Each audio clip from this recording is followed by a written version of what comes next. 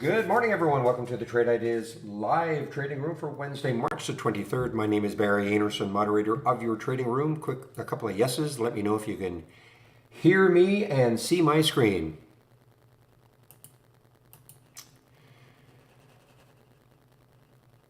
Yes and yes. Okay, excellent. Okay, guys. So right now I am really watching this CELZ. I'm not in it. I was thinking of getting in it right up here.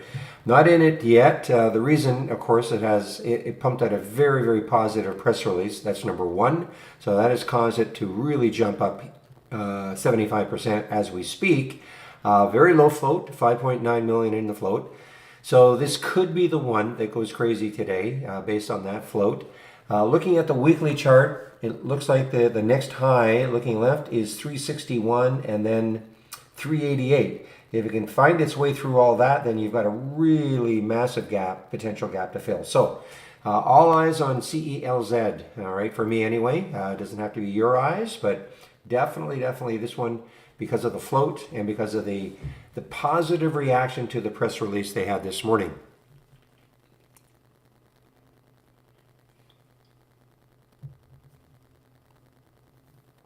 So that's and it's inching up and up and up.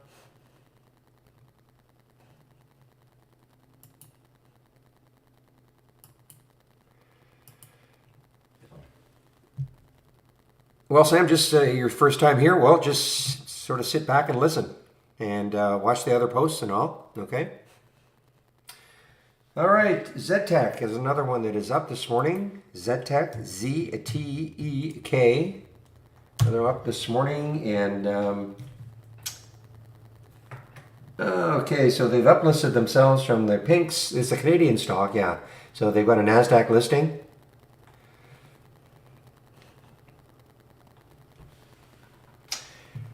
And, well, guys, what to say about GME? What to say about this stock? I mean, I know I jokingly said it wouldn't surprise me that it took over 100 again, even when it was down around 78. I said, you just cannot write this stock off.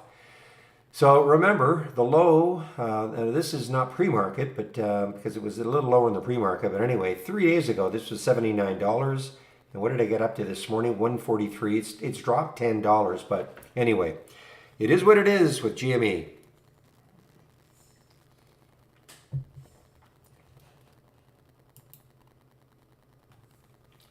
Keeping an eye on that CELZ. LBPS, another one that is up this morning, at least it was. Let's take a look if it's still up. LPBS, gapped up on positive data also. All right, now it's right at the 200-day moving average. 710 is a 200-day, so it has popped up above the 200-day barely. Let's see if it holds it. The next high looking left on the weekly is 887. So let's see if this gap holds. This is one of those ones not shortable for me. My bias would be to fade this one, but I don't have any shorts, so I just have to forget about it. GAN, G-A-N, little earnings play. G-A-N, a little earnings play. This could show up on my 10-day daily breakdown. It is obviously a 10-day daily breakdown. It's also a lifetime low.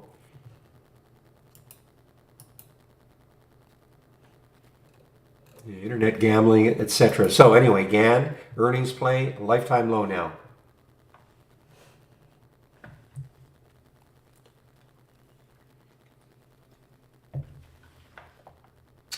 ALLG, yeah, it had a wild after was it after hours? Yeah, look at this after hours. ALLG, 820 all the way up to 1279. It's pulled back somewhat. EV play. Allego skyrockets as social media buzz increases on EV charging network. That's the headline I'm reading. So maybe the Reddit crew has got a hold of this one. RZLT.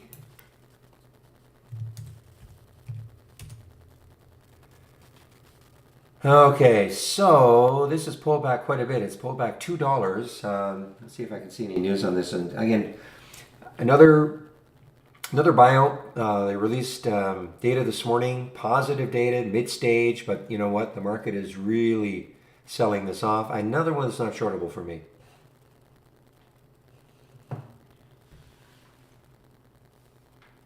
And when I say that, I'm just saying Interactive Brokers does not have shorts available. JKS. China solar play, and this is a gap down. Now, at one point, this was down to 45.44, so this is actually recovered quite a bit. But JKS, it's still down 8%, not very much volume. Fairly low float, too, for a $49 stock, 36 million in the float.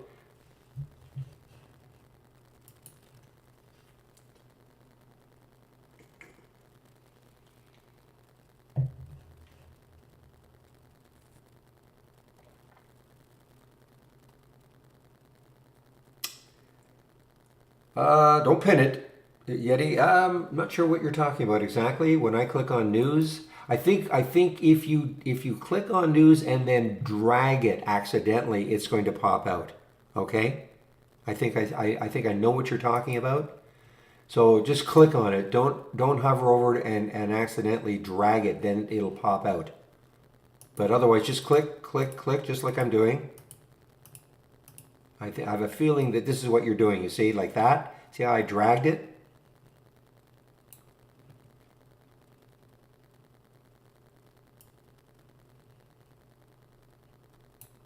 Okay?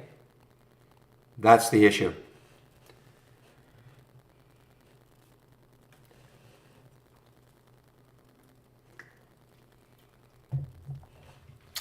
And Posh, which was actually doing quite well yesterday ahead of earnings.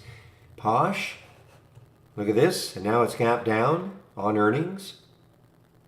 POSH.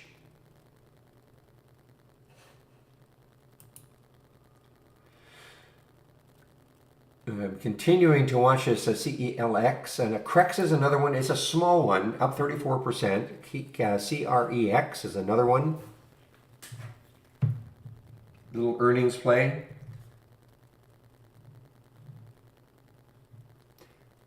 I sort of discount these ones, but I mean, it's up 34%, 8 million in the float. I discount it because I just can't imagine it's going to go that much further. 115 right there. On the weekly chart, the next highs are 144.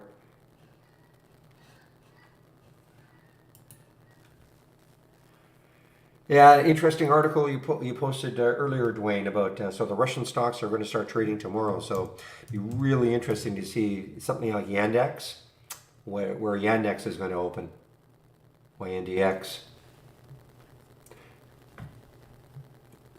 I don't see that. I don't see that.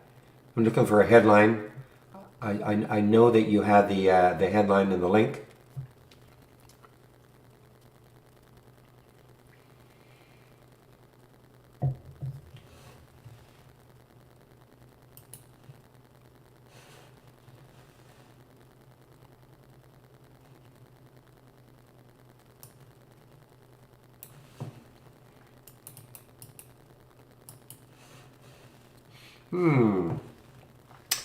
I just lost all my top lists.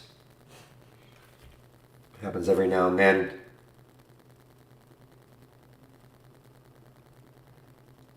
Here we go.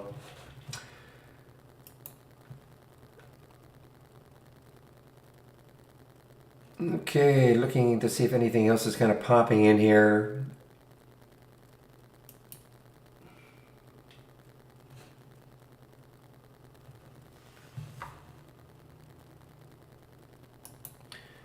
I mean, the CELZ guys is really the one, I mean, to really keep an eye on here. I mean, if it's holding 3 very well. If it gets some more, I mean, the volume is huge right now. It's traded the float, double the float, almost. Going to get some, if it gets some more volume and just gets it rolling again. I mean, the next, again, I think I said the next highs are 361 on the weekly chart, then 388. And again, it had a, well, obviously a positive looking press release.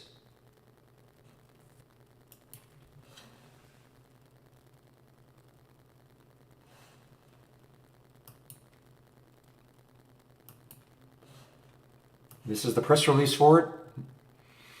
2 years study, 87%, so et cetera, et cetera. So anyway, we'll just have to see. I mean, it may fade right from the beginning, but we've seen a couple of these in the last couple of days. One was a bio, one was that clothing store, LLL. I just, did the crazy moves and had press releases, and the other thing was, of course, the low floats.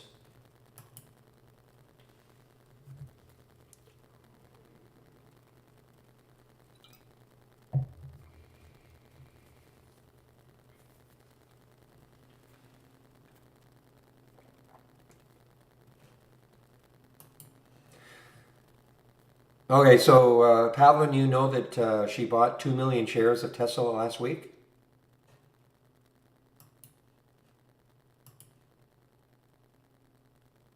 Can you give me a link for that, please? Can you give me a link for that, please?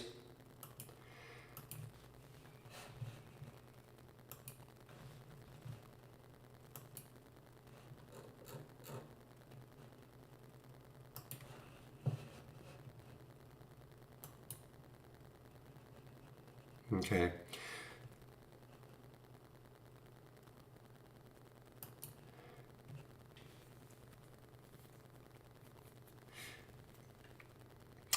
All right, guys, what time is it now? 3:12. I wish. No, 9:12. So let me just do a quick check to see what the analysts are talking about today in terms of upgrades and downgrades.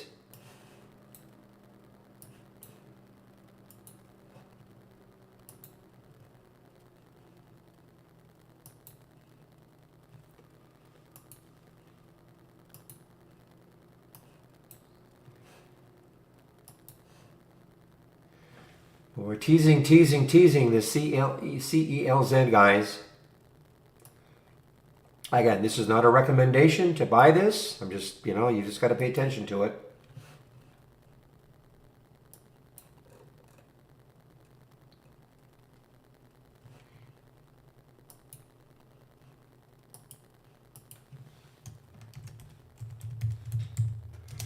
All right, here are some of the upgrades. Not too many upgrades. There are a few more downgrades than upgrades. Let me get them in.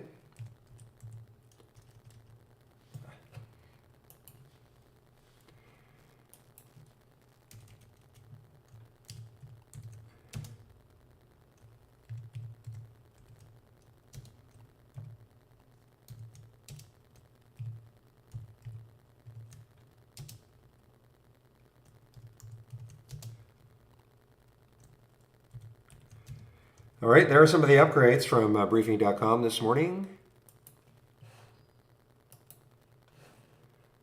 I'll get the downgrades in now.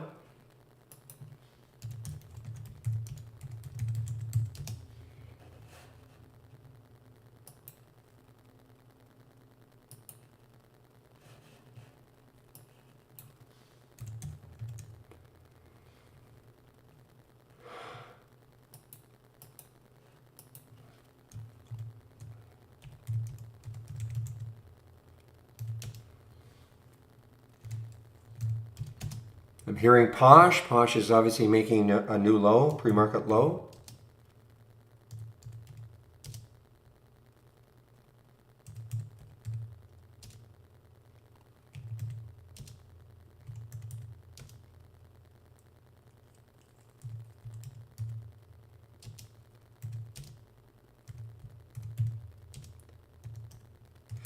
All right, there are some of the upgrades, some of the downgrades from briefing.com this morning.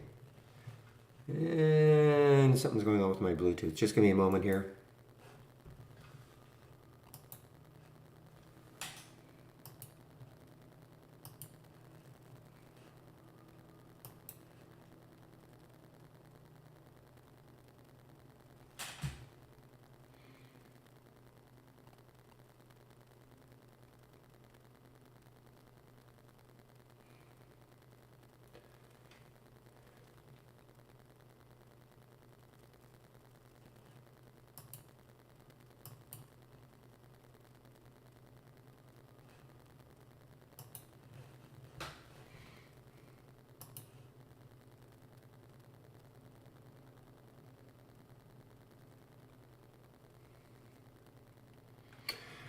Bobby, I don't know. Let's see. Are my charts saying? No, my charts are fine. So I don't know what to say, Bobby. Maybe do a refresh or something like that.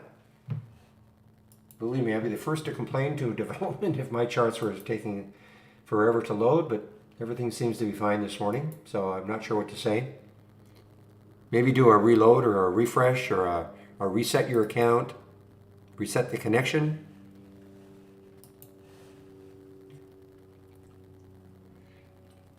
Don't understand your question, TRD.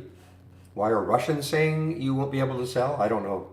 She's saying the exchanges are. I have no idea what you mean by that.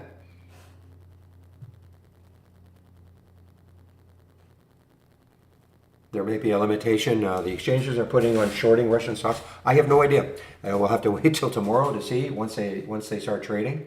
Yandex will be the interesting one.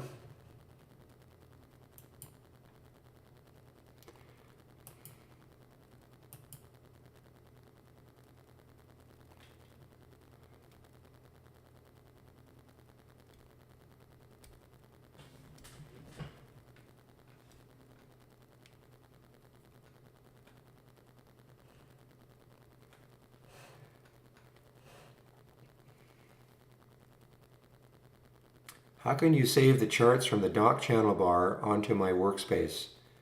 Charts or scans?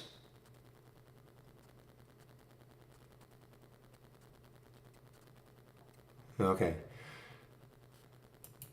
Well, I would force you to read the guide, but I'll do it for you once. Okay. So if you click on the momentum scan as an example, okay, so here they are. Here it is. So if you wanted this one as an example, just wait for it to load. Well, there's nothing. There's a relative volume filter in here, so that's why there's nothing in the pre-market. What you do is you right-click any scan that you want, right-click, and then duplicate into free floating window.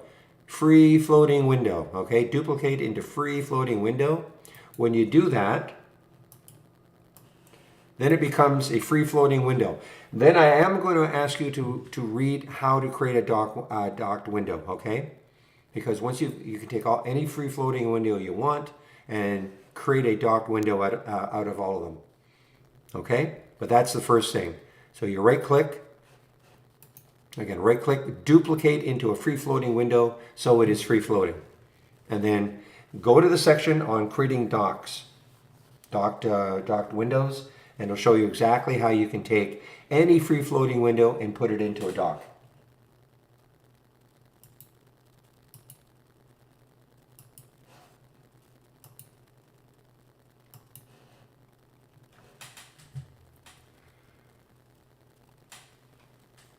Yeah, because I could tell you how to do it, and then an hour later, say, "Man, what did he say?"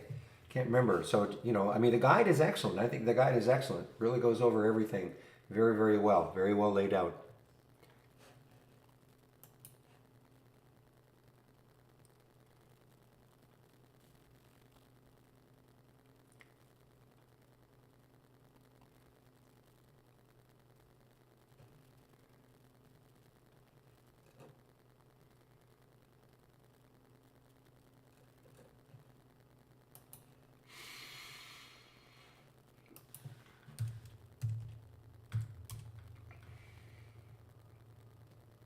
Boy, the CELZ, I mean, it's holding that three levels so beautifully.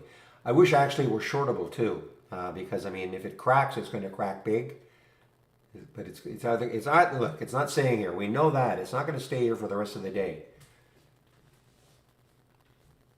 I mean, if I had to, for a betting man, I would say it's going up only because the mentality of traders, seeing the last 2 days with low float stocks that had some news, and this has some room. I mean, I wish this weren't here. The 360 level, I wish it were a clear shot up here, but it's still, I think it's one of those ones that traders may just get a hold of. I mean, they obviously got a hold of it in the pre-market. Look at the volume. So it's almost 3 times the float now. All right, guys, let's take a look at the sectors. I like to do this about 10 minutes before the market opens. Kind of see what might be happening.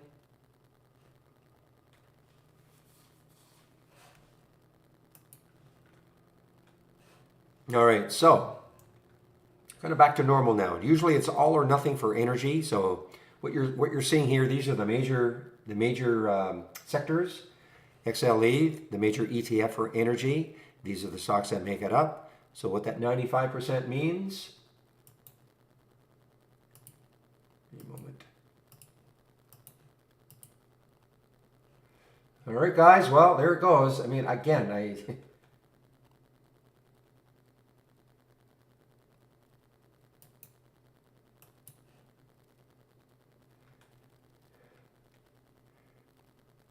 give me a moment here now. Obviously, I think you probably know what I've done.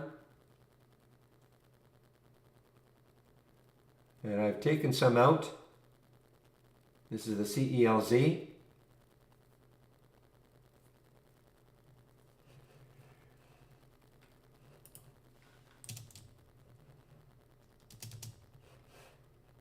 course I'm long. I shouldn't say it like that. I'm long. I can't go short. There were no shorts available, so.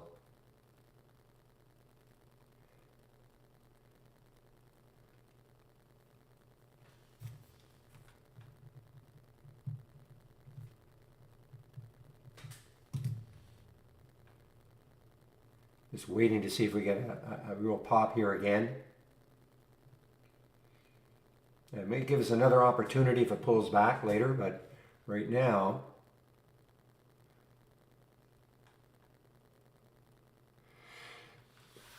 yeah, that usually refers to the first 15 minutes when the market opens, not the pre-market.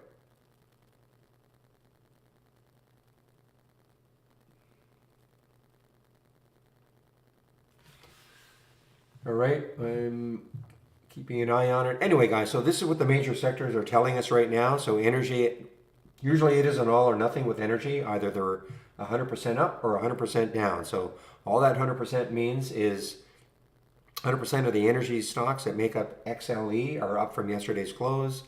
You can now start to see that there is no strong sector other than energy. Look at financials, only 16% up. Tech, only 8%. Communications, 13%, etc. So we'll revisit this, though, in about 15 minutes, half an hour. Things can change rapidly.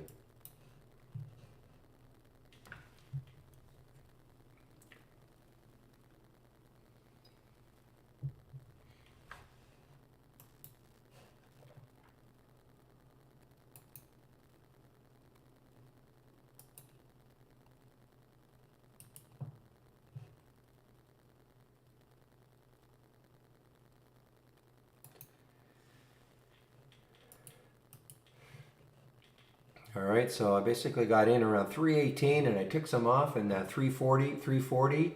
And now let's see if it just wants to keep popping here. The next area right there, what did I say? Was 361 is the next high looking left. And then 388. After that, if it can somehow make its way through all that, look out. Then you've got 715. I'm not saying it's going to get to any of these prices. But just looking left, I always like to see where the next highs are.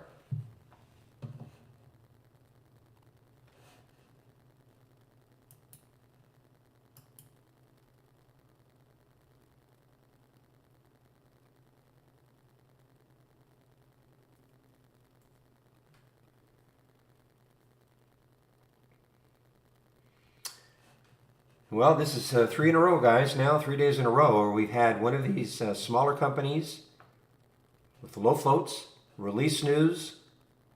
News looks really positive, and this is what can happen.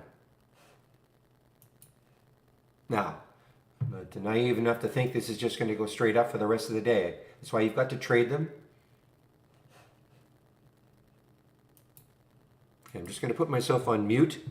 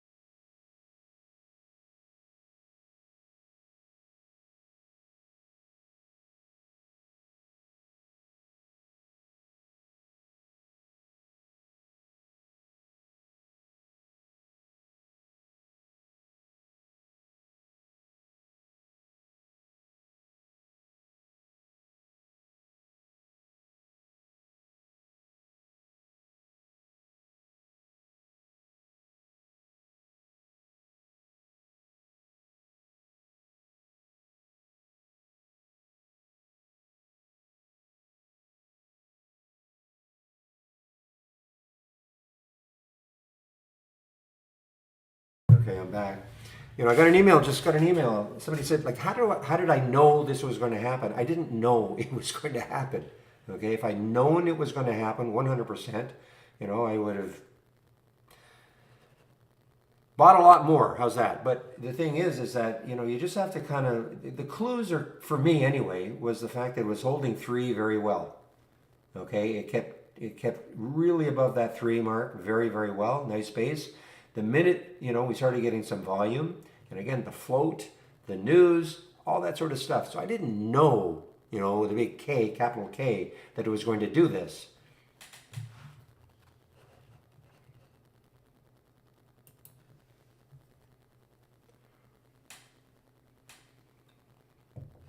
Exactly, I'd be retired for sure.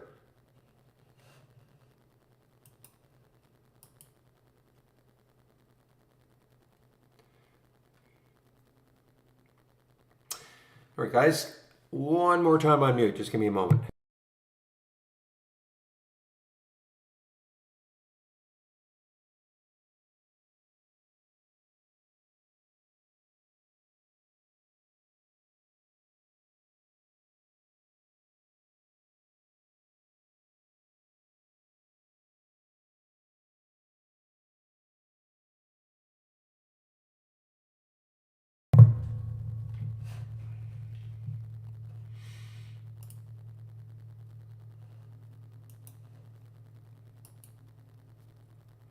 All right, guys, Winnebago, I didn't really see this one in the pre-market. I think it says it was chopping around so much, but Winnebago, WGO is an earnings play, okay? WGO is an earnings play. Look at the daily chart here. I mean, there could be some support around the 56 to 57 level, could be. So it's not that far away, really. But it is an earnings play. And that's Winnebago, WGO. Very low float, 31 million shares in the float for a $57 stock. That is pretty low.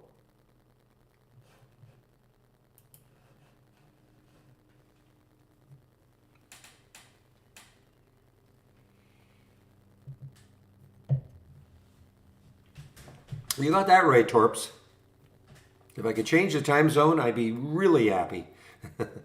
All right, guys, thank you, William. So less than a minute for the market to open, everybody. So let's have a great trading day.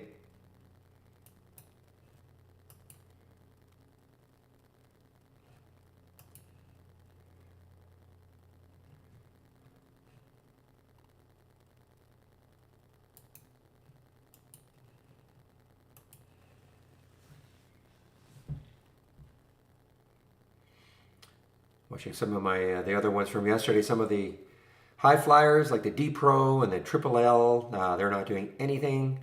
I see GME is giving it up, but I'm sure, I hope nobody held this short overnight. Oh, man. But it has dropped now. Yeah, I mean, it's dropped, what, $12 from the highs.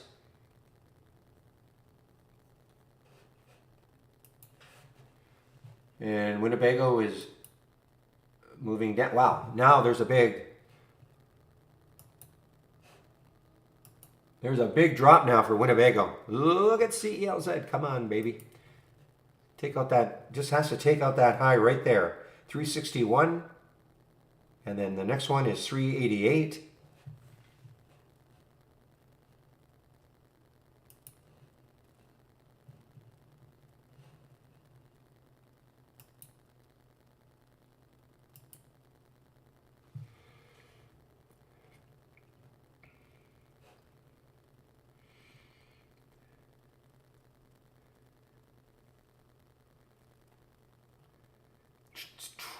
It's trying. I'm watching it, seeing if it can take out that 370. I know it popped above it.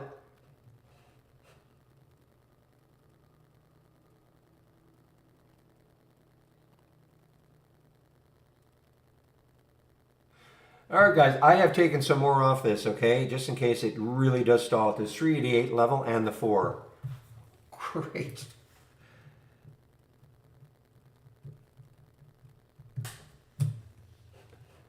And now I wait and see whether or not it does the absolute insane thing, taking out 4 and start to approach that 7 mark.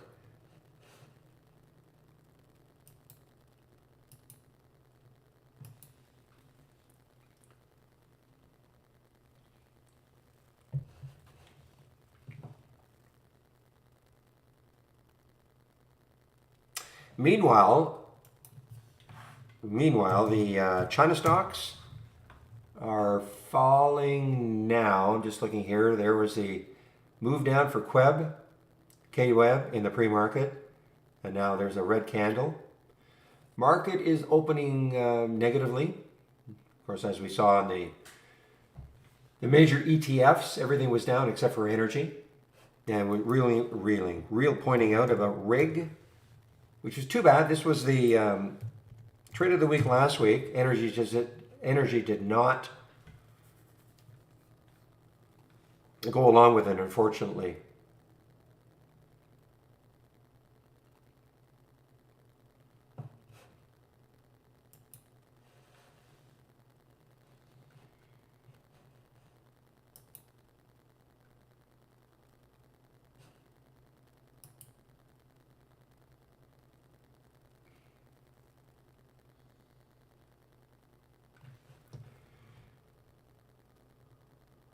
Okay, I've just got to put an alert up here for the sells at, I think I wanted at 388.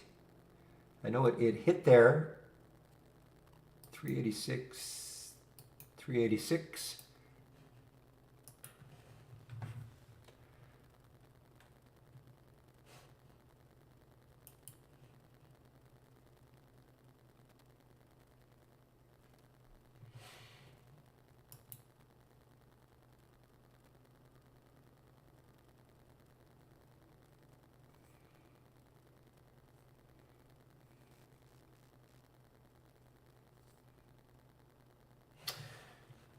All right, interesting. I'm not getting too many new alerts right now. Usually it's my alerts are just firing left and right at the bat, but not getting too many. All right, guys, I'm all out of the CELZ. This is what gets me back in. A break over 4 somehow, if that happens later on. So at this point, I've got my alert set right around that 380 mark. I'm going to put another alert just underneath 4 and see if it happens later on in the day. But I'm all out of it now. Let's start.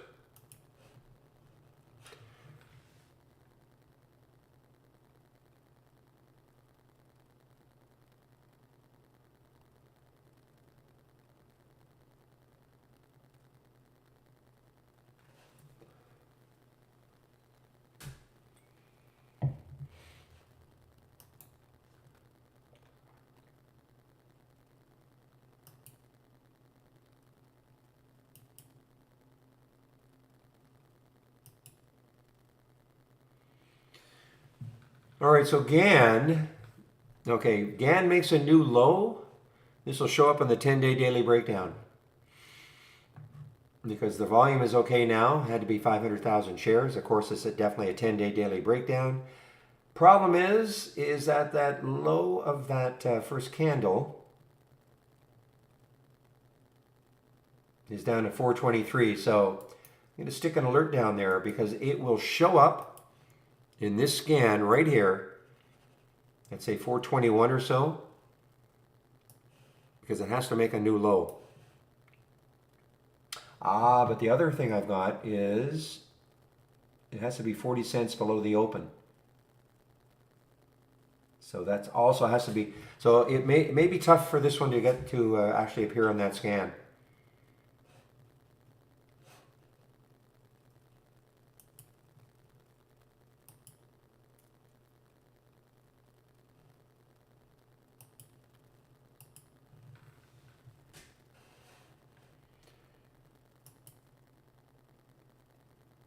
I like the blue reel. It gives you a kinder, softer, gentler look. Which of course matches your personality.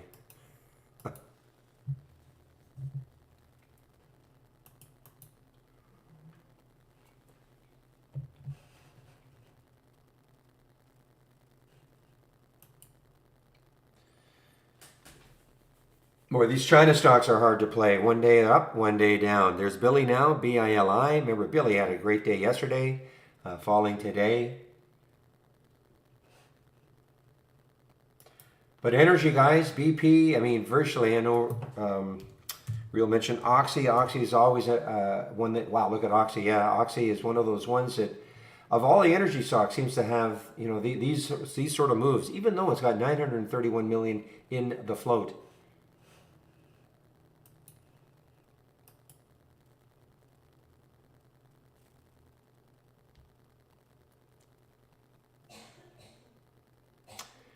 Nothing like an almost $10 pop for GME. Look at that, down to what, 120, 126, 135 now.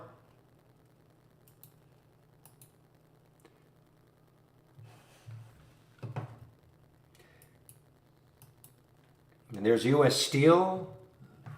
U.S. Steel making well, taking this area out. It's not quite not a lifetime high, but man, oh man, it's a 2-year high.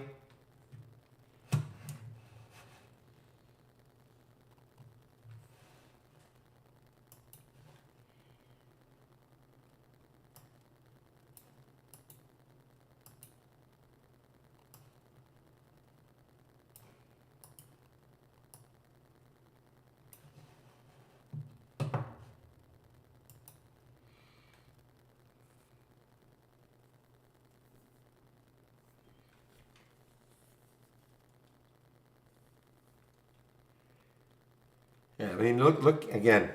Why I don't like trading in the first 15? Yes, I know I took the pre-market trade, but that's sort of a special situation. You know, look at this bottoming tail here for K-Web, pops all the way back up. Just like to see things settle down a little bit. Look at Tilray, you know, topping tail, bottoming tail, direction unknown. Gunk, GNK, a 10-day daily breakout. Yeah, the shipper.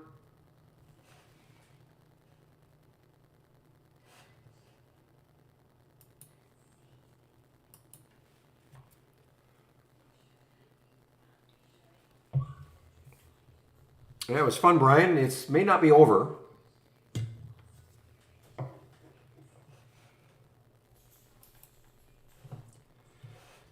You know, again, I'm just going to stick my alert way up here around 390 for the sells, CELZ. See later on in the day, it starts attacking that area.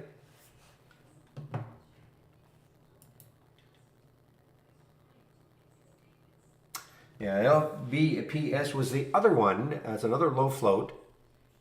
15 million in the float. Had news through the 200-day moving average. Lots of volume. It'll trade the float today easily. 6 million if traded, 15 million in the float.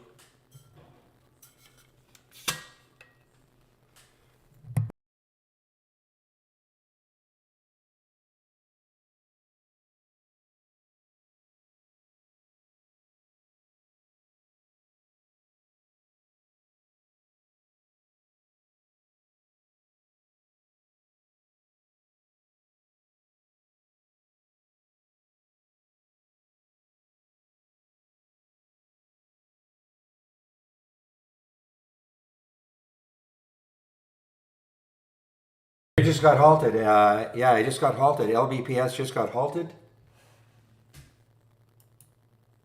Got halted at 757. And this could be a nice open. You know, I'm just looking right here. I'm not in this one, but this could be a nice open. This is time and sales from Interactive Brokers. Nothing to do with trade ideas. So there's the halt at 757, and here is the, you know, the potential where it could open, 785, 785. If you're not used to halts, usually they're halted for 5 minutes. It's called a volatility halt. Sort of a pause in the action. So if this is going to be a 5-minute halt, it'll open at 4 seconds past 9:44. Yeah, 4 seconds past 9:44. Again, one of the scans I'm sharing. So there you can see 9:39:04. Just had 5 minutes of that. We'll see. See if this opens then. If it's not, usually then it's a multiple of 5.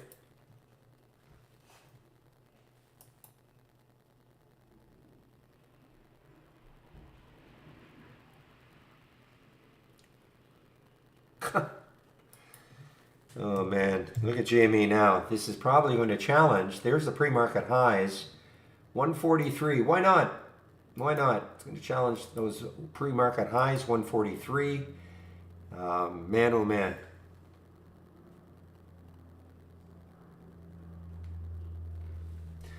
And I guess in theory there was some news for it. I guess their chairman bought 100,000 shares. Is that what I read? Yeah, 100,000 shares. So he sunk a pile of money into it. I don't know what the price was that he got at, but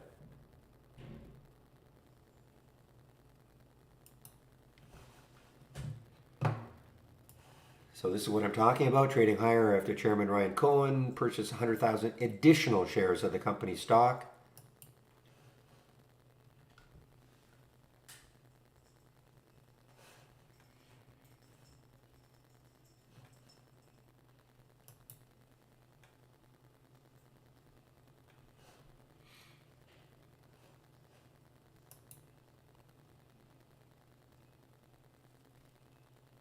It was around 100. Thank you, Rude Trader, by the way, for shortening your pseudonym. Okay, I actually had some complaints about it just because it was rapping.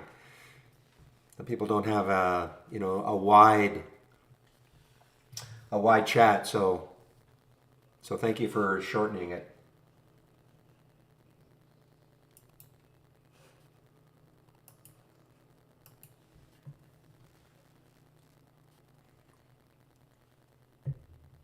Okay, one moment, please.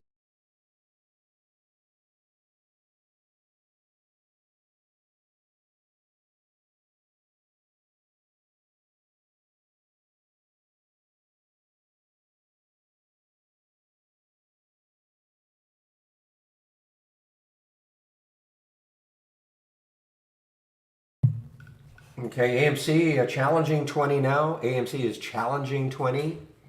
Its big deal now would be, let's take a look left, is 2058, 2021. So there looks like there's some, pretty decent resistance between there and that 2021 or 2050.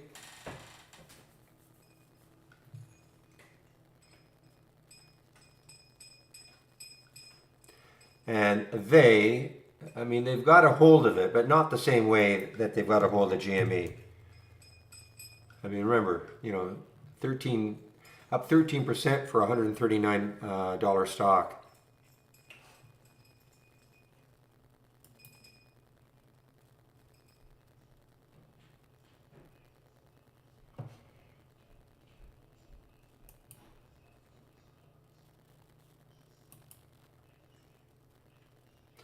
All right, this is holding well, guys. This CELZ is starting to hold very nicely around that 350 mark.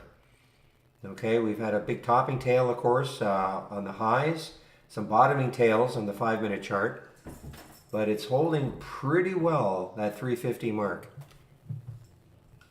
Now, always consider stocks under $5. The 50-cent level can be sometimes as psychological as the whole number.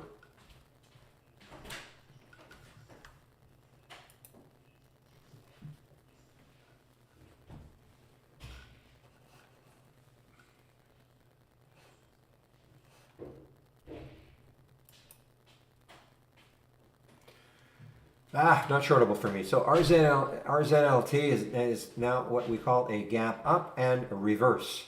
Now look at the market, guys. So my guess is here, with the market doing what it's doing, if you have this gap continuation or reverse scanner, we might get some gap up. We should get some gap up and reversals, okay?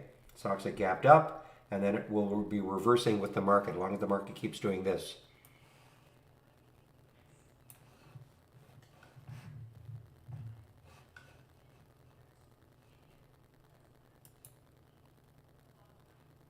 So, remember, guys, look at the flyer. We had X right up here, 36.26, and then 3 straight bars down. First 15 minutes, again, can be pretty erratic trading, I'm not saying after 15 everything settles down, but guys, there's GME. I mean, is anybody going to be surprised if it hits, I don't mean today, but 200 again? And there it goes. Just check out the high, the pre-market high. I mean, the next high looking left is 160 on the monthly chart.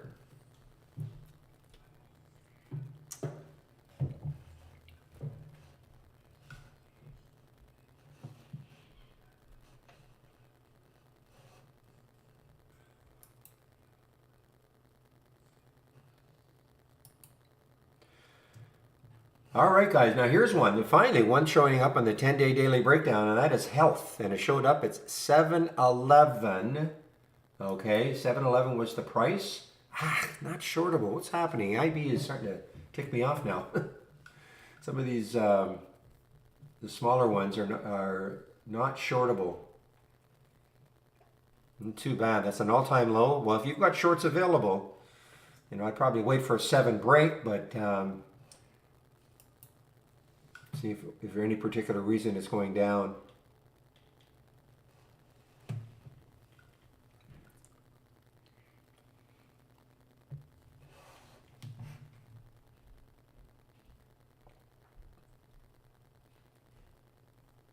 Thoughts on NRSN? That was the big one on Monday. Yeah, I mean, hey, listen, it's coming back. I mean, it had the big day. That was the one that started this week off, the low float news, and that was an amazing run. Yesterday it pulled back somewhat, but hey, I mean, if it takes out that high, 829, I mean, that'll be an all-time high. So I think I have an alert set up here. And still decent volume. I mean, 8 million have traded, so.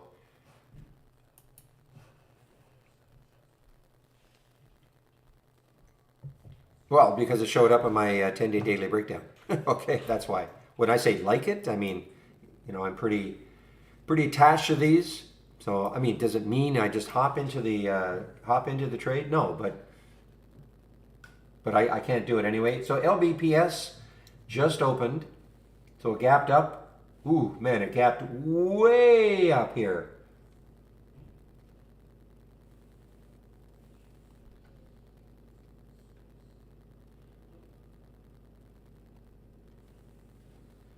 Well, this one might actually be better than the cells overall, CALZ. I'm not in this one.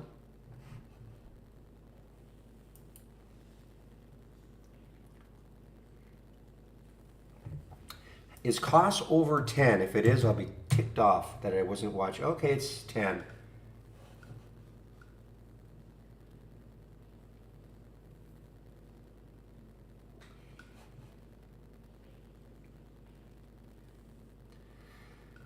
Now there's a $7 drop for GME. Man, oh man. You talk about average true range. I think it still says around 10. Now it's 12, yes. Average true range of 12.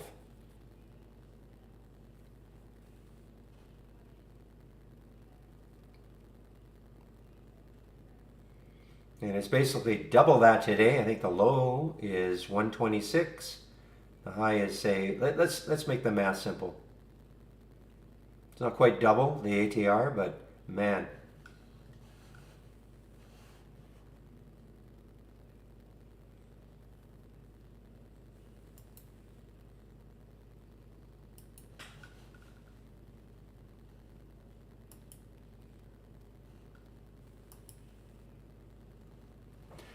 Well, let's see. The pre-market high for LBPS was 955, it looks like.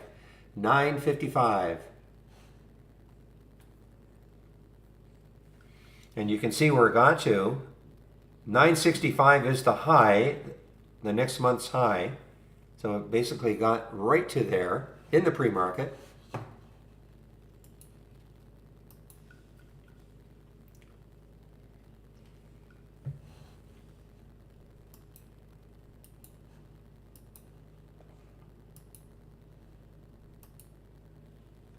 All right, well, I guess this is over now. CELZ Over, it is now turned up to a gap up and reverse, so we'll forget about this one. I mean, listen, it may do something crazy later on in the day, but you'll have to take out 4 for me to get used to it, get interested in it again.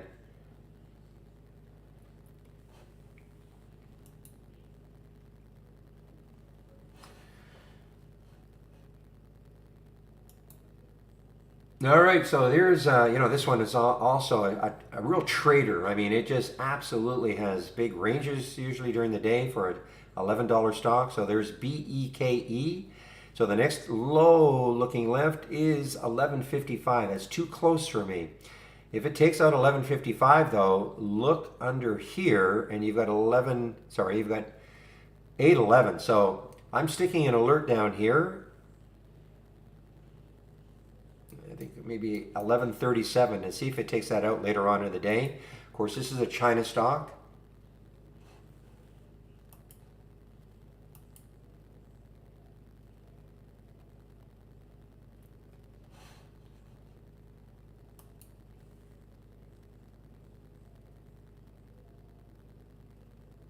All right, well, this is holding actually. This is holding a lot better than I thought it would, the LBPS.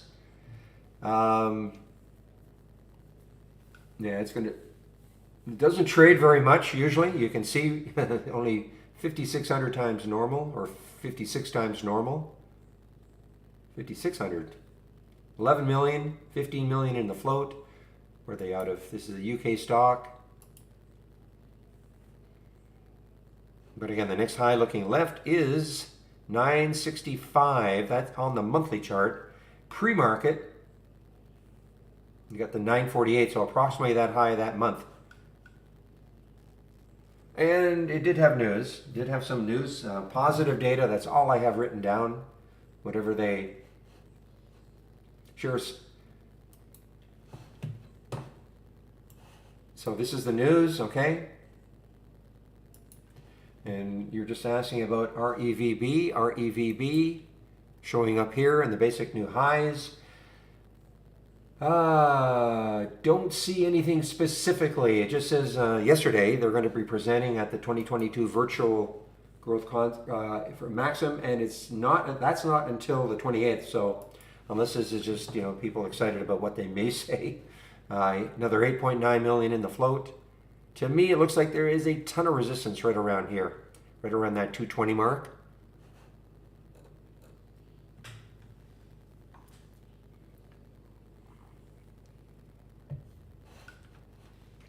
But another low float. And again, for those of you who are new, when I always talk about a low float, in fact, this is what I'm going to do again. I did this a little while ago.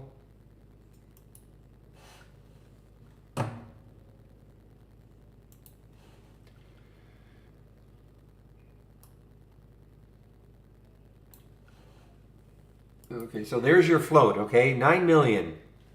So that's the available shares for trading. Personally, for me, anything under 20 million is what I would consider a low float. So the lower that number is, of course, the more active a stock can get when traders, for whatever reason, want to get involved, okay? That's why a stock can go up 38%. You're very rarely going to see a stock with a huge float go up 38%. And it's just supply and demand. So that is a supply. So the lower that supply is, and when you have high demand for whatever reason, that's what can happen.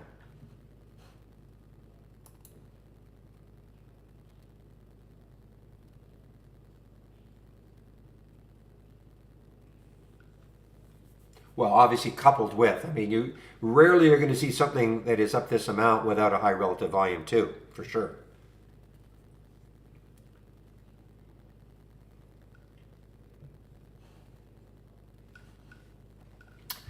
But again, as I always have to warn people, as fast as they go up, they can go down even faster. Okay, that's the problem. All of a sudden when the enthusiasm dries up, enthusiasm meaning the buying, just look at the volume bars, okay? When that starts to dry up, and then you're sitting there, okay, I think I'll sell. And all of a sudden, but there's no buyers. The buyers are yanking their bids down, down, down, and now you're scrambling to sell.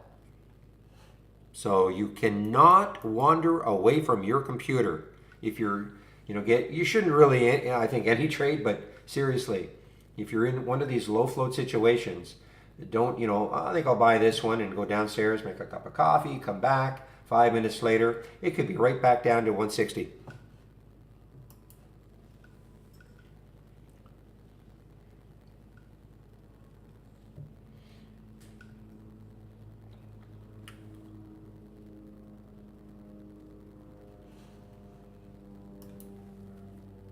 And now look at this. So the same thing. I mean, look at the LBPS, and it just got halted on the way down. So I mean, it looked pretty good. It was holding that 8 mark, but not anymore. So what we're not seeing today is these ones that were flying, the low floaters that were flying on some kind of news. Excuse me. They're not lasting quite as long as the ones in the previous 2 days. For whatever reason.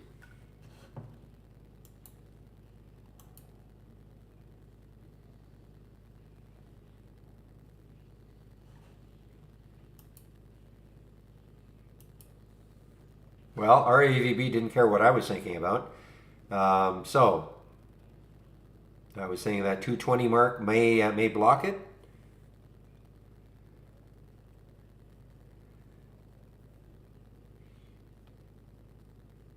I don't see any news. I just see they're going to present, but not until the end of the month. So I don't see any specific news for them right now.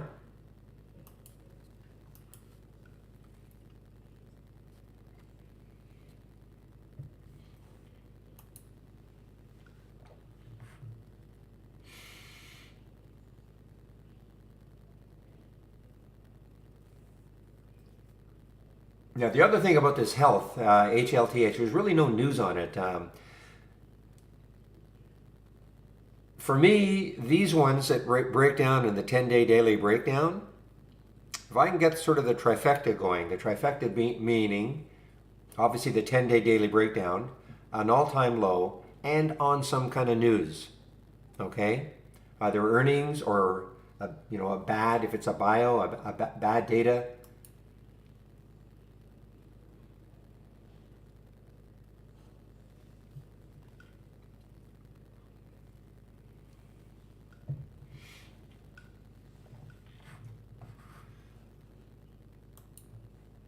Well, again, that resistance that I thought might be resistance, not posing any resistance yet for our EVB.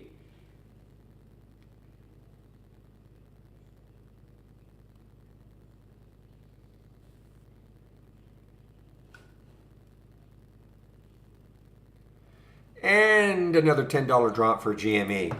Man, for me, it's just absolutely untradeable. I mean, it got up to 144 and it's dropped down to 133.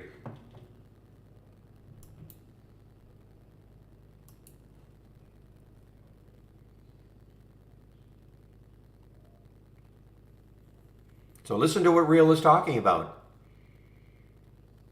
Watch the VWAP. So for instance, if you wanted to look, just specifically at GME, I'm not saying do this with GME, but there's the VWAP, 136. So Real is saying, it's underneath the VWAP. If it took out the VWAP and held, now, the trick is, okay, how long does it have to hold? And it can chop around that VWAP for a while. So I mean, that's the issue. Just because a stock breaks the VWAP doesn't mean it's not going to just come right back down through it. So how long do you wait for it to hold? And again, I'm just using GME as an example.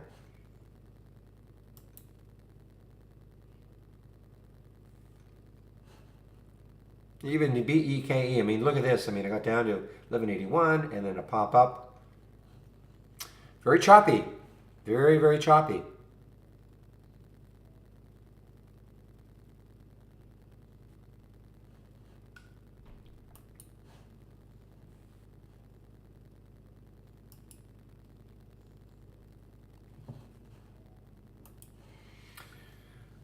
All right, what are the markets doing? So NAS is down, Dow is down, SPY is down. So there is no disconnect in the market right now.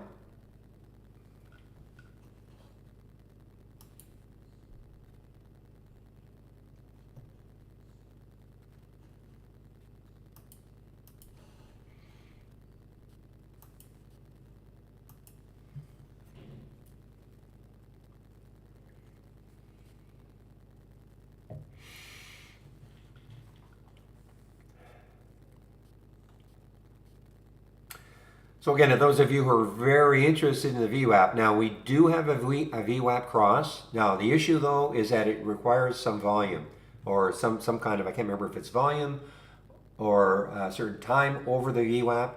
Because just like I was saying, I mean, a stock can pop through the VWAP and then it come back down, back up, back down. And so there is a little bit of confirmation, which is not necessarily the worst thing.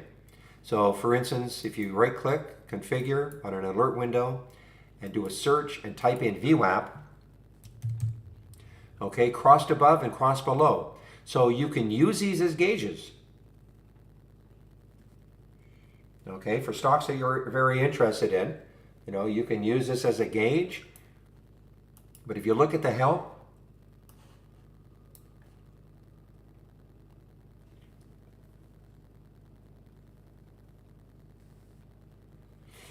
just looking where it says it does require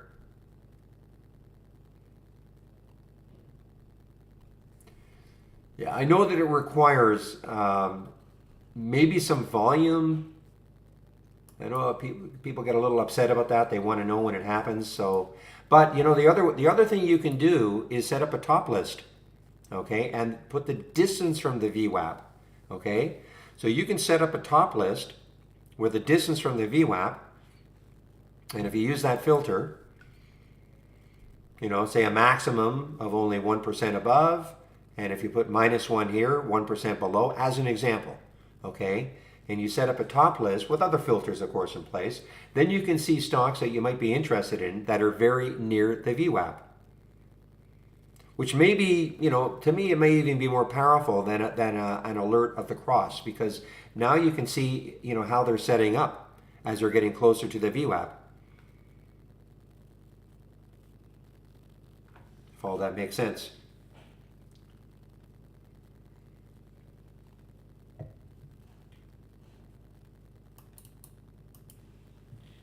Might even have one that I created. Yeah, so I've got to cross the VWAP. So this is not a top list, but so let's just see what it looks like.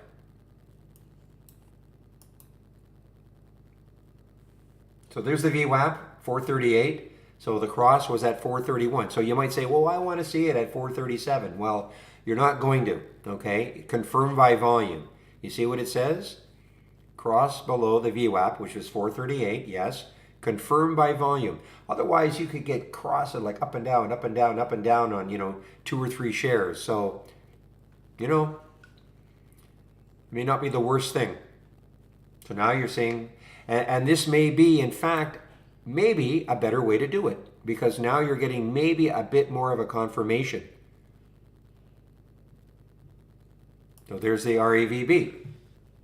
There's the VWAP, 238, okay, and it alerted at 240, okay. So I mean, it's not the worst thing if you want to find stocks that are, you know, right near the VWAP. Here's GAN, 448, 445 is the VWAP. I mean, is it the end of the world that it's 3 cents away when you see it? I don't think so. So I'll give this to you guys, and you can play around with it. Obviously, you know, I've got a certain price range. The relative volume is at least 2, so it should be trading somewhat abnormally, and you know, minimum volume 400,000 shares. Of course, you can change any of this, but that's the idea. So if you're interested, I will put that in and share it.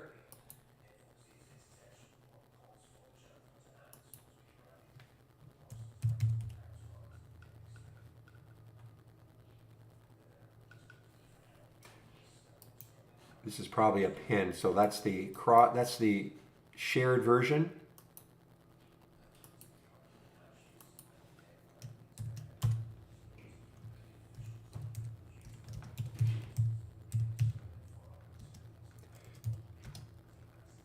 I've got my caps on. Okay, so the VWAP crosses are above.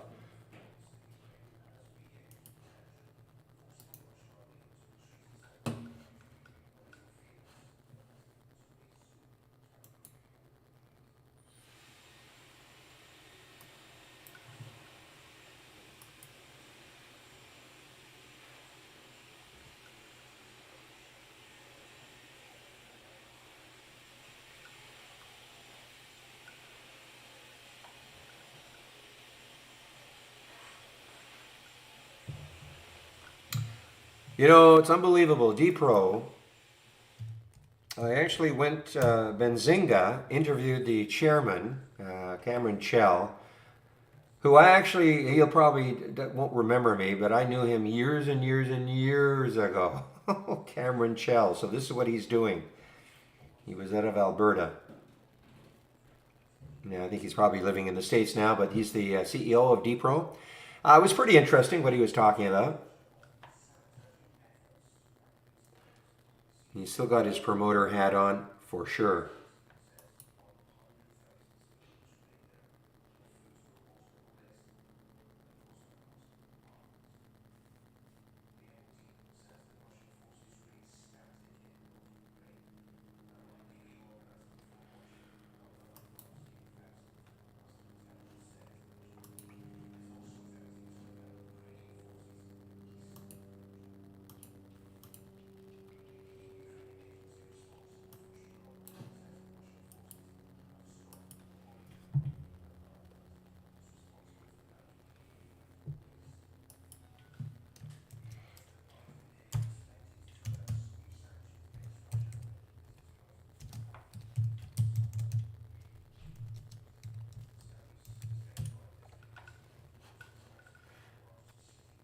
Yeah, I mean, I'll actually keep watching this a little bit. You know, I haven't had this one out for a long, long, long, long time. Redbox, why do I have an alert for you at this price? Aha, guys, keep an eye on Redbox. RDBX. Why is that price? Because there's the high, 348, was 3 days ago. So if it takes that out, then you look left. What do you see? 530 or so, right? 521 is the next high looking left.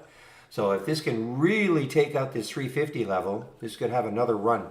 It's a low float, 8 million in the 8.8 million in the float. So it could really have another run in it as traders just keep looking left like I do and seeing this big potential gap to fill.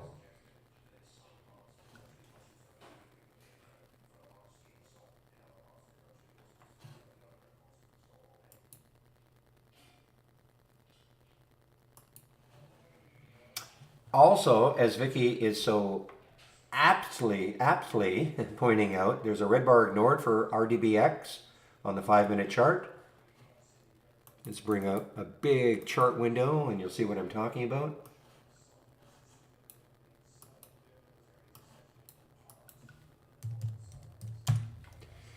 And let's bring up a 5-minute chart.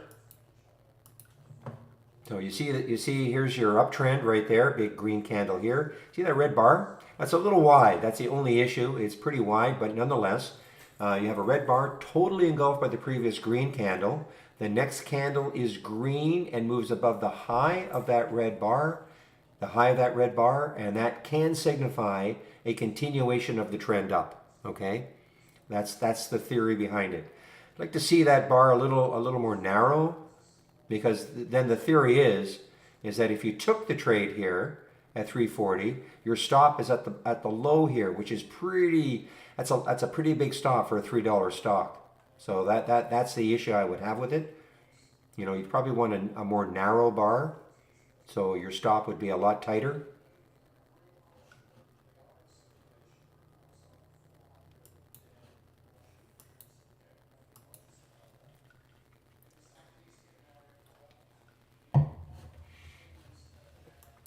I don't have that from Zach Scan.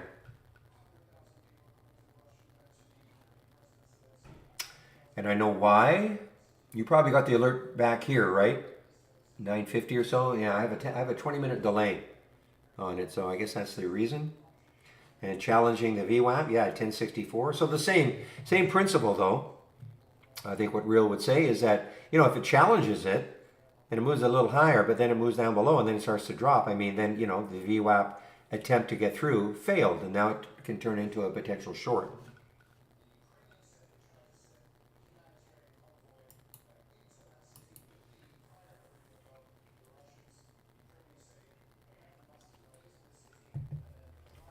I don't know if it's the new popular. I mean, VWAP, of course, has been around for a long, long, long time, but I don't know if it's the new popular, but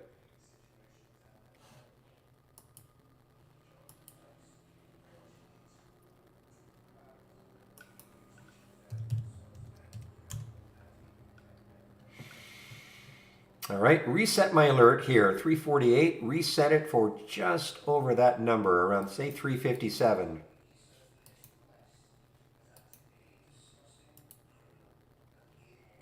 Yeah, say 360. See if it just want have it really, really leave that high behind, so it can have a real shot at getting up to that 524 area.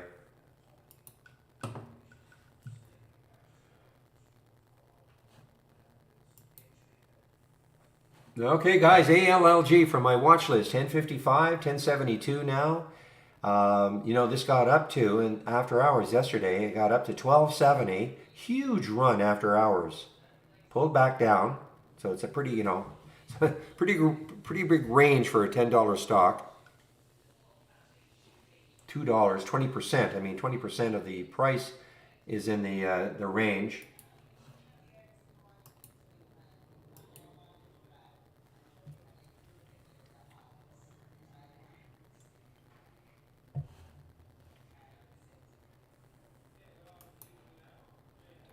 Whoa, there it goes. And guys, I'm gonna have to watch this one a little more closely.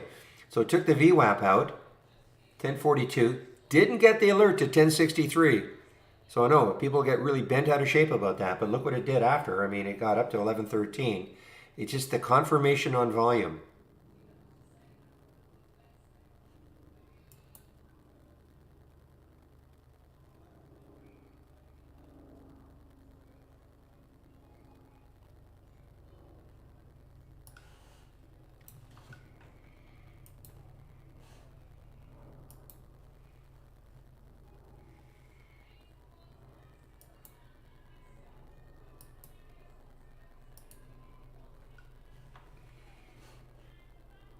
Nope, Market Explorers for standard also.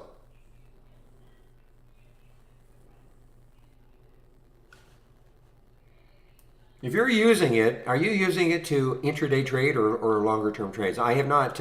There's so many that he's developed. I haven't really looked at it that closely. Oh, so for swing trades, yeah. I didn't think it was really designed for intraday trading.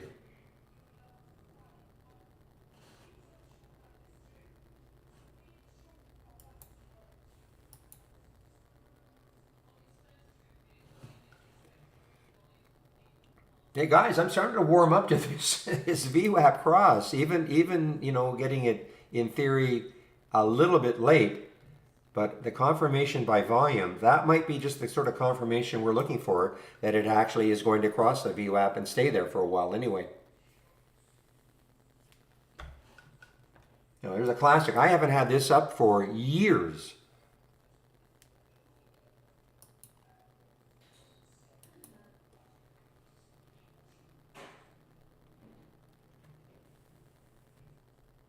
So obviously this one is pretty close. There's the VWAP, 790, 794. But again, you have to obviously keep looking left to see, okay, great, but what sort of resistances are, so it doesn't mean you pile into the trade, but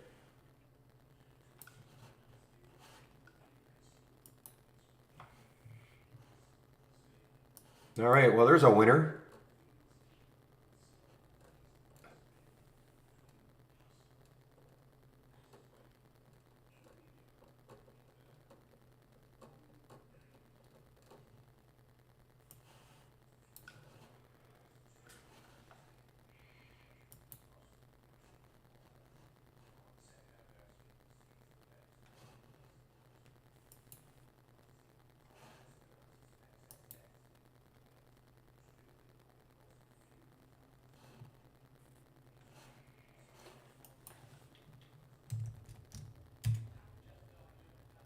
Oh, I know why I'm not getting these. A couple of reasons. GLPI, it's out of the price range. Also, I think I have a minimum volume of 500,000 shares, so that's just the way I've got it set up. But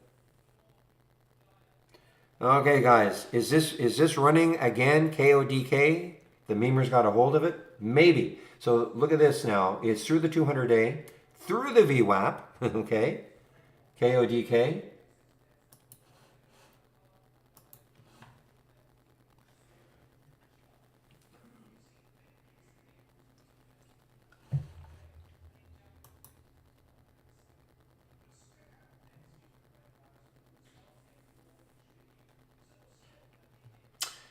So what I might do on this one is to up the price range because I'm not. I think I'd like to have a minimum of $5 on this just to see what.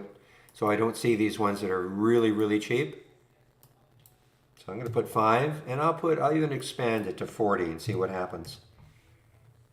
Keep everything else the same.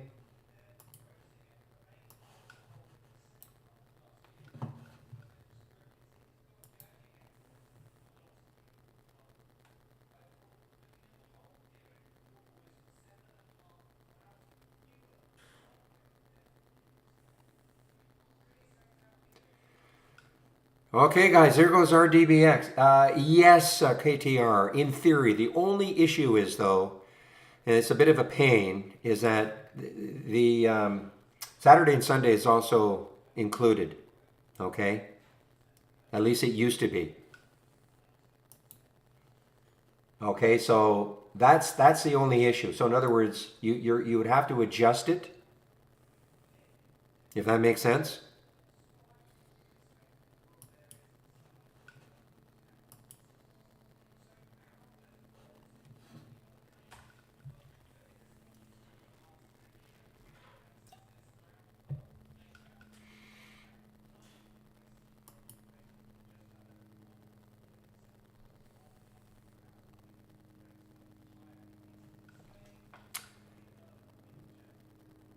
Oh, the bounce scan. Okay. All right, what time is it? Wow, 10:19 already.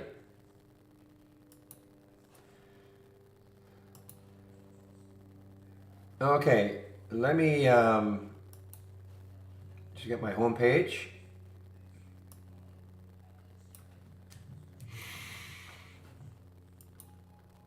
Oh, I see. Okay. Well, if you took mine though, if you took mine, the reason you don't have those is because there could be a couple of reasons, okay? Here's my price range, 2 and 50. So what was that one? Also, the minimum volume is 500,000. So you're talking GLPI as an example. Just give me a moment.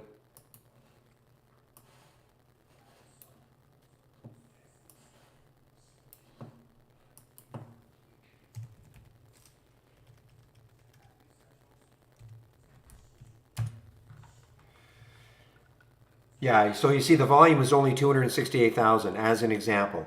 Okay, so GLPI for my scan will not show up because I have a minimum of 500,000. You can take that scan and you can change it, of course. I do have to 50, I believe. What did I say, to 50? Yeah, so the price range is 2 and 50, but that would be the reason.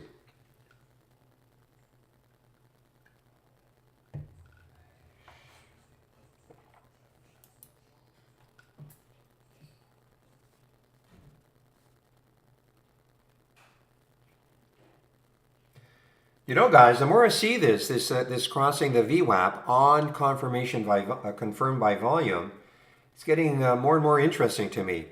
Again, you know, you look at BZUN, doesn't mean you take the trade right away because if you look, well, actually 855 is kind of far enough away, maybe. But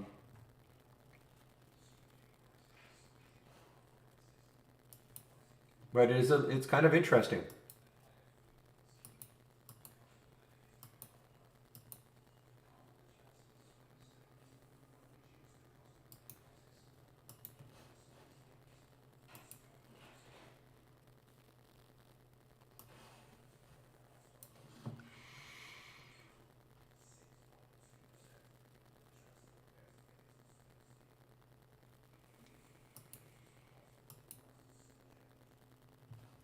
Don't think I had shorts for this one. I don't think ALLZ. Yeah, did not have. Wow, I'm a little ticked off that I missed this one. This was one of my favorite ones. I saw this happen after hours yesterday. Of course, I think this was the one I traded on Friday late in the day. That was awesome, and so I've had it thumbnailed. I did see this action after hours. Just got wrapped up in other stuff. Yeah, you. You guys been talking about you, so this is a an earnings play.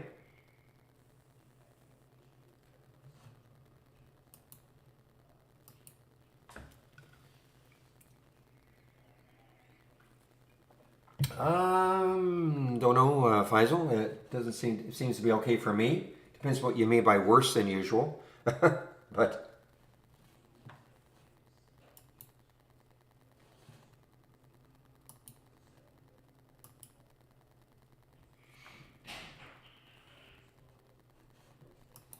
did it get down below 1180? BEKE. Oh, it's, oh, I see.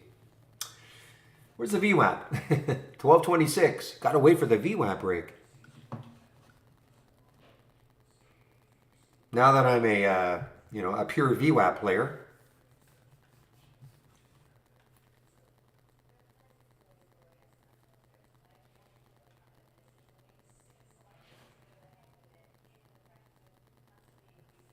In the, okay, I'm trying to answer somebody in our YouTube room. In the strategy tab, when you edit a strategy from the cloud, are you supposed to see the setting of the scanner in the configuration tab?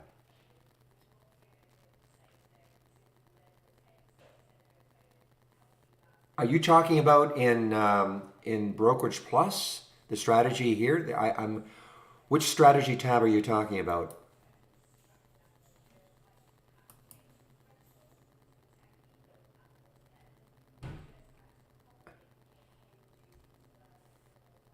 Okay, so Jason, okay, you're talking about auto, so you're talking about actually trading your own strategy. I'm going to ask you first, have you watched the video? Okay, have you watched the Brokerage Plus video?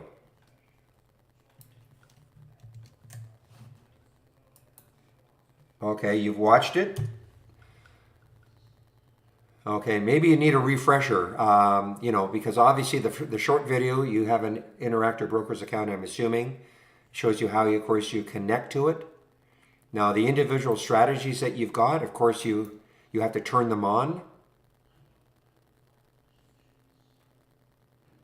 I mean, it's hard for me to know what exactly you've done.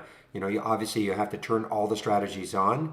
You have to create a trading, you have to edit, you know, you have to have a trading style in it when it starts, the order details, all of that stuff, the limit offset. If it's not taking any trades, it could be the limit offset is too tight, things like that. You know, there's a lot to it.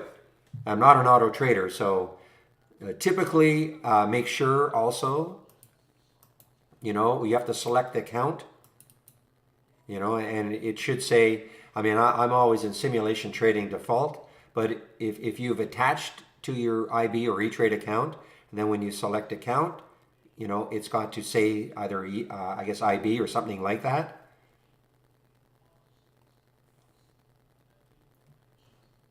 Edit the strategy. Okay, so if I want to, so here are these strategies. I mean, these are just dummy ones, but so if I right click, sorry, right click, edit strategy. Now you got to fill all this out. You know, your entry time, order details. This is the big one though, the limit offset. Sometimes that's the one that really people, if you're not getting any fills, it could be your limit offset is too tight. Remember, the limit offset is you might get an alert. Say you got an alert. Okay, okay. You might get an alert, say for ALLG at 1509, but because ALLG is running so quickly, you know, even if it's even in auto trade mode, you won't get a fill right at 1509. So what the limit offset is doing is, okay, how far outside of 1509 are you willing to take the trade? As an example. And so that's what that limit offset is. So if you put minus 5 cents, minus 10 cents, I can't tell you what to use. You know, if it's a fast moving stock, you may not get a fill. You know, because if you put minus 20 cents, you know, you'll probably get a fill in everything, but that may be not what you want to do.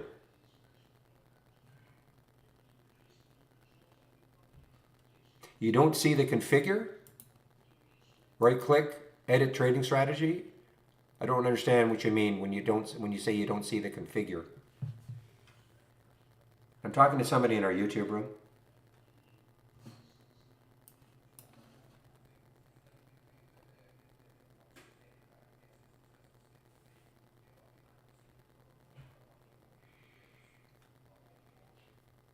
I'm assuming you have your strategies here. Okay, okay. Right click, edit strategy. Okay. So are you saying you want to actually see the strategy? Configure and then click configure.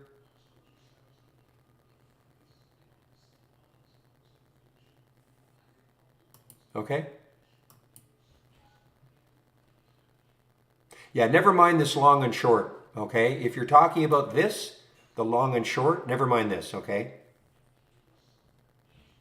This. I know it's very confusing. Just disregard it. This long and short. This is kind of if you were in some trades, it would sort of tell you the long ones, give you the open P&L. So if you're trying to do something like that, yeah, don't worry about that.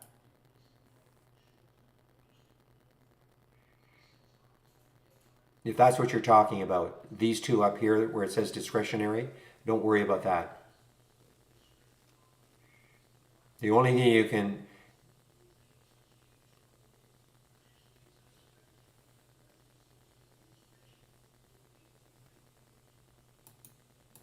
okay, I may have to send you some, because again, edit the trading strategy, direction is long or short, I mean, it's right here. When you edit,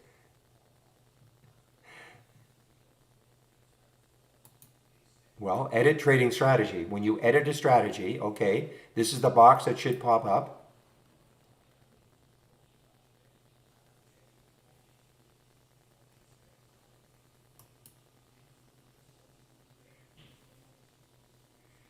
See, the other thing is the accounts, you have to select the accounts.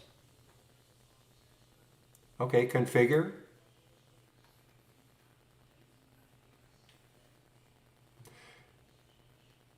Well, I can't help you. If you don't see this, if you don't have configure and collaboration or anything like that, then I really can't help you.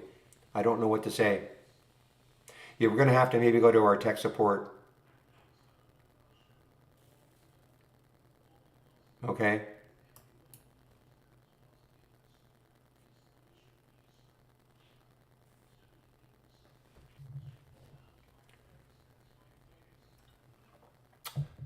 I'm not understanding, okay? So I'm not understanding what the issue is. So Chris, the guys who use Brokerage Plus a lot more than I do, okay?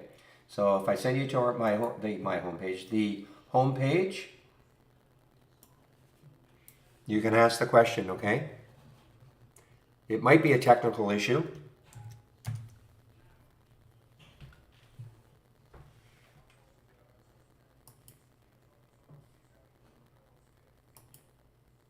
But if you're not seeing what I'm seeing, then it's very hard for me to help.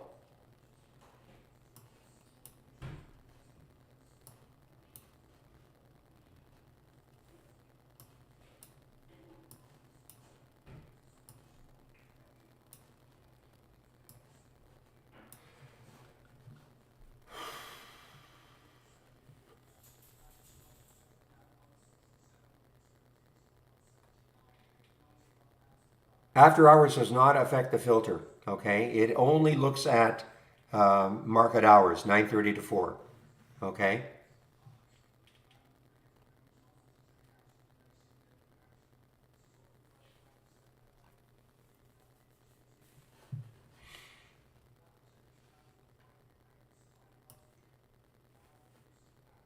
If you're not getting the right alerts, it's really hard for me to help, okay? You might have to go to our,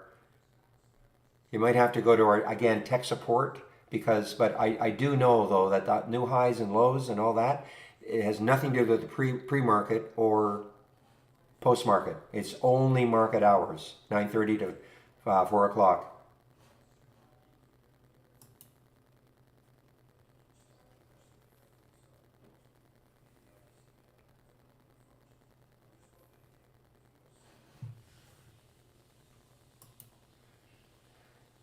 Well, it may fall hard, but holy smokes, look at this.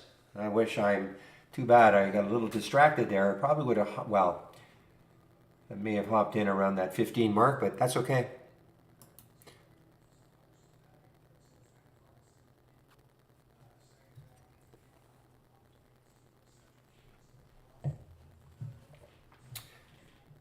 So this is definitely a social media play today, guys. Okay, that's what it said in the pre-market. Actually, I am wrong. So this was social media. This is what I saw in the pre-market. But so trading higher after the company announced the completion of its merger agreement with Spartan Acquisition. So the completion. So you know it was a SPAC before, it became ALG right here. And now it is just a rippage here.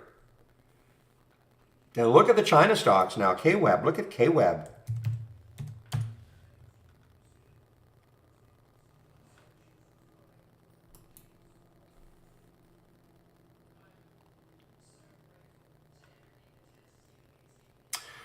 All right, guys. Wow, it's 10:30 already. So, well, if you're new to the room, welcome to the room. This is the format. Excuse me, the format. Monday to Friday between 8 a.m. and 3:30 p.m. Eastern Time. I share my screen and I'm live on the mic. And I'm going to put in my home page. A lot of information on my home page.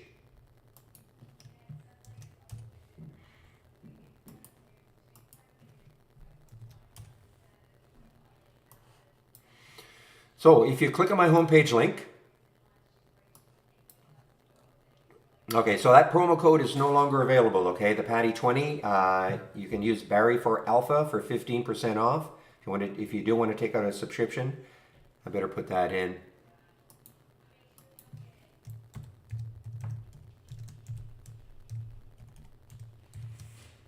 Just waiting for them to update it.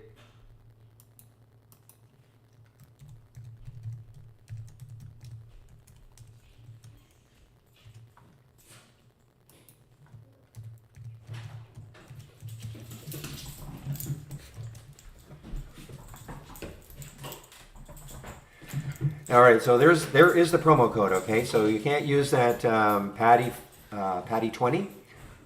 So click on Get Trade Ideas. This is how much Trade Ideas does cost. There goes the HLTH, guys. Underneath 7 now. I don't have shorts for it, unfortunately. So annual, monthly, premium, standard. Okay, so we have the 4 plans. So you take 15% off.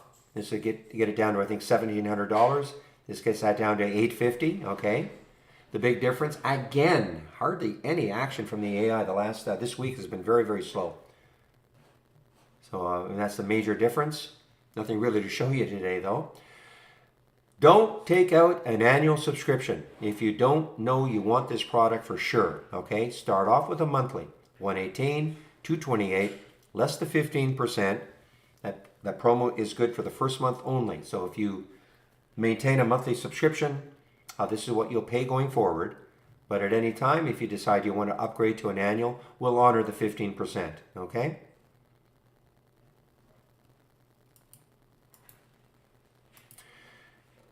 Now, this is a new section. This is if you're just getting used or started. Well, that's what it says. Getting started with trade ideas. Please click on this. We've just this was just developed. It's about 30 minutes long. Here we are. And, you know, download and installation, episode 1 of 10. Obviously, there are 10. So please take a look at that first before you do anything else if you're new to trade ideas.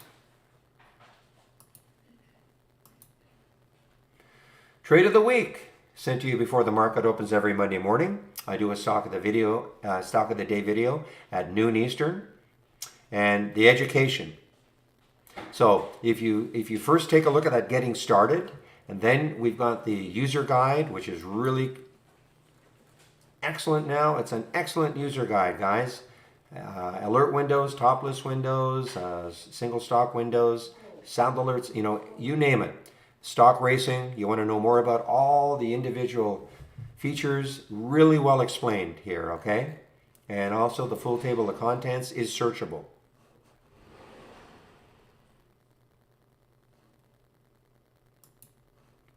I might even get rid of the introductory lessons because I really think that now, I mean, you can take a look at this. It's all text-based, covers very quickly, the basic features. What's the top list, building a top list.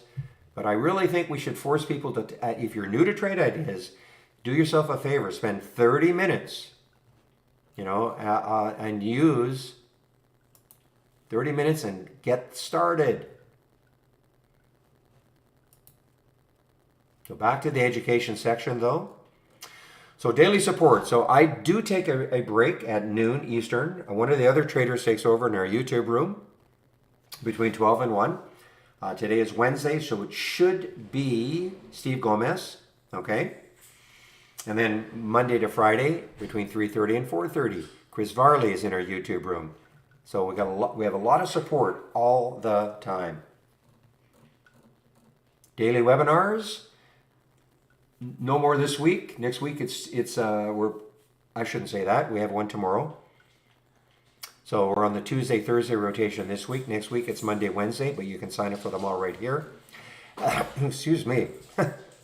Then Michael Noss at Trade Ideas put together this great little video series if you're new to trading. Starts off with what is a stock?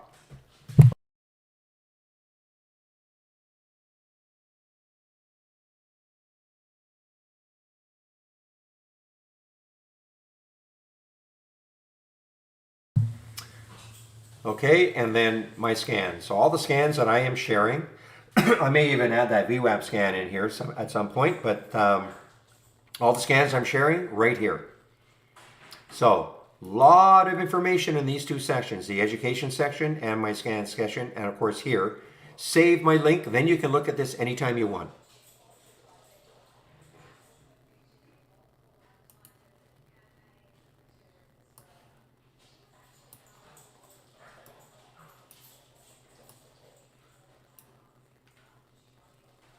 No, Trade Ideas only stocks, no futures.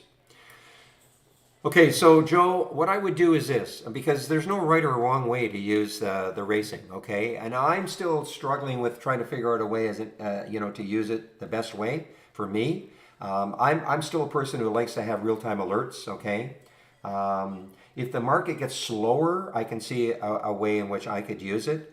But what I really think you should do is take a look at the user guide. Okay, so go to my home page, click on the education section, okay, and then click on the user guide. And this is a great, let me go down a little bit more here, where it says TI stock race. Click on that. Now this is a great overview of what it's all about and how to set up the races.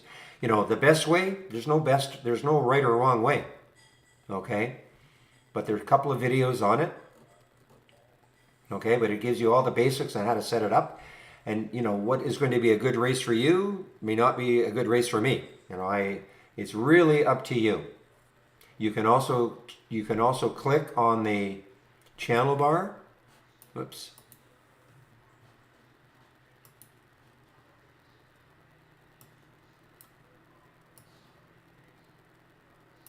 Give me a moment. So, you can click on the channel bar, or from our toolbar, click on New and then Dock Channel Bar. And for instance, there are a lot of races that are already set up in all these channels. Okay, there's a race here, a momentum race. Okay, so there's really no right or wrong way to use this feature. It's kind of it'll be kind of trial and error to a certain extent about what's going to give you the best, like the types of results you're looking for.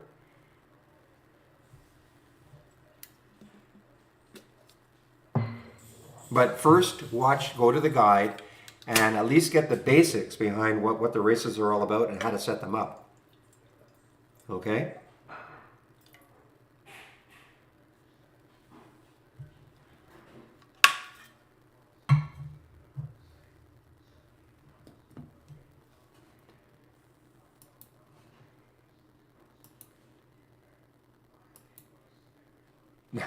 Guys, I cannot tell a lie. I actually took one of these VWAP breaks. It's not doing anything stupendously, but the ZH, it broke the VWAP at 278. I think we got the alert at 283. We won't see it here because I made an adjustment. So it happened before 10:15. I just took it just for fun, just to see. I'm going to really examine this a little bit more now, though. So there's the CRHC. The VWAP is 994. It triggered at 994. But it's ugly. So, don't take the trade. I mean, it's an ugly looking chart, etc. The other thing I might do is add a certain percentage up or down, to make sure, because, this is not that interesting. Though the relative volume is great. So, jury's out. I'm going to experiment with this a little bit more.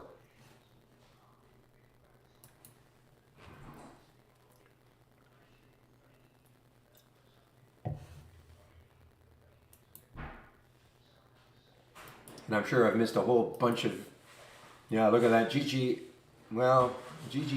I see that's from your topping scan, Zach. You would have had to wait a little, actually no, 1175 down to 1151.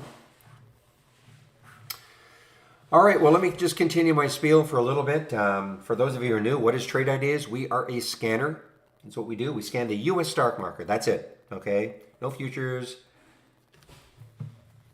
no Forex, just the U.S. stock market, all right? Doesn't matter where you live in the world, doesn't matter who your broker is, you can use Trade Ideas.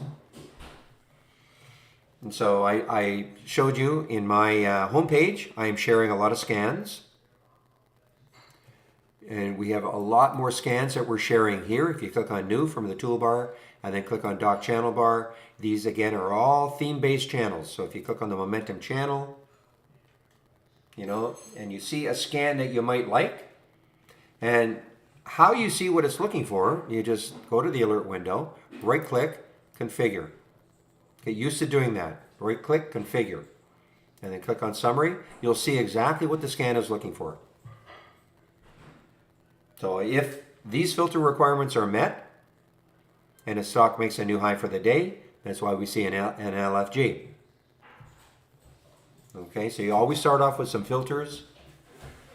Obviously, if I just said, well, show me stocks making new highs of the day without any filters, I'd be inundated with alerts. So you always start off with some filters. What those filters are going to be for you, I have no idea. Price range, you might want a different price range. But let's say you like this one. You just thought, you know what, I love this scan. Then all you do, and what I'm trying to show you, is that you can go to the different channels, extract scans that might look interesting to you. And by doing, all you do is you right click, duplicate into a free floating window. When you do that, popped on my other monitor, there it is in free floating style. So now you can go to different scans and extract windows just like this. First save it to the cloud. Right click, save or share to cloud. Save it to the cloud. Then go to another channel, extract a window, save it to the cloud. And then you just basically bring back those windows one by one, or those scans, file, load from cloud. And if you save them, you'll see them right at the top. And you start clicking, load, click, load, click, load. All I'm really trying to show you is how you can build your own layout without actually having to build any scan from scratch if you don't want to. Of course, if you do want to build your own scans, no problem. If I right-click on an alert window and configure and click on search, these are all of the alerts that we have. And when it gets to these icons, these are all the filters that we have. So we made a decision as a company saying, you know what, most people do not want to learn how to program. They don't want to have to learn a programming language in order to use Trade Ideas. So we tried to create enough alerts and filters that for the thousands of our customers with the different trading styles there are out there, that they could combine them to give them the type of scan they're looking for without having to learn a trading or without having to learn any programming. So don't get hung up. Don't get hung up on how many we have. You don't have to learn them all, obviously.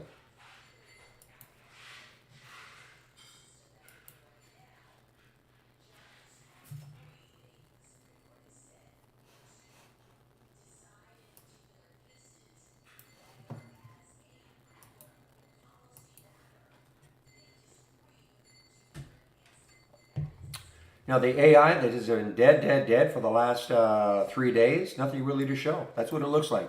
Okay, it went. There might be an alert, but it's not profitable. So I don't even. Yeah, so these are not profitable. So all I do is I just look at the ones that are working, and then I will trade around them all day. This is not good for those of you who want to auto trade. I don't believe in it. Never will. Never have. Never will. Okay. So what we're trying to do is get people to concentrate, just like any other watch list, on the ones that are working, and you watch those all the day long. Problem is, the last 3 days, there's been very few alerts, and none of them have really done anything. So it's just whatever the nature of this week is, that's just the way it is.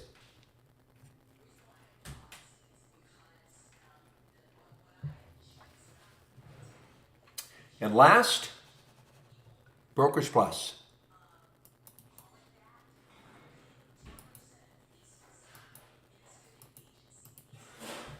Okay, so this is the Brokerage Plus window, this big blue window here. And before we do anything, just pop this link in.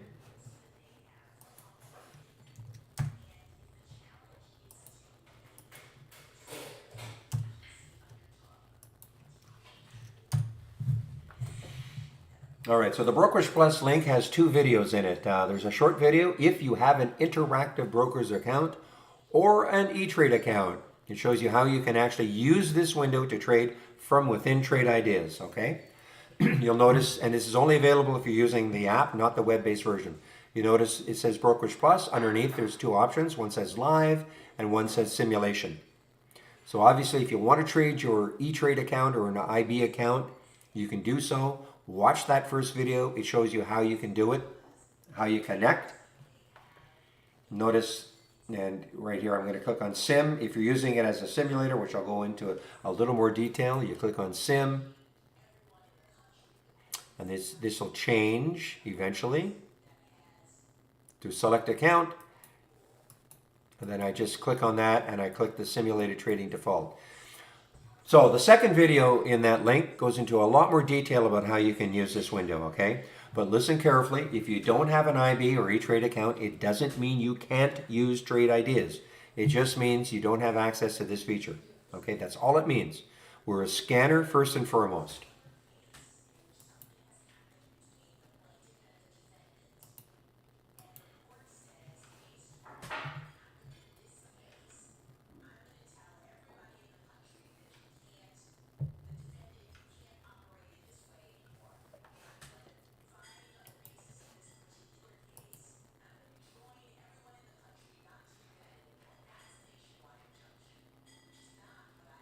You're talking about on my channel?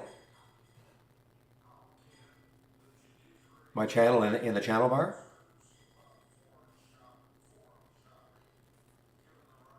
I'm talking to you, Noro.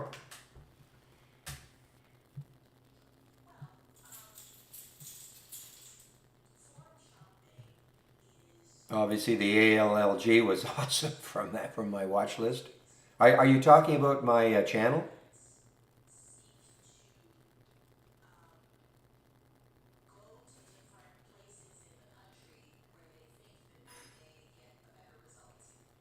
Maybe Noro can't hear me. Oh, no. I think you're talking. Oh, I'm sorry. You're talking about on my home page. Well, okay. I try to name them so they make some sense. Okay. I'm sorry. I thought you were talking about my channel. No, I'm just trying to anticipate the question now. Okay, so you're talking about the scans here, right? Okay, I mean a 10-day daily breakdown, moving higher with unusually strong options, earnings up or down. The thing is, basically, I mean, some of them, should be relatively obvious, but here's what you do. If you load it, in order to find out what a scan is looking for, just right-click on the alert window and configure, and then it'll show you. Okay, so, in this particular case, it's showing me stocks at a current volume at least one. Volume is 150,000 shares. It's got to be above yesterday's high. and I delay it for 15 minutes. So if these filter values are met, the stock makes a new high, I get a real-time alert. Okay? I mean, it's as simple as that. Why I'm doing this like this? Because it usually gives some pretty decent alerts. Okay? So if you're wondering, all you have to do, I mean, most of them are named, I think, in a way that makes sense. Down big yesterday, up big today. Up big yesterday, down big today. Sort of makes sense. But you can just sort of see and why you should also right-click, configure, and summary is you may not like, well, in this particular case, yeah, you might not like, the values. Maybe you would want to say, well, okay, I don't mind this, but it has to be at least 350,000 shares or something, or current volume has to be at least 2 or something like that. Okay, you can always adjust these. This is just what I have.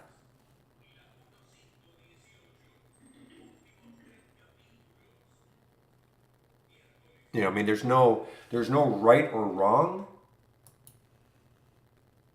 I'm so ticked. No, not my not being in this one. Ay, ay, ay.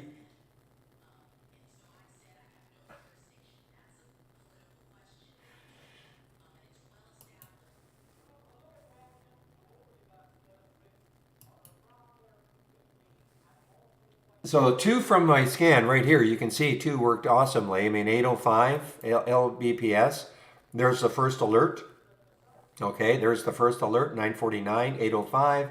From there, it got up to 873. I mean, it's pulled back horribly after that, but I mean, that was great. Obviously, the ALG 1055, it's more than a double now. And the Posh, I don't think, did it move over 1412? Yeah, a little bit, but not really. But 2 out of 3 gave fantastic gains, especially the ALLG. So, I mean, if you're new to trading, this is why I created this watch list. I mean, it gets you to focus on just a few stocks a day. Are they all going to work like this? No. But boy, when they work, look out. And of course, I should be in this.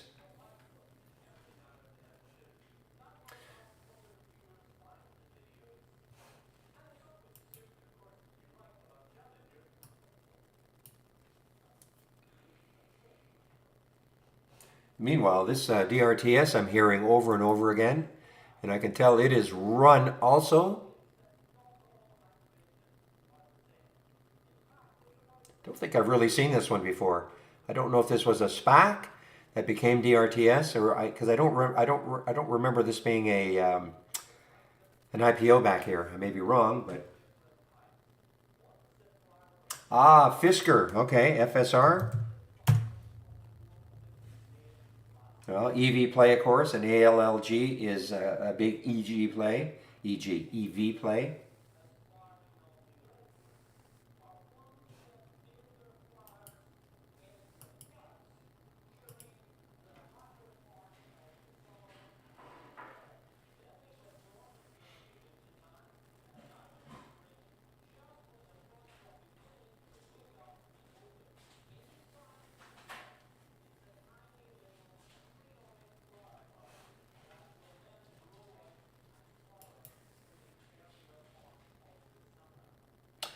So KBH is an earnings play to get back to something that is, boring compared to the LGs. And KBH is an earnings play. Real has been talking about interest rates and all that, and you never know what's going to happen with this home market. Well, and obviously if interest rates keep moving higher.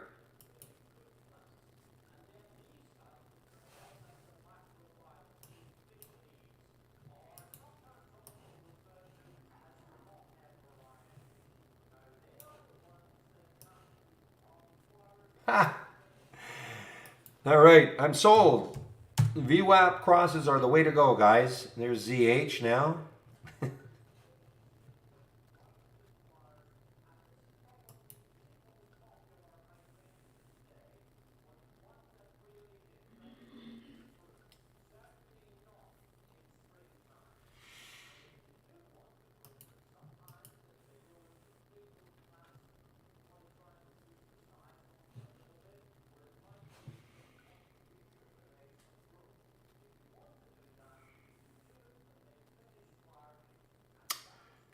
super interesting day.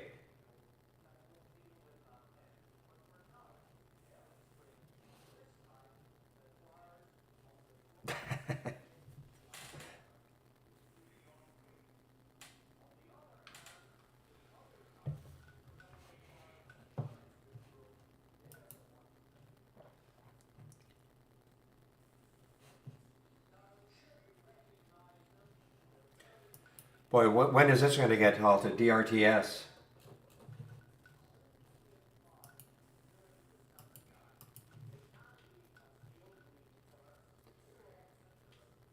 No, I don't see any news on it.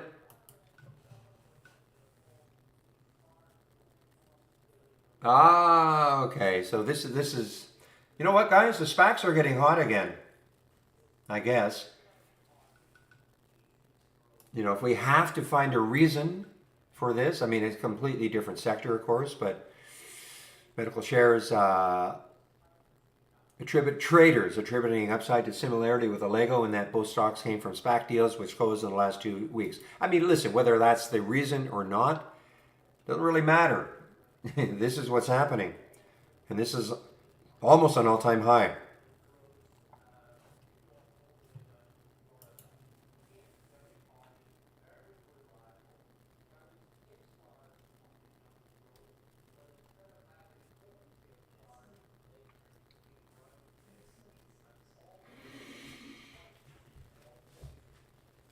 So I'll bet you've got, what are the filters in place? Near and then maybe a new high or something?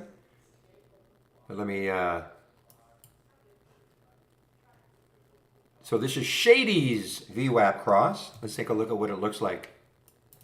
I'm actually not minding, though, the fact that the confirmation on volume.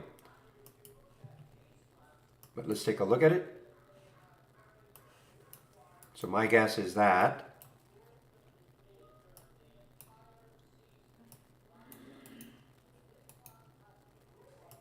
Actually, no, you're yeah, so that's what you've done. Okay. So yeah, you've used the filter to make sure it's very, very close to the VWAP. Ah, you're using VWAP divergence. Interesting. Okay. Not the cross of. Okay, cool.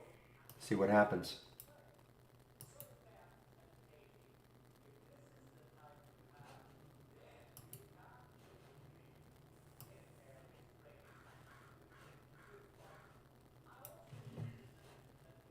Well, I mean, I can't believe how well that ZH worked.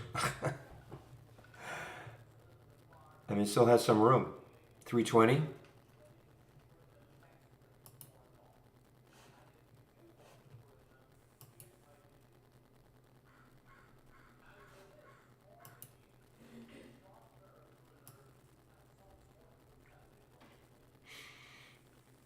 Okay, guys, you want to see what I'm going to do here? What time is it now? 11:01. Okay, for those of you interested in docking and all. So what I'm going to do right now, make sure they're not pinned. Okay. So I'm going to put these two into a docked window. So if you're interested in docking, I'm going to show you how you do this, and if you can do this, you can do for anything that you want to do as far as dock windows are concerned. So I click on New, Docked Window. I'm going to give it a name. I like to start it off with Dock because I can then, when I do a search for docks, I'll see all my docked windows, and I'll just call it Dock Window VWAP, and I'll call it Crossing. Okay. I'm going to say OK. Now the user guide comes up. And I'm just going to exit out because I don't need to see the user guide for this. So here's my big window called Dock VWAP Crossing.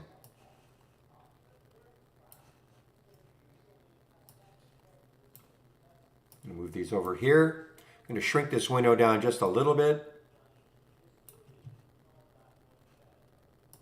Okay, so, and this is the same for anything. You have free floating windows you want to put into a dock. So I'm going to right click, And that's, of course, why I gave it a name, because now it says I'm going to duplicate into dock VWAP crossing. So there it is. I'm going to do the same thing for Shady's VWAP cross. Duplicate into dock VWAP crossing. So here are the two tabs. Now I can leave them like this if I want, but typically, you know, you want to see the scans. So now all I have to do is just grab it, and you see now when this icon shows up, I can put it underneath. So here they are. Obviously, if I had a bunch of them, I would just keep, you know, dock. I would just say, you know, right click, duplicate into the dock, into the dock window that I want. So I could have, you know, as many scans as I want in here. And then you just start rearranging them the way you want. You know, I can, if I wanted this on top. Okay, if I want this to the side, just keep grabbing. It's just a matter of using the icon. Okay. So it's just a little bit of practice.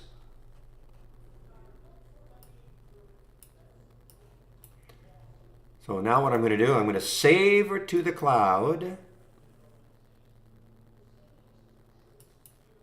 Okay. And somebody asked me for this, so yeah, I'll give it. Sure, I can give these to you. But now, you see, I saved it, file load from cloud, and here it is, and now I can just share it.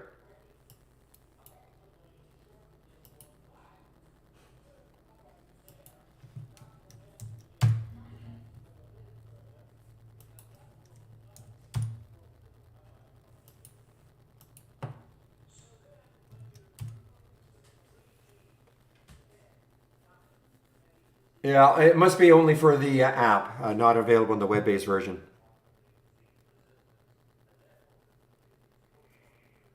Yeah, you can use info at or you can go to the homepage. I think I put my homepage link in, but not my homepage. The Trade Ideas homepage. You may get an earlier response. I'm not sure.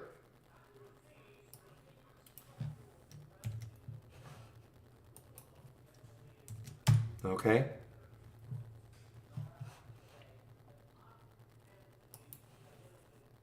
And why I name it starting with dock, because if I want to find all my dock windows, I mean, it should be obvious now, but if I load from cloud and I do a search, I just have to type in dock, and I'll see all of my dock, all the windows that I created that are dock windows, okay? That's why I do it that way.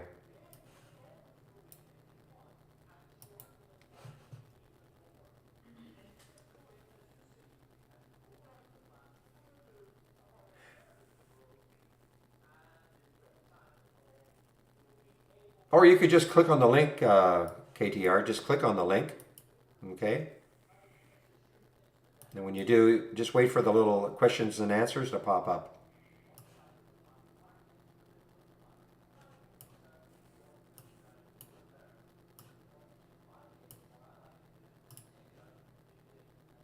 Oh, for next time, okay. Maybe there won't be a next time.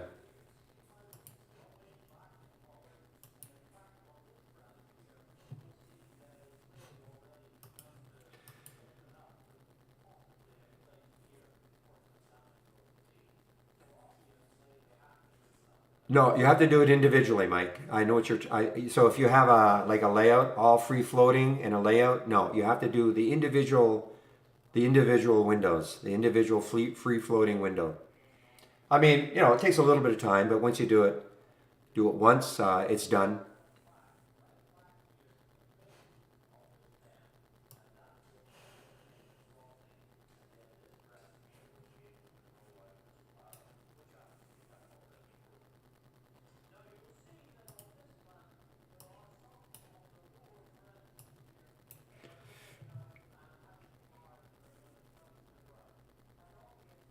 Well, when you say how do I use the VWAP, I mean, it's up to you. I mean, when you get the alert, you click on the alert and see what it looks like.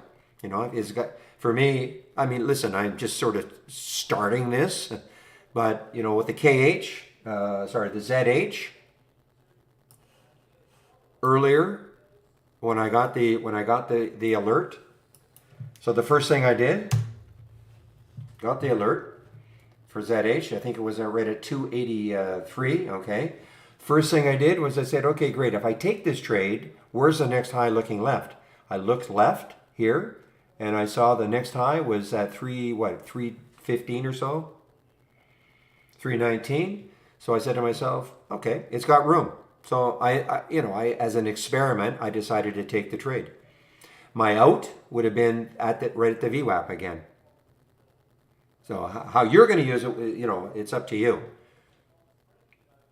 Remember, trade ideas, that's why we call it trade ideas. These are ideas and just require some, trading experience. I mean, so my experience, because most of the things that I look at are near a high or a low of the day, I'm always looking left to see what sort of room a stock can still move until it hits another new high.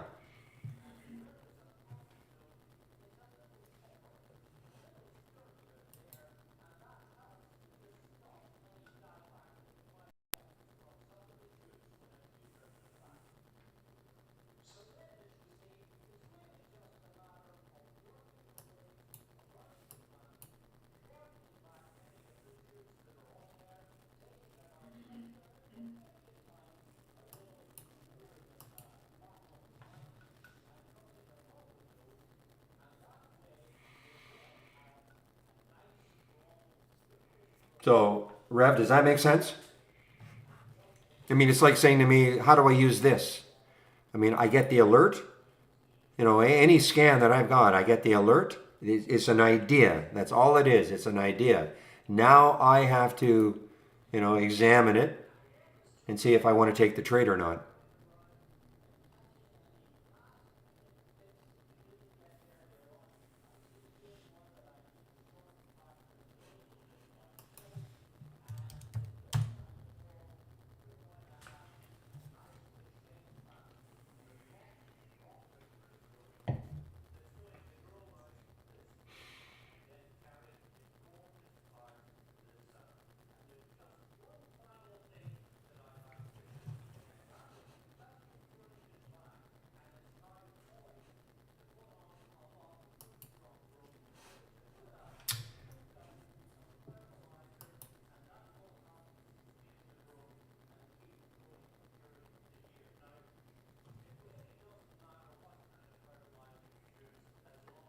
You are right, though, Shady. I mean, this is giving an alert very, very close to the VWAP. Para, there's a VWAP at 37.99. And the alert happened at 37.98. So you're right. It gives an alert very, very, if that's what you want, yeah.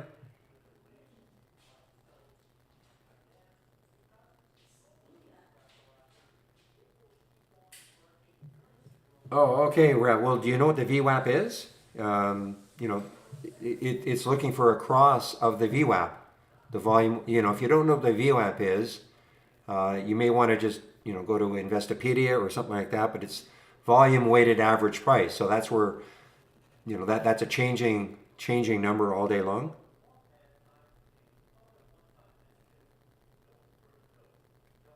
Well, yeah, so if I get any alert, and never mind the VWAP cross, okay? Never mind whether it's a VWAP cross or anything else, I'm always looking left to see if the cross is above.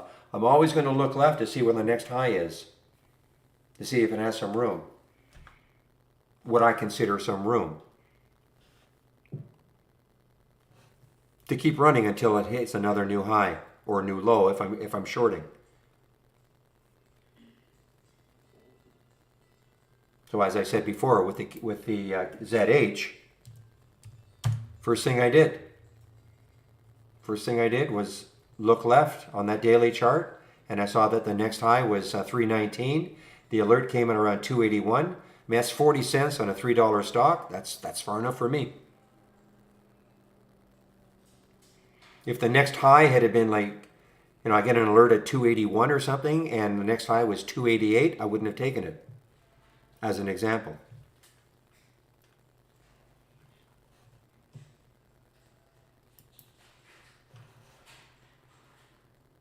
But that's just my style of trading, of course.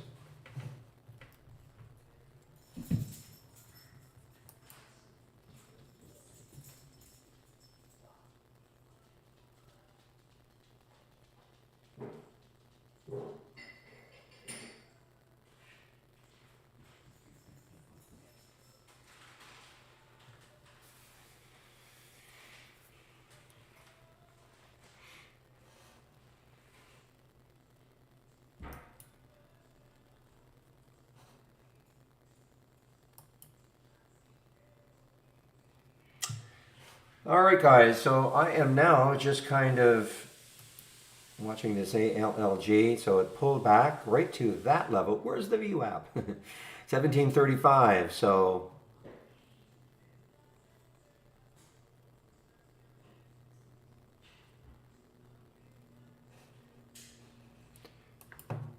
ASTR, Elon Chatter. It worked for a while. Was shortable too.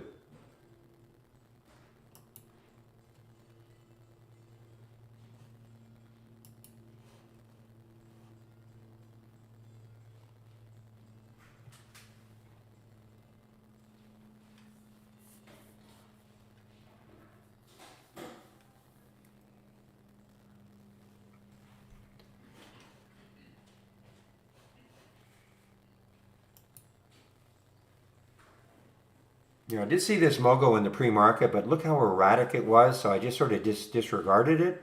MOGO, it is an earnings play.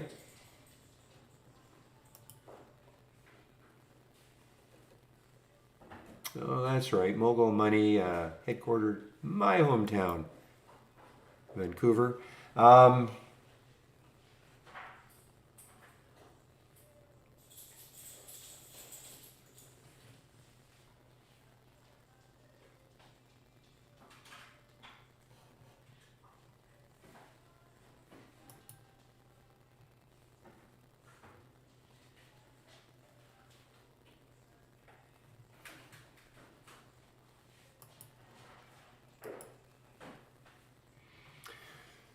Okay, guys, so again, this window, I didn't talk about it too much. The Brokerage Plus window showed you if you have an IB or E-Trade account. But also, if you're new to trading, please practice trading first, okay? We got a great simulator here. Just click on the sim button and practice trading first. It uses our real-time data, so it doesn't matter who your broker is. In fact, you don't even need a broker. If you're still considering which broker to use, but you do want to practice some trading, all you need is our standard service, okay? Standard service, and just click on sim, and now you're in simulation mode, okay? And now you can just practice trading. Very simple. Click on an alert. Let's say I wanted to take this ALLG, okay? Just for fun, I'll just show you what to do. The spread, that's 10 cents. Just take 100 shares, buy it. Okay, took the trade at what, 983. Now, if I want to get out of the trade, all I have to do is click flatten. That gets me out of a trade, or I could get out of half my position, or I could double my position. Okay, these are some hotkeys we have. If I leave this trade in and don't exit it by the end of the day, then I can practice swing trading. So you can practice swing trading using the simulator. Okay?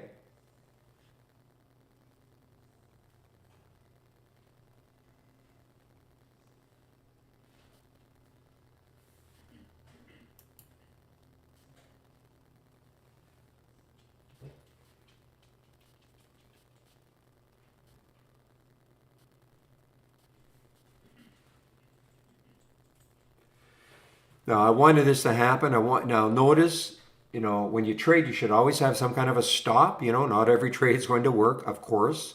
So you should have some kind of a stop where you're going to get out of the trade if it doesn't work. In fact, really, what you should be doing, in my opinion anyway, I shouldn't say should, but in my opinion, have some kind of a checklist for reasons to take a stock. In other words, really what you're trying to do is find reasons not to take a trade.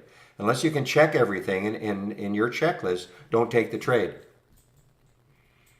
So I get the question a lot, well, what should my checklist be? Well, that's going to be up to you. I can't tell you. It depends. If you're brand new to trading, you don't know your style of trading yet. You don't know. Maybe you don't like being a momentum trader. Maybe, you want to really specialize on taking trades that pull back to a certain level and taking the trade. Pulling back to a VWAP or something, okay? And then you take the trade. You know, maybe you don't want to take trades that are making new highs for the day. You think that's too extended. That's fine. That's why you have to practice trading to get some kind of an idea about what is really comfortable for you as a trading style.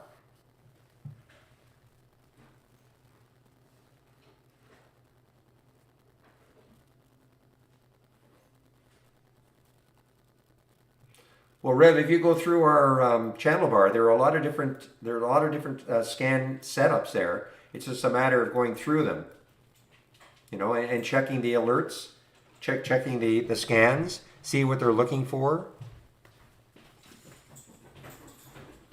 Now, when you say you try to find ideas for trading strategies, but I cannot find, I want to pick one or two. I'm not sure I understand. I mean, the channel bar has got a lot of scans in there, different types of, giving you different types of looks. My home page has got some different types of setups. You know, maybe you're somebody who wants to, you know, take stocks that were up big yesterday but down big today. You know, I've got something like that. Or the reverse, something that was down big yesterday and now up big today.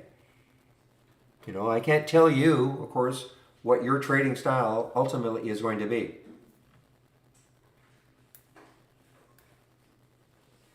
But if you go to my homepage link, you'll see I've got some scans there. And there are some different types of setups.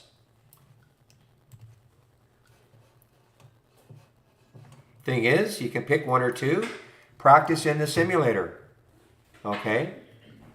Trading, you know, at the risk of upsetting Pavlin, trading is not easy. You know, you've got to put the time in.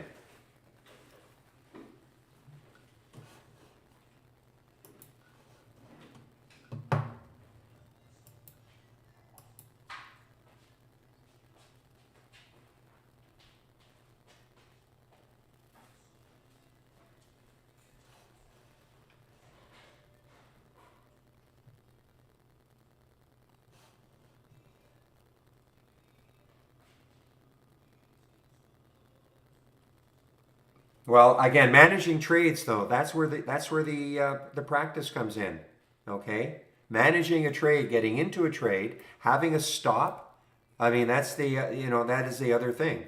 You want to practice you know, probably the easiest way to figure out a stop is maybe the low of the previous 5-minute candle. It's a defined number, okay? So assuming, again, this is why you got to practice, you know, the checklist I talked about. You know, I don't know what your checklist is going to be. And I'm talking not just to you, Rev, but to anybody. You know, for the reasons why you want to take a trade. That's, you know, you have to figure out reasons why you want to take a trade. You know, it's not, and so that's why you practice in a simulator. You know, to say, okay, this looks interesting to me. I'll take this trade. Oh, it didn't work. Maybe, now, why didn't it work? Examine the reasons why it didn't work.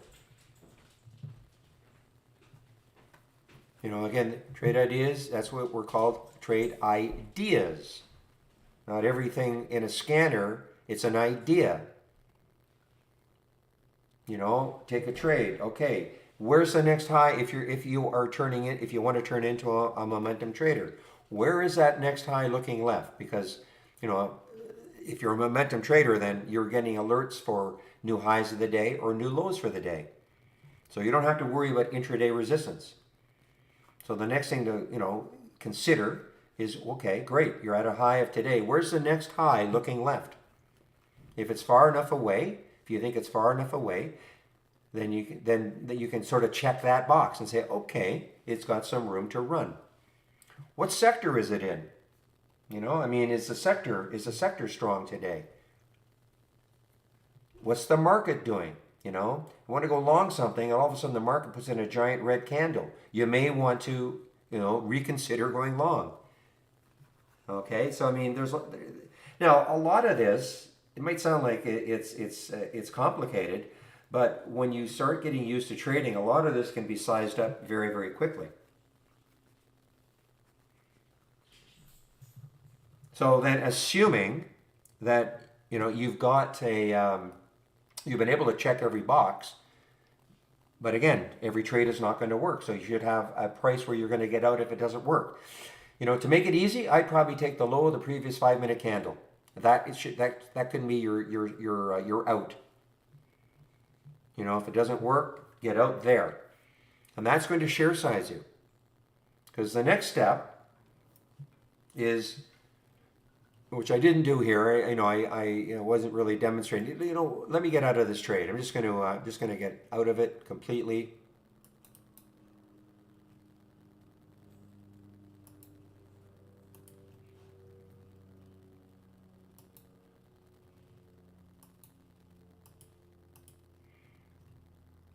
Okay, I'm going to collect. Okay, so I do this maybe a couple of times a week. Just talk about money management and all. So let me see if I can find something that makes a little bit of sense. Evidently not. Down, Chloe.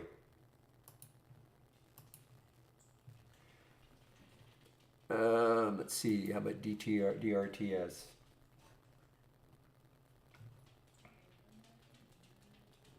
Let's say I wanted to take this DRTS, okay? Then I want to take it right. If like this is not, I wouldn't do it because I'm just trying to find something that might be interesting, but this is just for demonstration purposes, okay? Now, how I put my stops is I'm more of a visual person, okay? I would be putting my stops based on what I see in a chart, where I think there's some support. If it broke down through the support area, I want to be out. But that can be kind of subjective. My idea of support may not be yours, etc.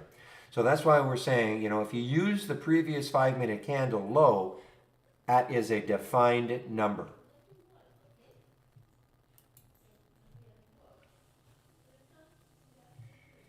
But I just want to make this math super, super simple, okay? So what I'm going to do is I'm going to take this trade, this FA trade.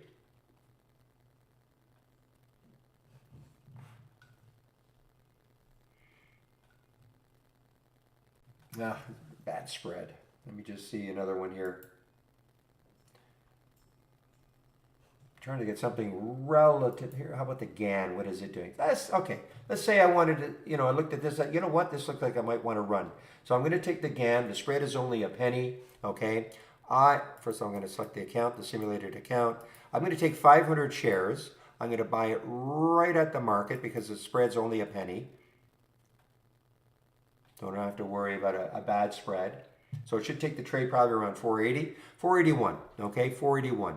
Now, what I'm going to do is I'm going to put a stop, and I'm just doing this to make the math super simple. I'm going to put a stop at 461, 20 cents away. I'll explain why. When I add the stop, you're going to see a red line on the chart. It should say approximately minus $100. Okay, minus 101, okay? So what this means is, if this trade doesn't work, the worst I want to do in this trade is be taken out at 461 for about a $100 loss. Okay? That's the worst I want to do in the trade. So why does it say 100? Okay, so if you are trading for real and you have, say, a $5,000 account, I'm hoping you won't risk $1,000 a trade. Hopefully that makes sense. So in the simulator, how I always like to demonstrate is risking $100 a trade.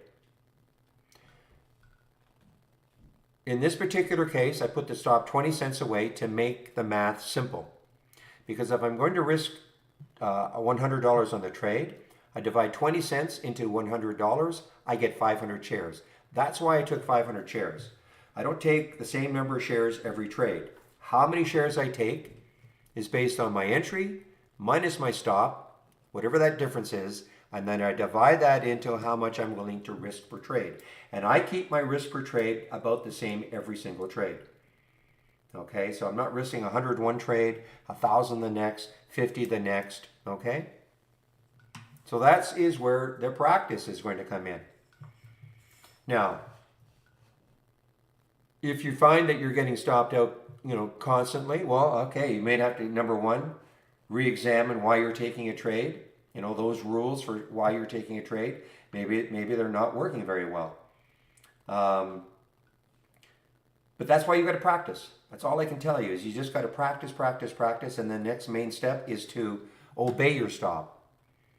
Many times it's really hard. It's easy in a simulator to get out of a trade. Once you start, and here's the other thing: if you can't make money in the simulator, forget about trying to trade. Okay, I'll just flat out say it. If you can't make money in a simulator when there's no emotion involved, then please do not start practice. Don't use real money. Unfortunately, even if you can make money in the simulator, it doesn't necessarily translate to making money when you're trading with real money. The reason being is that once you start trading real money, it becomes super emotional. So for instance, I take this trade. Everything was great. I checked every single box. And you're watching and then, wait a minute, it's starting to move down to my stop. Well, obviously my stop is too tight. Okay, so you start disobeying your stop. You're saying, well, you know what, my stop was too tight. Even if you're using the low of the previous 5-minute candle, maybe I should be using the low of the previous 5-minute candle. Okay, you start doubting where you placed your stop. So the $100 manageable loss starts turning into 200, 300, 400, and then finally maybe you sell for a far bigger loss than what you should have taken. That's number one. Number two, almost as bad, is disobeying your stop, having it turn into a $200, $300, $400 loss, and then it turns around. And then all of a sudden you're up $200, $300. And you start patting yourself on the back saying, wow, I'm so glad I didn't obey my stop. Will that happen? Of course it will. But I'm just telling you, you want to last in this business. If you don't have good money management and stick to it, you probably won't last very long in the business. Okay?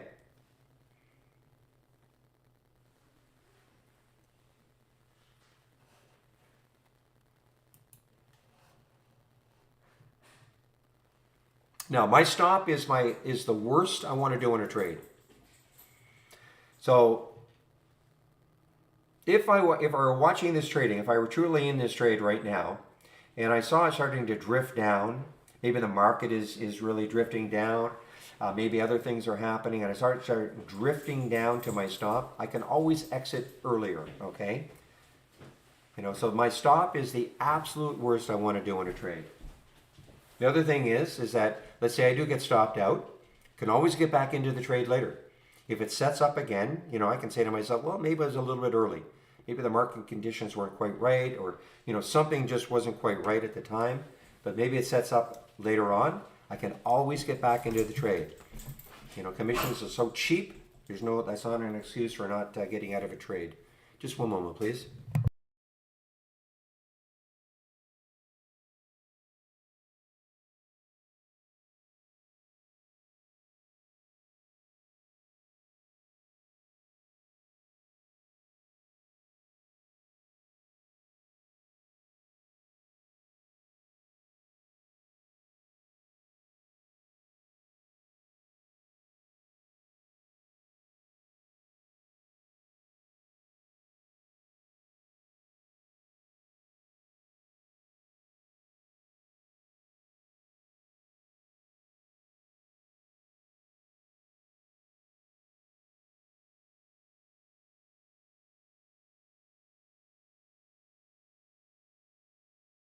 All right, guys, I'm right back now. Okay, what time is it? 11:32, so Steve will be in our YouTube room.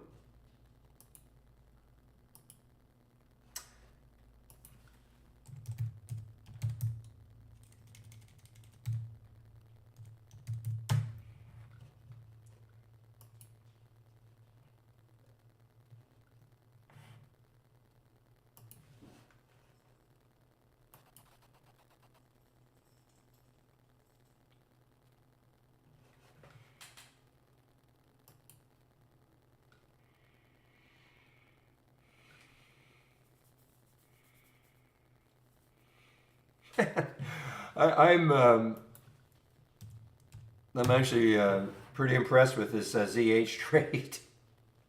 Now, granted, it's obviously being helped. You see, here's the other thing that goes into it. ZH is a China trade or China play. Look what KWeb's doing. If I bring my thumbnail charts over, look what KWeb is doing. So I didn't have to worry. The KWeb was drifting down and trying to take a China stock as a trade. See what goes into the thought process?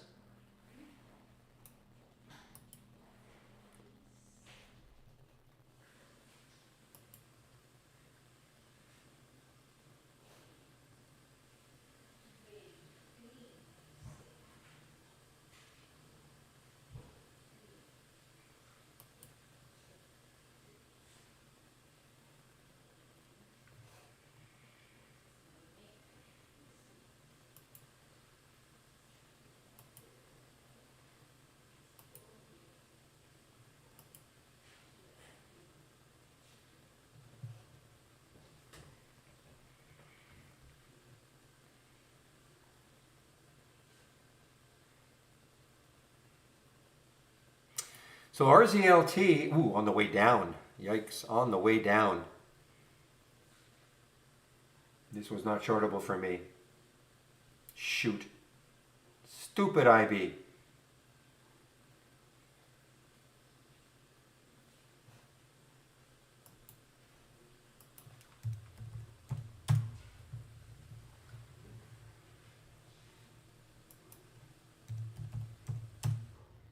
Well, if it's good enough for real, it's good enough for me. So I'm going to set, I know what he's saying. He's taking an alert at 2032.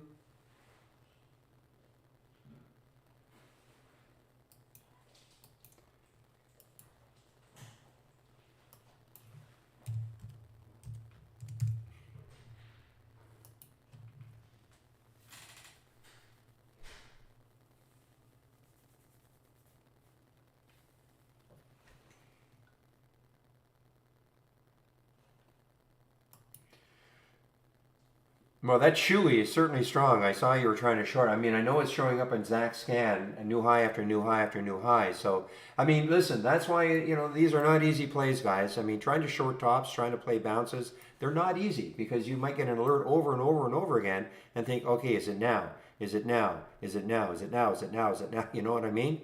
Eventually, it will be now. But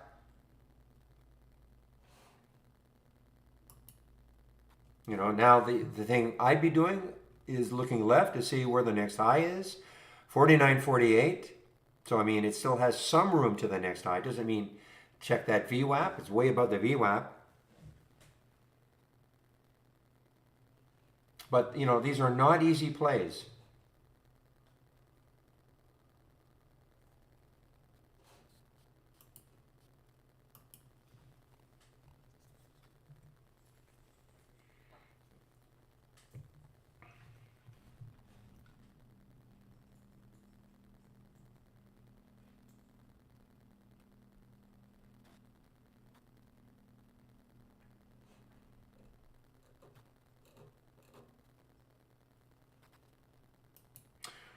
Well, RZLT was in it. I saw it in the pre-market. It's one of the ones I listed as a gap up, positive. But I'm always skeptical of these smaller ones, these little bios.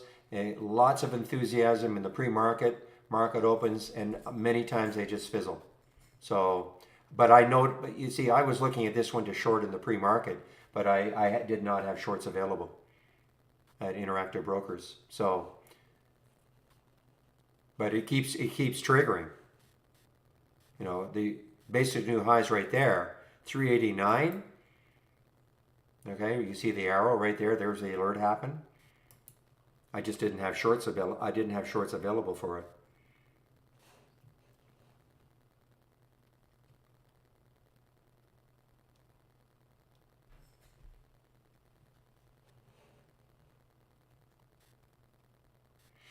It showed up on the gap up in reverse also.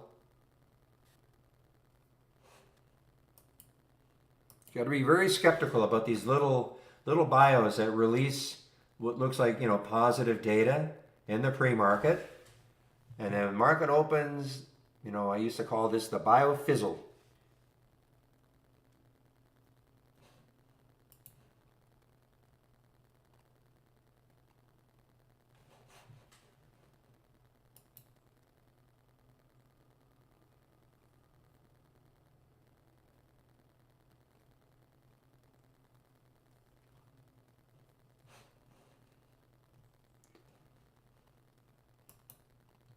No, here's the other thing. I mean, we're looking at some of these. So the EVs are hot today, obviously. And it is Steve. Okay, thank you, Steve. He anticipated that I'd be asking him. So, yes, it'll be Steve Gomez in our YouTube room at noon when I take my break.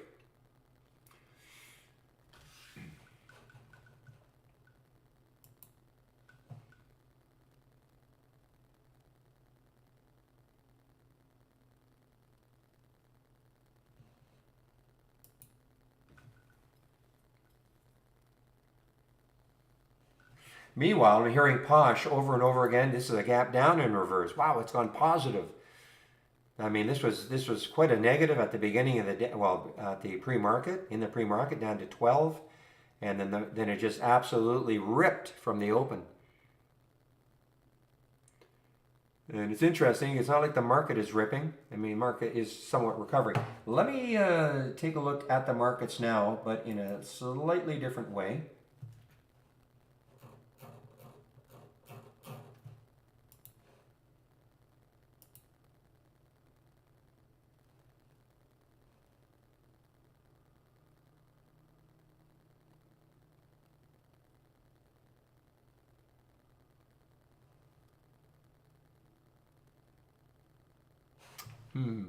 I better have saved this or I'll be kicking myself, but just a minute.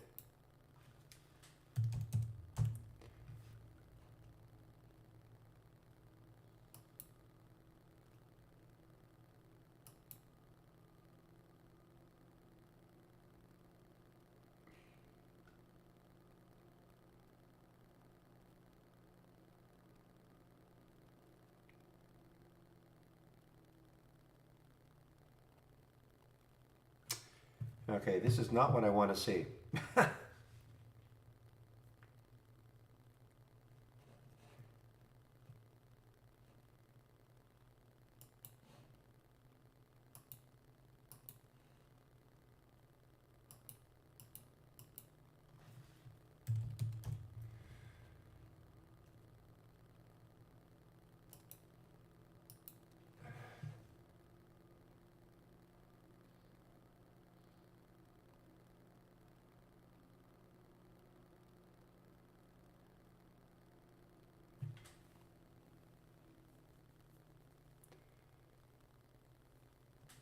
All right, well, that didn't work. I don't know why this didn't work. I'm going to have to figure out what I did wrong here. What I've tried to do, you see the...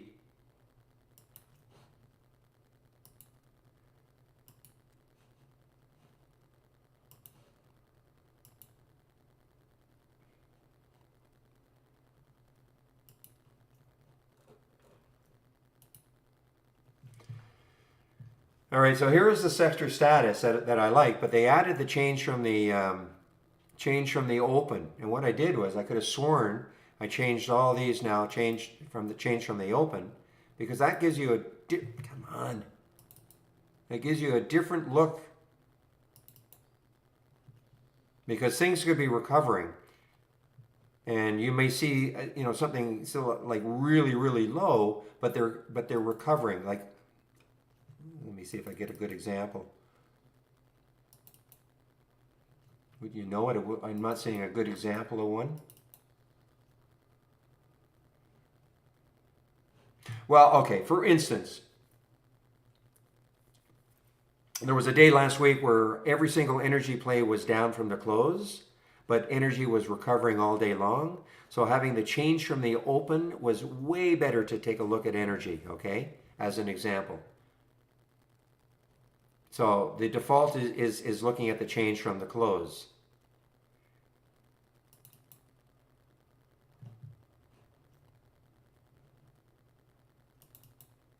Surprised there's nothing really.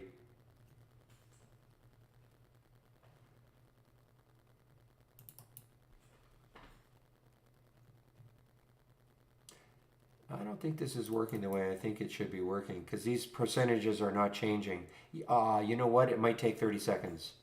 These are top lists, so let me...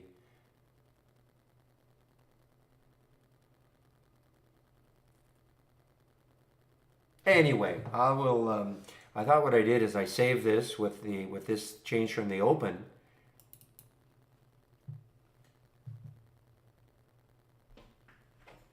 as a default.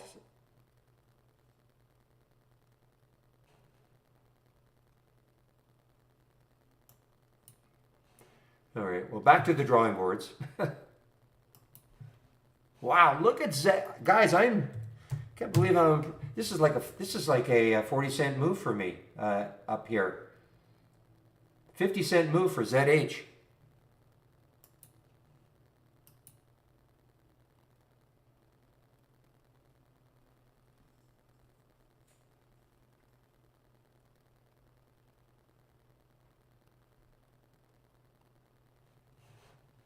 ZH? No, you're not. Obviously, you're not. You weren't listening. No, this is one from that VWAP cross at 280, 283.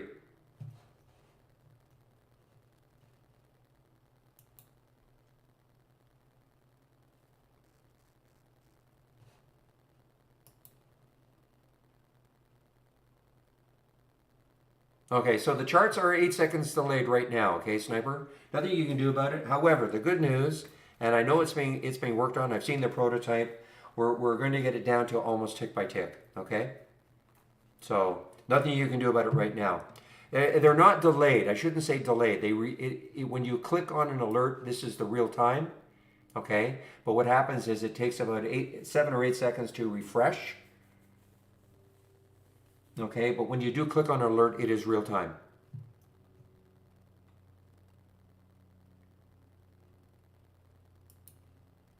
But as I say, our charts will get.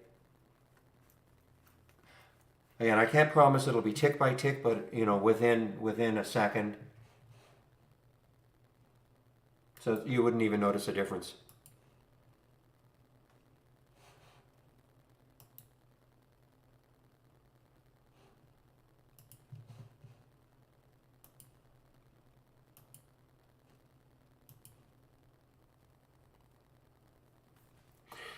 Yeah, and again, I've said this for several years. When we introduced charting, we didn't have charting. I mean, the company started in 2003.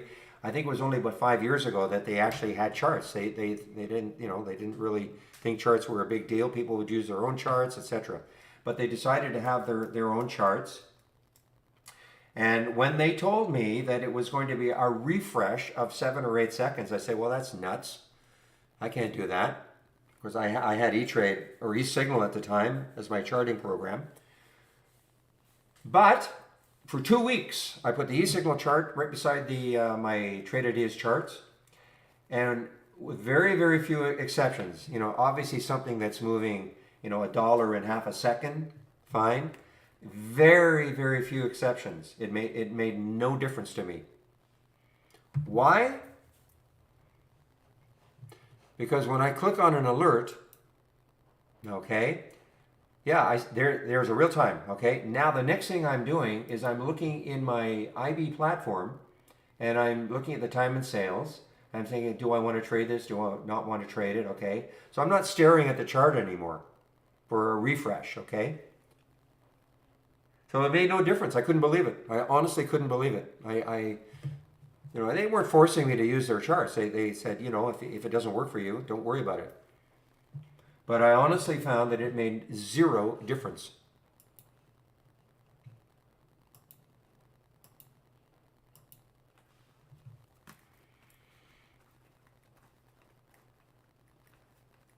Well, the refresh shouldn't be the refresh shouldn't be taking longer. Maybe just do if you're finding that they're not, like, it's taking longer than 7 seconds or something, then maybe do a refresh. Go to your account and do a reset connection. Okay, if that's what you're talking about, if they were refreshing faster than before, then maybe you better do a reset your account or something.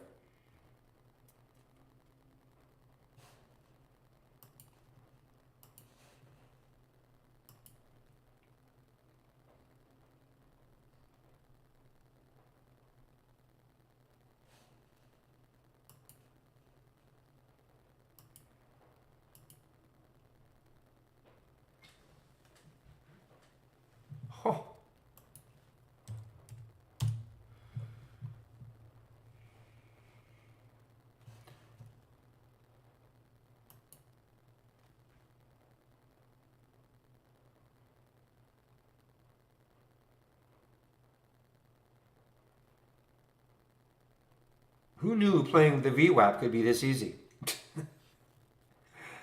And I'm kidding, of course.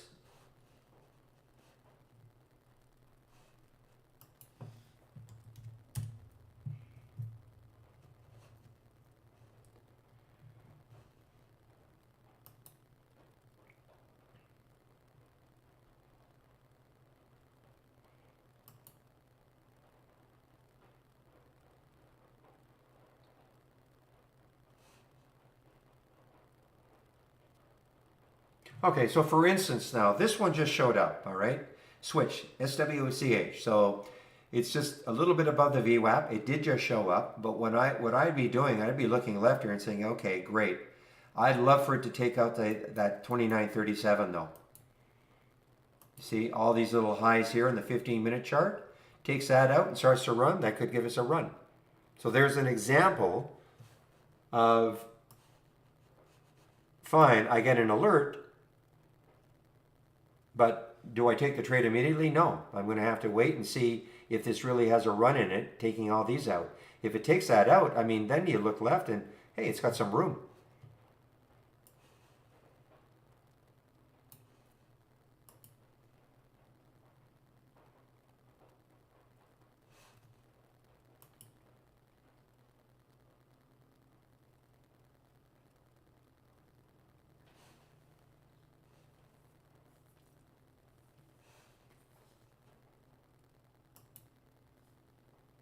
Whoa, look at this one. This one halted. This is one of those China education stocks. Well, it's Cayman Islands, but FEDU got halted and now it just resumed and it just got halted again. What's the float? 16 million in the float. This was a sub $1 stock, up 91%. Not huge volume though. I mean, relative volume, yes, but you know, it's not huge volume. Meanwhile, GME is just insane still.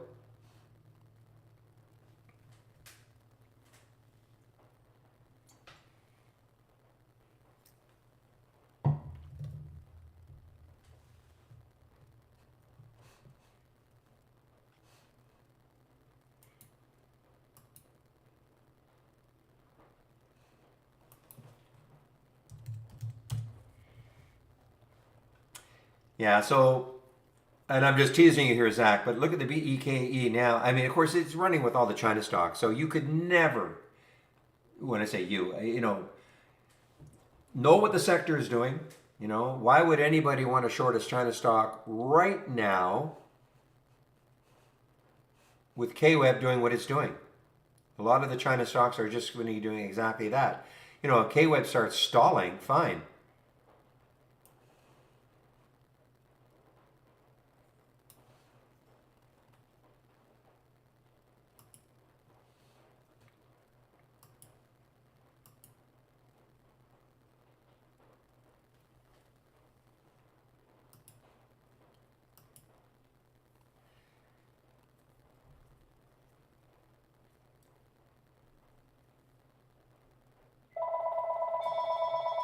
Yeah, one moment, please.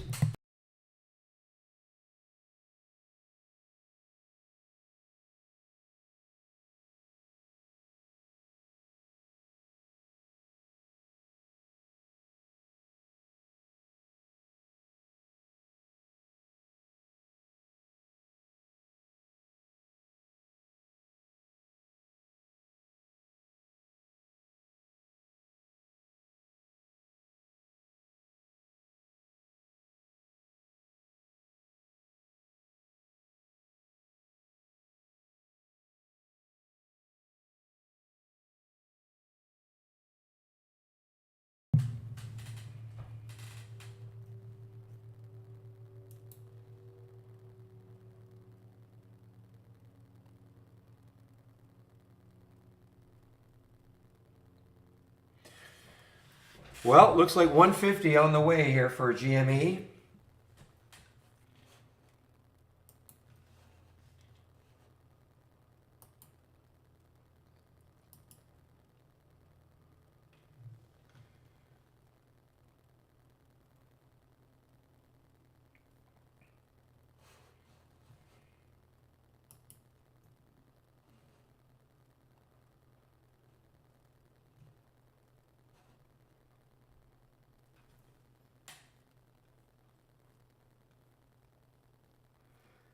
See, the other thing I'm looking at with this VWAP cross, okay, is it positive for the day? What's going to work better?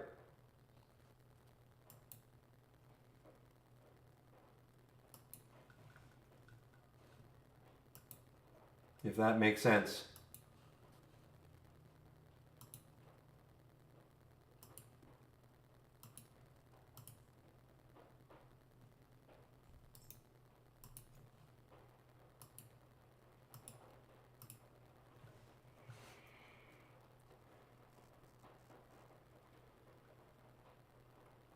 So again, what I'm saying is, how many VWAP crosses are going to be for stocks that are already up for the day, as an example, like crossing on the way up?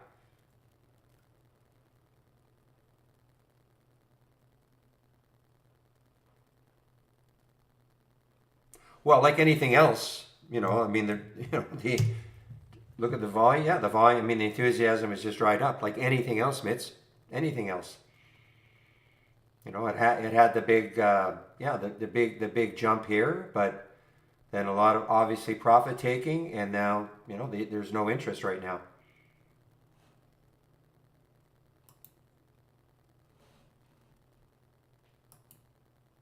Now that doesn't mean later on in the day that if the enthusiasm comes back, that something will happen either on the short side or the long side.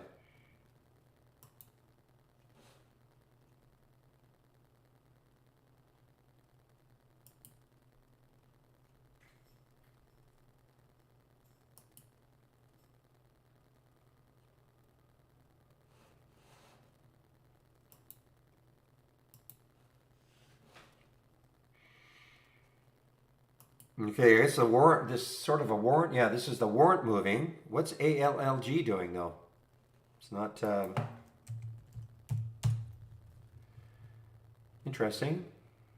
It's not moving. ALLG plus is moving.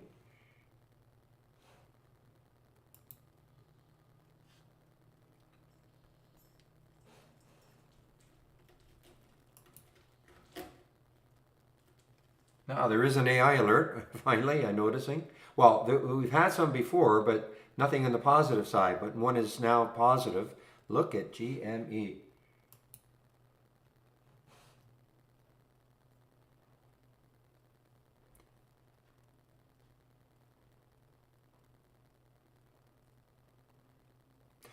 Well, as crazy as it sounds, why not? I'm just going to put $150 on this.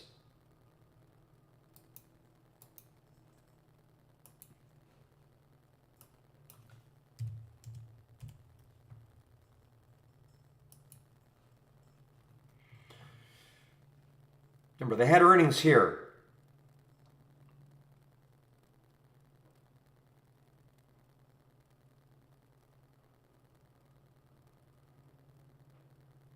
I'm wrong. They had earnings. The reaction was on the 18th.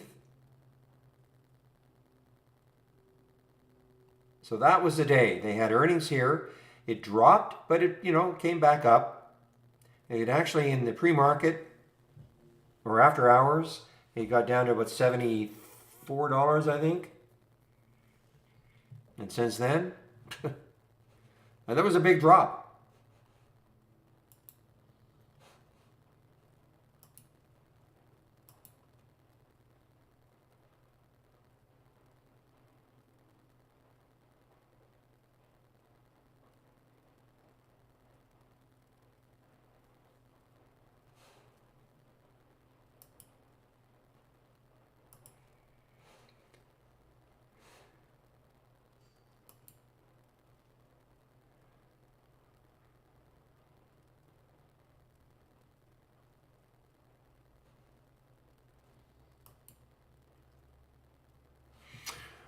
Oh man, this has been a fast morning, guys, for me anyway. Very, very fast morning. So I'm almost set to take my break. Steve will be there. And so I'm just going to put the announcement in.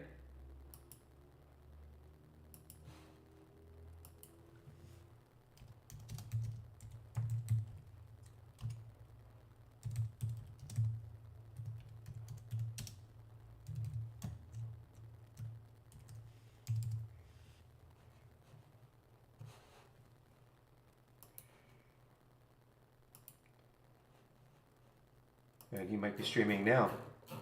No.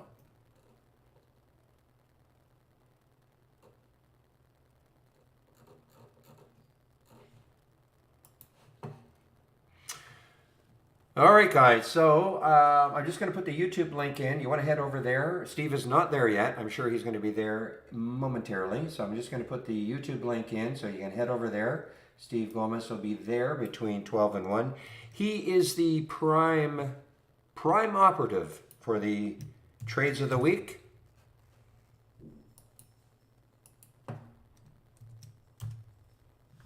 And ADM was this week's. What is it doing? Oops. Well, you could have traded it, but it's probably right around the trigger area.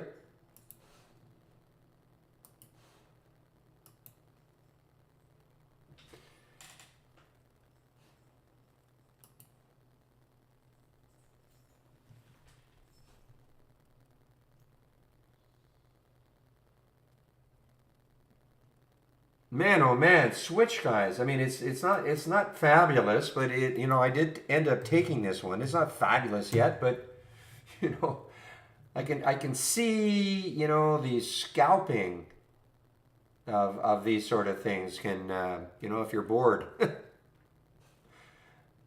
I just have to see where this is going. Again, the switch was right. Well, it was here somewhere. Steve! Just give me a moment here. I'll just stop my streaming. Well, I know it was here somewhere. Anyway. Okay, Steve, I'll stop streaming right now. Hello, everybody.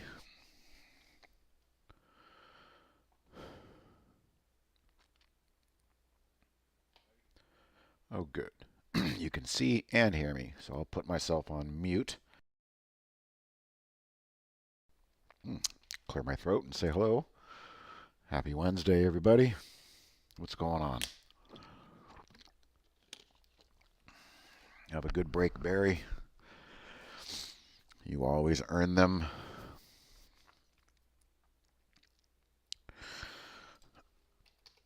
So hello, everybody. Welcome to my desktop today. I got a frog in my throat. I'm going to help Barry out here with an hour break. The purpose is always, of course, to give people a chance to come up and get some live support, some visual help. We can also talk about trading. We can also look at charts that you guys want to look at. Some charts I'm looking at. Well, matter of fact, here's one. I didn't buy it, but my friend Brian Shannon just told me about it. He's been eyeballing this ALTO. Let's get my pen working. Yeah, it's making highs right now. One of the reasons he really likes it was the 15% short float and days to cover, things like that. But it's also, ethanol, ethyl alcohol, oil, energy. It's kind of got that story stock behind it. But Brian Shannon is looking for a huge squeeze, short squeeze in ALTO. Maybe keep an eye on that. I don't know if I'd buy it here if it wants to pull back a little bit. But I don't have any, but I'm cheering him on. What I do have, though, is this RKDA that I like. I've been liking it for a little while now. Story stock again. The story is agriculture, shortages, agriculture concerns, exports, wheat, things like that. So you can see, well, you can hear that the AI just took a trade. We'll take a look at that in a second. But the 200-day moving average is, I'm fully expecting a bit of a war here. Okay, so here in the intraday, the sellers have kind of just drawn a line right there, and that's typical, especially if a stock downtrending. But what I do like is the volume that came in as the story kind of lit up, and the stock will not close below the rising 10 SMA. So that tells me momentum is intact. We just got to fight through this 200-day here, but I think there's more to come on that one.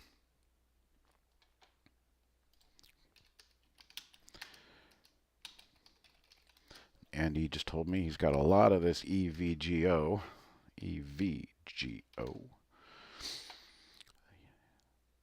he bought that pullback, right? See, here's a great example of why trying to chase the breakout right there. It's just punishment and pain for the next 2 to 3 days.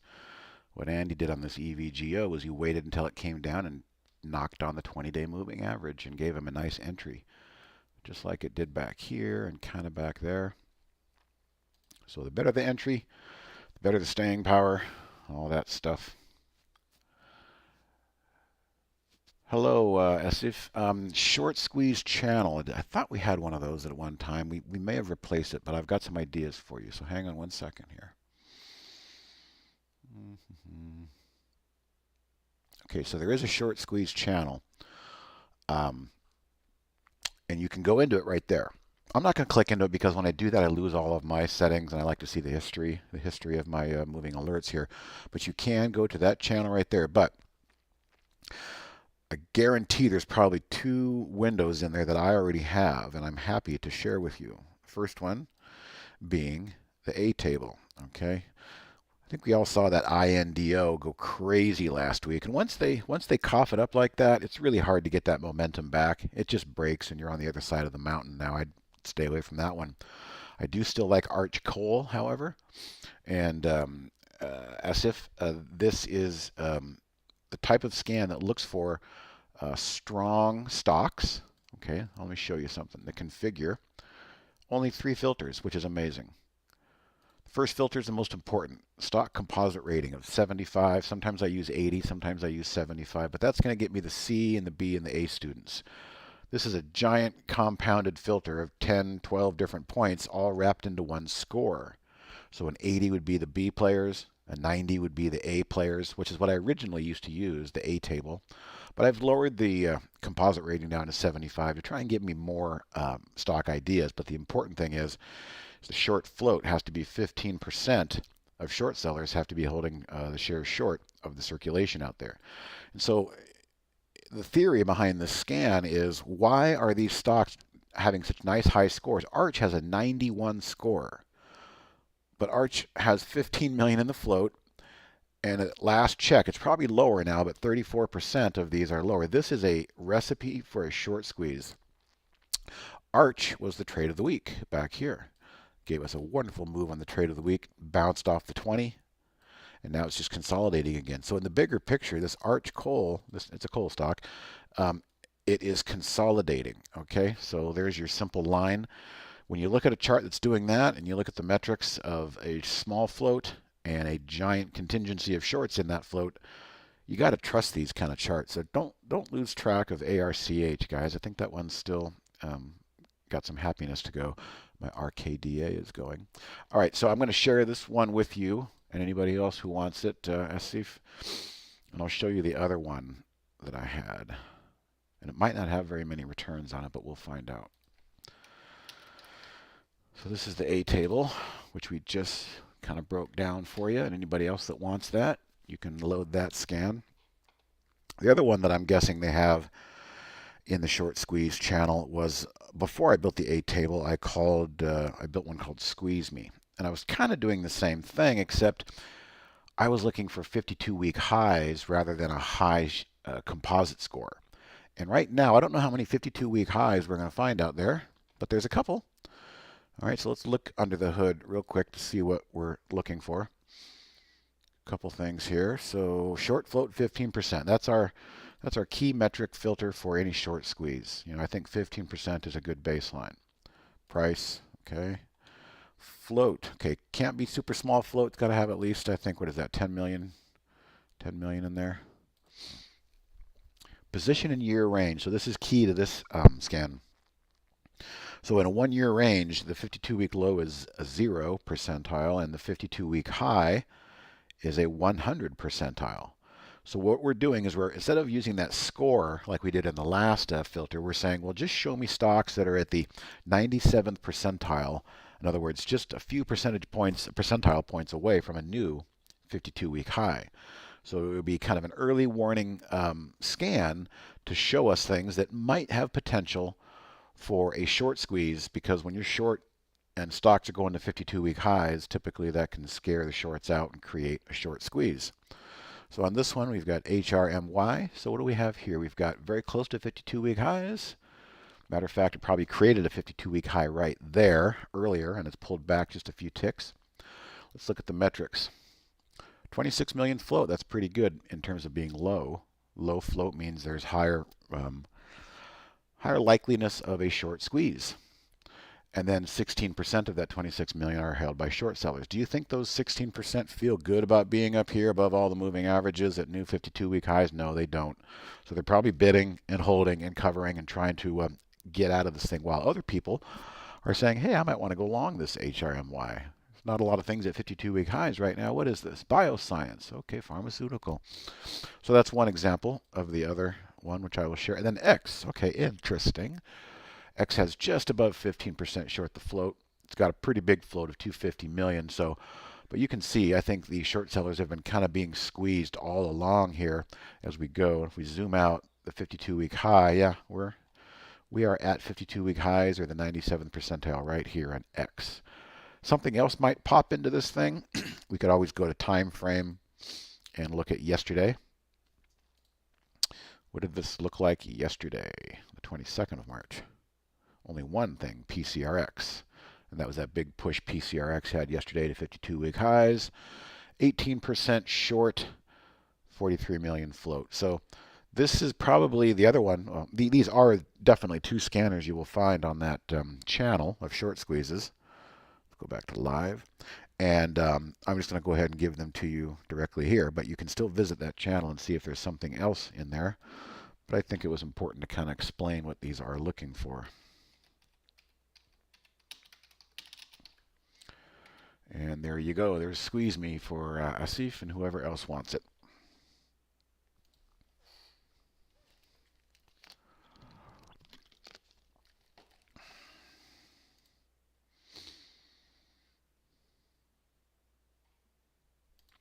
All right, guys. Any questions? Any need for support out there? Anybody want me to look at a chart? You're welcome, Michael. Again, okay, so back to this RKDA. Remember, the trade of the week this week is ADM. Oh, look at that. Oh, God, a lot of interesting things to talk about right here. Okay, so I just noticed this before I came on. ADM's the trade of the week. Gapped up nicely Monday, Tuesday, Wednesday, giving us some nice returns.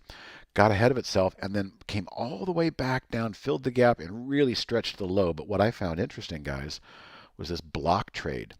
This was probably a 2 million share block print or something along those lines. And when you see those giant block prints, we actually have a scan for it. I wonder how big that block was, actually. Let's do this. I get turned around pretty quickly, but this is a big thing to key off of, you guys. When you see a giant block print, and we'll go find out what that block was, after a big stretched pull down or even a big move upward, that can oftentimes be a signal of a turn, of an intraday short-term turn. Something happened down here where the price was driven down and two big parties crossed shares, big block trade right there at that agreed price. Once that trade was lifted, the headwinds kind of disappeared and it was able to lift back up higher. Interesting. So what I was getting at there with looking at Ricotta, RKDA, look at that moving through my 200-day. These are all agriculture stocks. Okay, I mentioned it before, but we've got to keep an eye on these agriculture plays. So ADM was also an agriculture play. RKDA. There's a couple other ones in there. I have to look. Andy is in seed, which is another agricultural play. All doing pretty well. But let's look at the ADM, David. ADM did something interesting, but it kind of made up for it. Okay, so right there, okay, this is what I talk about all the time. If you miss the move up, wait for that 10 SMA on a 15 chart to catch up and hold the bids. Doesn't mean it always works. I expect it to work and, base my decisions off that, but it doesn't always work. You can see it tried, and then that little bit of nasty selling came in, and then our block trade. So with that, we have popped right back above our happy line there, David. We're right back above our 10 SMA. So that was a bit tricky the way they did that. But what I want to do is I'm going to show you how can we find out what the heck was going on there with that block trade. So I'm just going to start from scratch. I'm going to assign block trade. Let's add that alert. Add that. We'll just make that say whatever that is, 100,000. And then I'm going to go to symbol list, and I'm going to do only the single symbol of ADM. And let's see if we can determine what that block share was all about.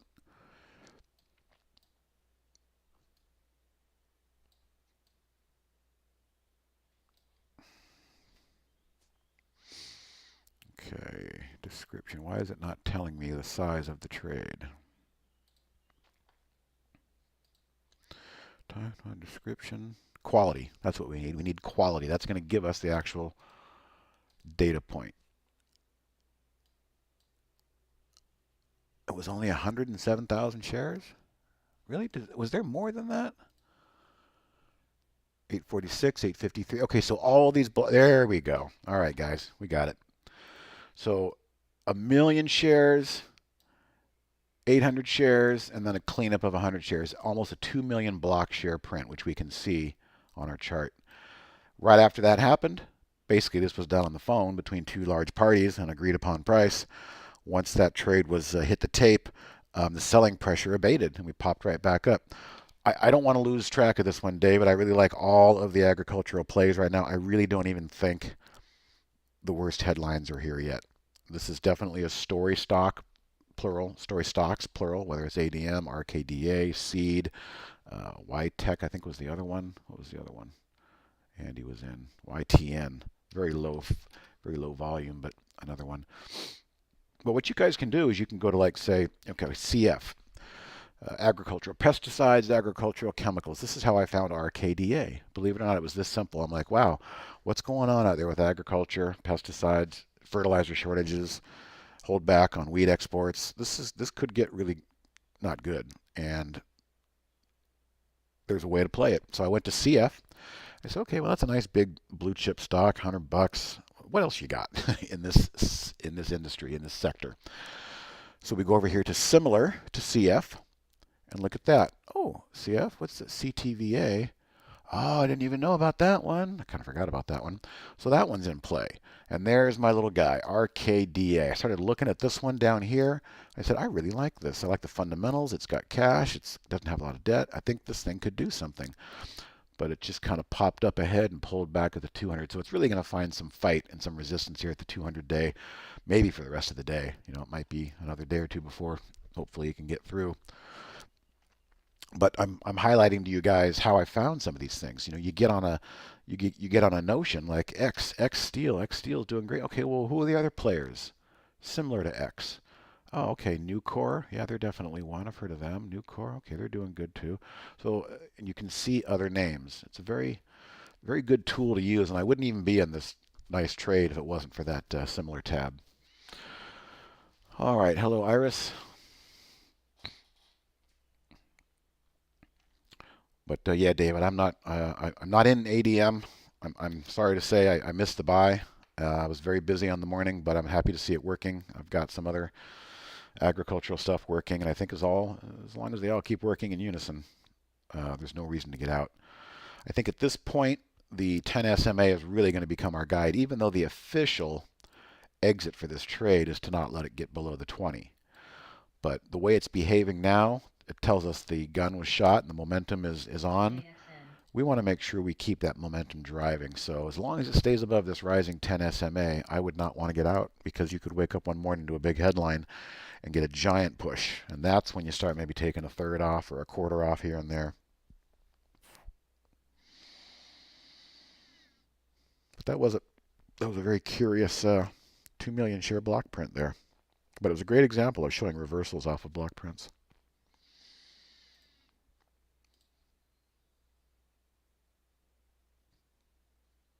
Oh, you've been trading the calls? Yeah.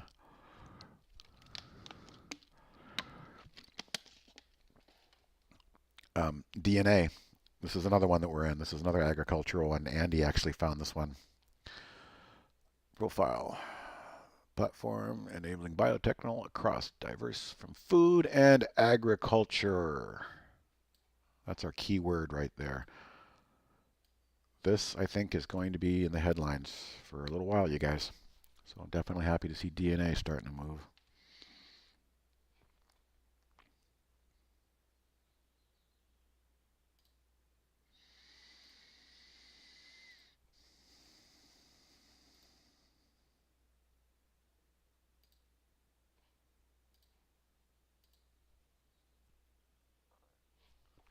All right, let's see what's going on with the AI. It's been pretty slow this week. Again, I'll do what I always do just for the newer people to remind you, the AI is good with ideas to generate, but not always the best ideas at exiting. Human beings are better at the managed nuances of risk management trades while they happen. And one of the best ways to manage those trades is to do the 15-minute 10 SMA. And you can see that this one was behaving. So you bought WDH on Holly's suggestion. Holly's stop is down there, and I'm saying disregard that stop. Create your own new stop. And what is that stop? That stop is the rising 10 SMA. If a candle comes back down and closes below the rising 10 SMA, that's your stop. That's the best way to manage these trades, in my opinion. So that one, was pretty simple right there. Pull back, found the bidders at the 10 SMA. Let's see what the others have to show. Probably not as much. Another long, they're all longs, popped up, holding above the 10 SMA. Hey, no reason to get out of that one. What's going on over here? Oh, tons of reasons to get out of that one. So there's our signal candle. Let's see, this actually just came out. My mistake, I thought it was entered over here. So it just came out right here. But you know what?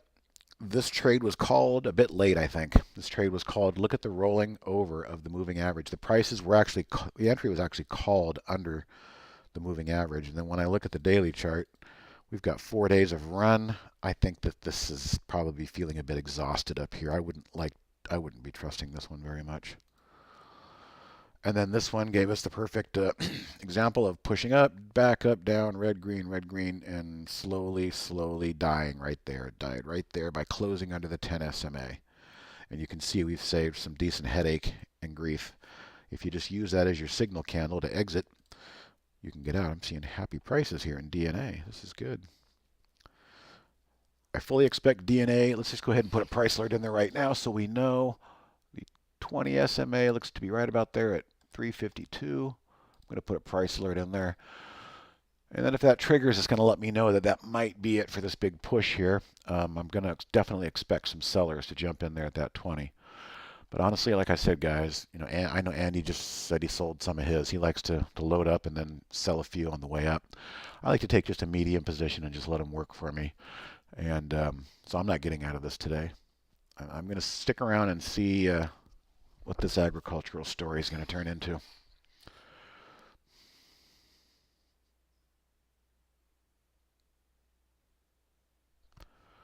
If it doesn't appear on your charts like before, what doesn't appear on your charts? The possibility to change colors on the charts. Any idea why? I'm not sure what you're not seeing.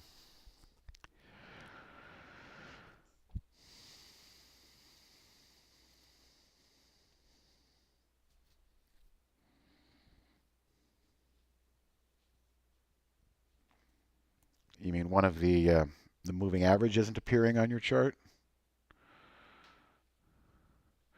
I mean, if that's the case, and I've done this many times, I've shared my 15-minute chart with people so they can see the exact same thing I see. You're welcome to use my 15-minute chart,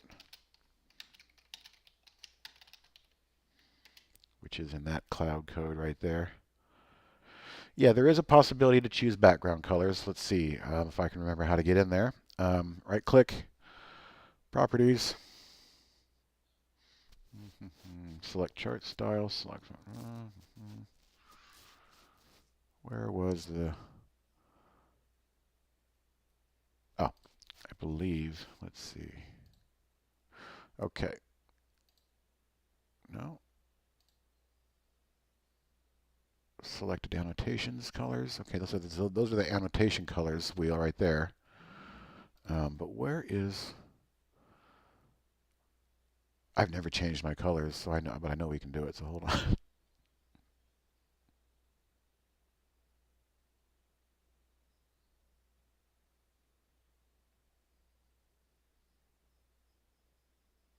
Select chart style. Yeah. So I believe that's going to be it. Select chart style, Iris. Right click, select chart style, and there's your colors, background gradient, styles, and things like that. So it may be, if you're talking about your indicator disappeared, maybe, let's see, go to indicator colors. What is that? How does that work? I'm sorry. You would go to indicators, and in your edit indicators, your 10 SMA. See, I've got that as a dark blue line. So if you're messing with colors and you start changing things, I really like that that dark line to jump out and snap and pop at me.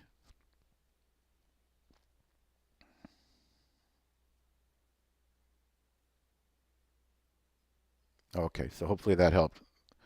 Background colors. Right click, select chart style.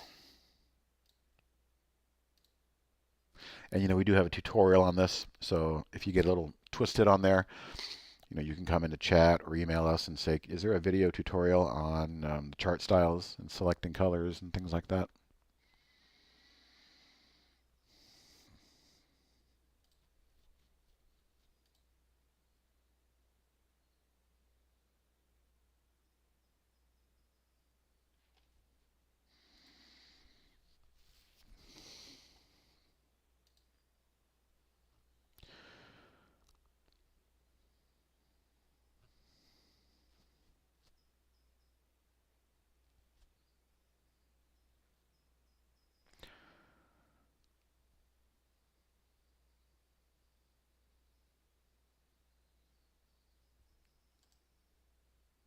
Do you have this menu that I have, select chart style, Iris? If you right click,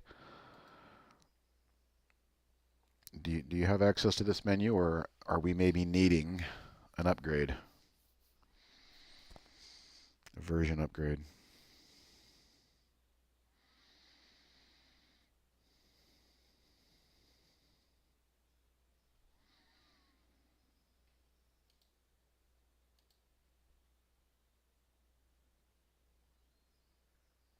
Yeah, I'm thinking that you may be on an older version, Iris.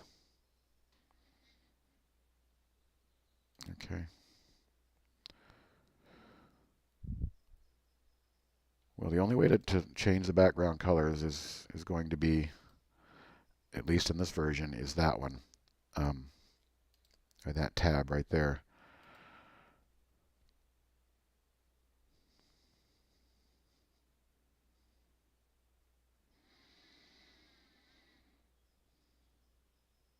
It is entirely possible that maybe you're running an older version and the menus are different than the one I have.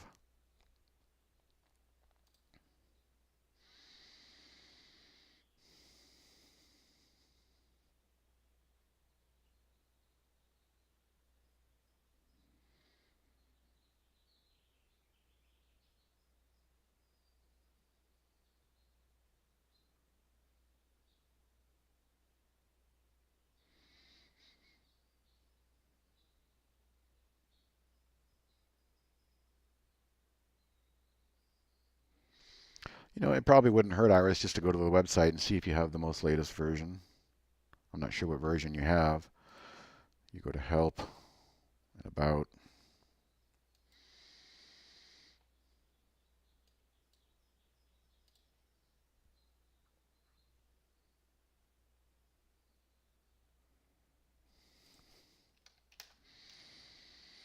What in the world happened to the meme stocks? They came back to life. That was not in my mind happening. You have the latest version. Um, okay, so if that's the case, then maybe you might have to send us a screenshot, an email of what you're seeing. It was on the previous one. Well, going forward, the only way to change the background chart colors is going to be, and I'm assuming you have this, is select chart style.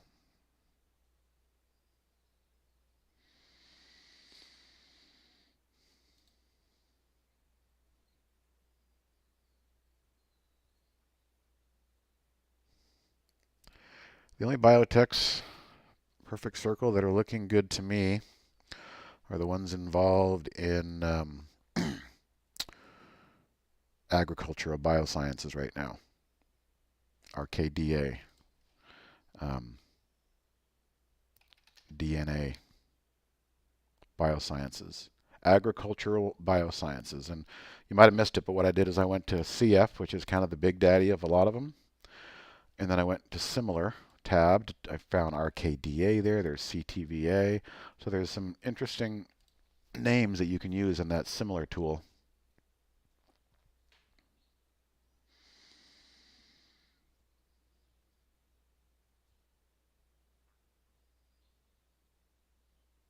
But yeah, Iris, I'm sorry I'm not connecting. You know, if there's anything that still needs to be answered, please email info@trade-ideas.com and any screenshots you have and what it is you're trying to accomplish.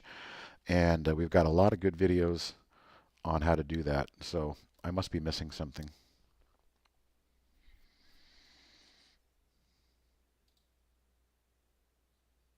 But yeah, as far as biosciences go, I've been talking about this RKDA for a couple of weeks now. And my only goal is to try and see if we can close above the 200 today. Okay, yeah, thanks, Iris. I'm sorry about that.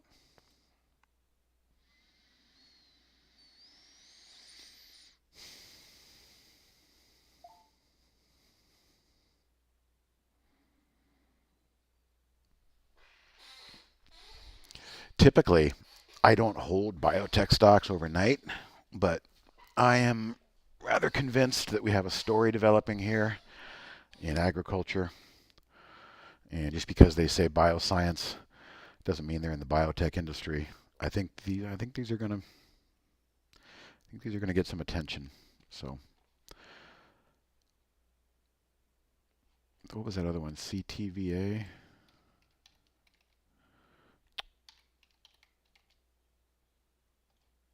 Yeah, what do they do? Seed and crop protection. Yeah, this is the kind of stuff that people are talking about right now.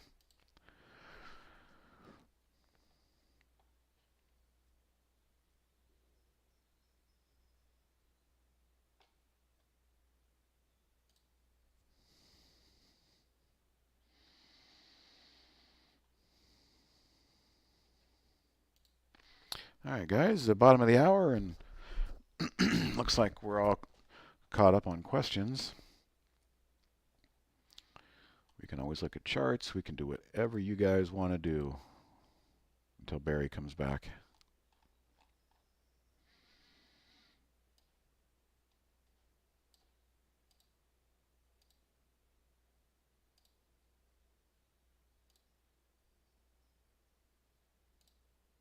Yeah, only 2 out of these 4 longs are looking okay in my perspective, anyway. Interesting numbers there. Circle. Yeah, 30% of the world's wheat, 70% corn. I know we grow a lot of corn, a lot of barley, sunflower seeds, oil, sunflower seed oil. Interesting. Yeah, it's a kind of an unnerving story developing when you're talking about food. Hello, Jerry. What do you think about clove? Citadel usually pumps it when... Ah, okay, interesting. Not familiar with that one and that whole story. Clover Health. So Clover Health likes to run when Citadel pumps the meme stocks, the AMCs. Interesting. Wonder why. Healthcare. Interesting. What a crazy correlation. They used to say in the 70s that soybeans and silver had a correlation, and nobody knew why. Good looking chart. Very good looking base that's being built. If it's part of the XLV healthcare, XLV is looking okay. But no, that's a good looking chart. Let's just, okay, so it's a relatively new issue. It just got its 200-day moving average back here. It spiked up there at one point. But a beautiful rounded base, and you can just see how there's almost a couple things going on here. Okay, you got an inverted head and shoulders. So that's a pattern base. And then you have the price action as it was moving through. moving through and holding, moving through and holding, closing at a higher low. So building higher lows coming out of that base. It's a very good thing. 6-7 days of a run, it might be a little extended right here, but it depends on what your time frame is. If you're an intraday trader, you might not want to buy that.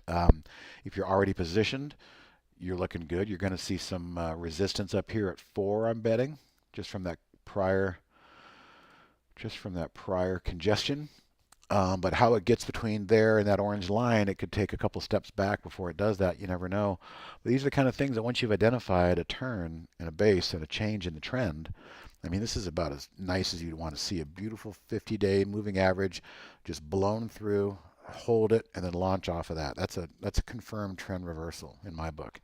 Anything above the 50 is considered healthy. Anything below the 50-day is a little bit suspect.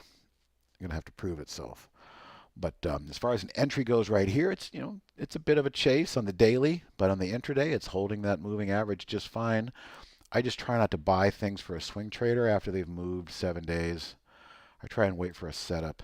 So what I'll do is I'll put it on my radar and I'll say, well, you know what?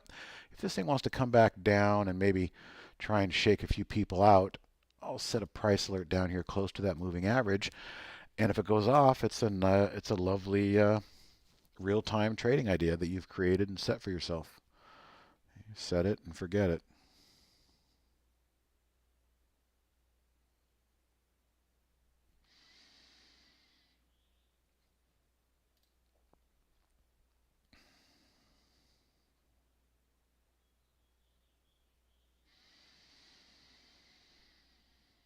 All right, what's going on in the general scope of things out there?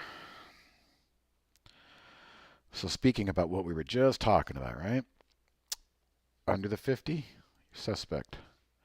Over the 50, starting to get some curiosity to it. So did the Qs literally just reclaim their 50? It's possible they did. It might take another day or two to figure out and see if that's the case. SPY reclaimed its 50 and its 200-day. And they're holding. They're not giving anything back. So the shorts are once again stymied and being squeezed. I think a lot of people were going to lean on that 50-day moving average in the NASDAQ and the SPY and go short. I actually tried it. I'm not going to lie. I tried it that day, and I wound up selling the very next day because it blasted through. I thought there would be a nice reversal at that level, but it wasn't.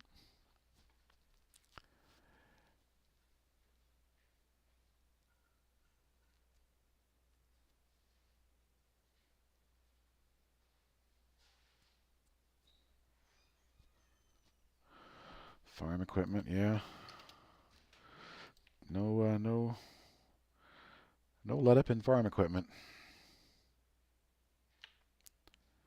Profile, similar to John Deere.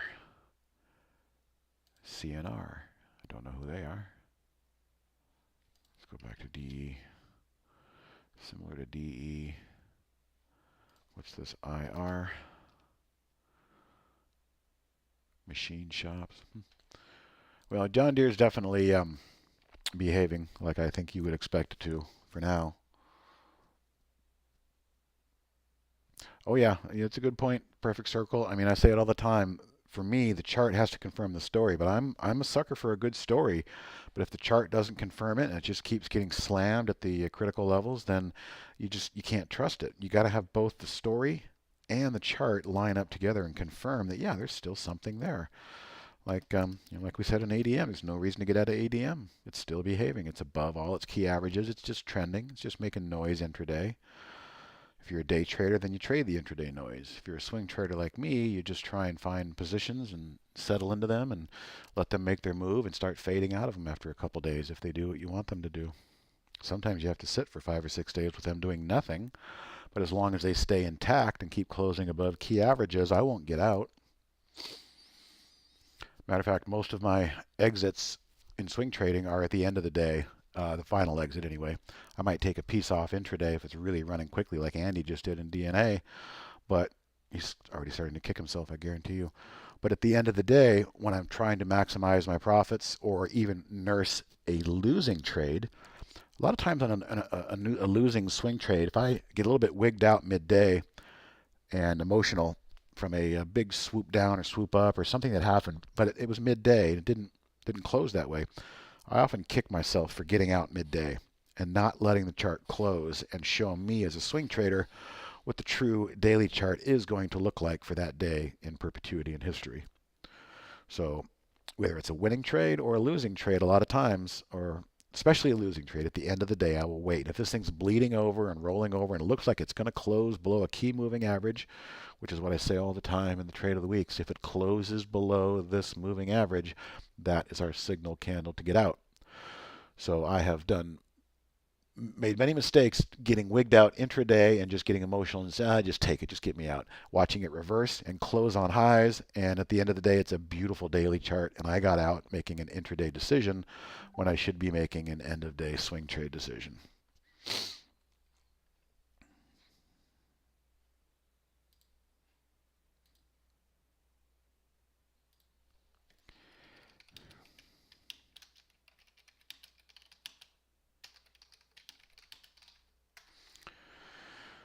All right. Let's see what Brian's alto is doing. No, it's just kind of resting there.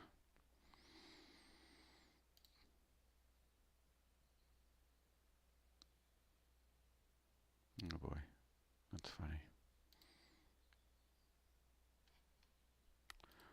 All right. Oh, Michael, I don't know what you agreed on because I said a few things there, but I'm glad you agreed.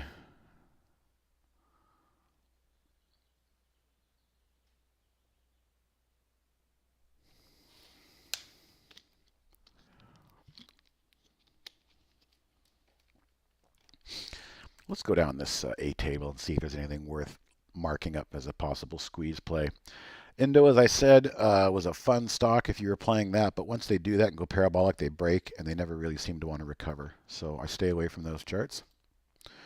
As I said, Arch Coal, I believe, is definitely still in play. Like it's hugging this flat 10 right here. Doesn't want to come down. You could do something like put an alert, like right. I mean, I have an alert there for a pullback. You guys can see that blue line, right? I'd like to know if Arch pulls back to that 20. But maybe I'd also like to know if Arch takes out this high here too. I don't know. But that's a way you can go through this scan, find things, and then use the price alert as a 1-2 punch. And that becomes your instantaneous real-time alert that pops up and says, hey, what do you want to do? This INVA does not look bad, however. This one's a pharma. This one's typical pharma. They probably got a pipeline of drugs and things, and I tend to stay away from those as a swing trader because I wait till the close. Yeah, Michael, thank you. That's kind of what I thought you meant.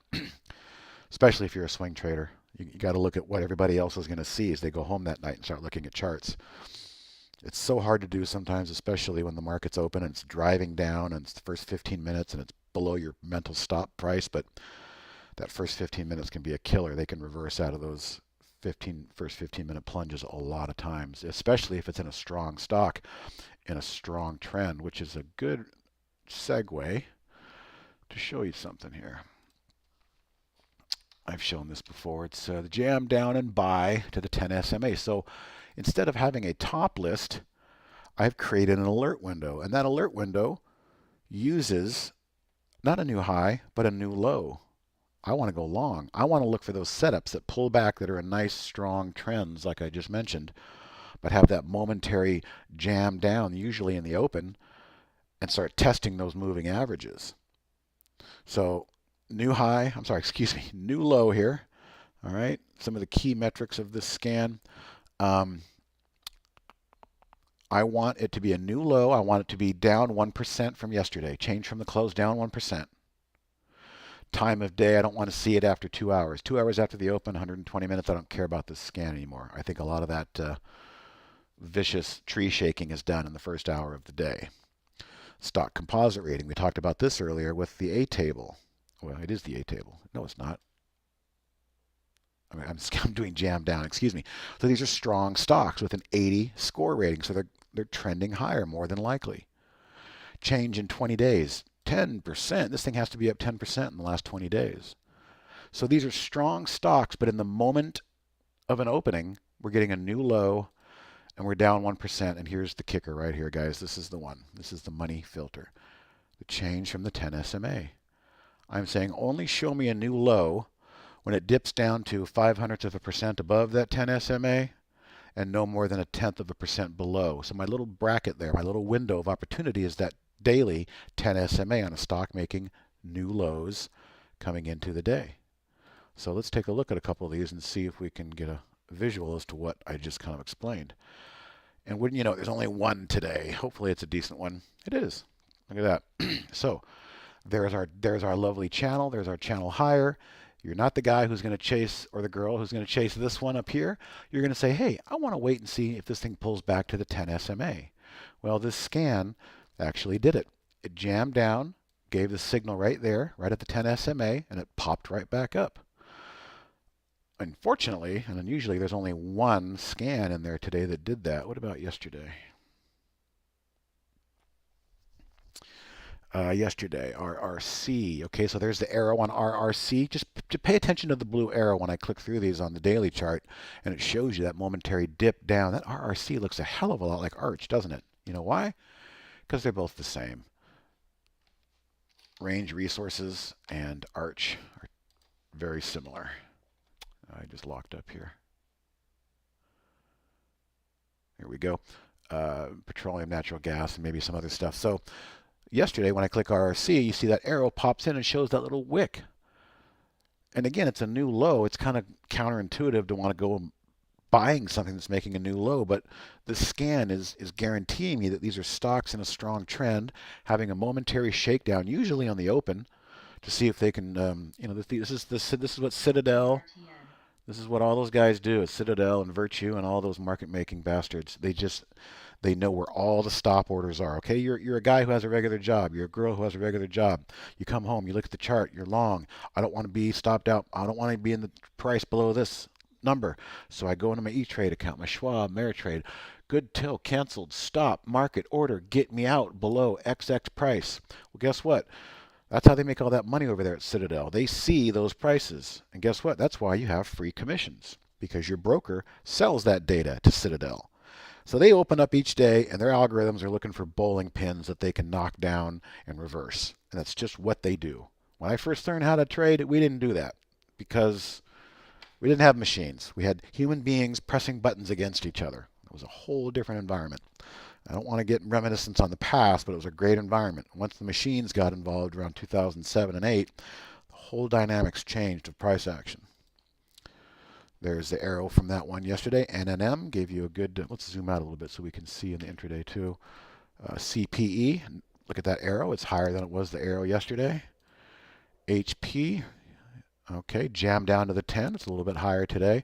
So I think you get the idea. We're trying to trust what we've set up for the score rating and stocks that are doing pretty good, but they had a momentary dip in the algo shuffle from Virtue and the other ones. Look at that one from Newmont yesterday. That one's picture perfect. Look at that sucker. So this comes out yesterday. Newmont opens, and it says, boom, right there. Just touch the 10 SMA. Whoop, we can't have that. The price moves higher intraday.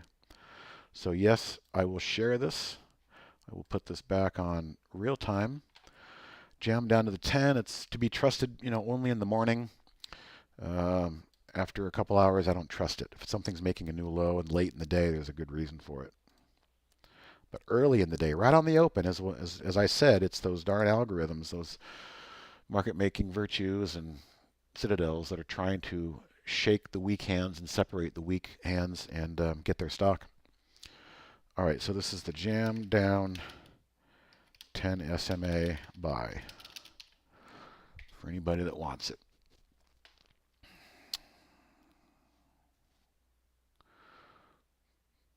Yep, Michael, you are never ever going to be happy with your exit price. Even if it's a good trade, you're still going to find a way to be unhappy with it. But one of the worst things is when you get out too soon and you watch them go without you because you caught yourself in a momentary moment of emotion and you just wanted to get out.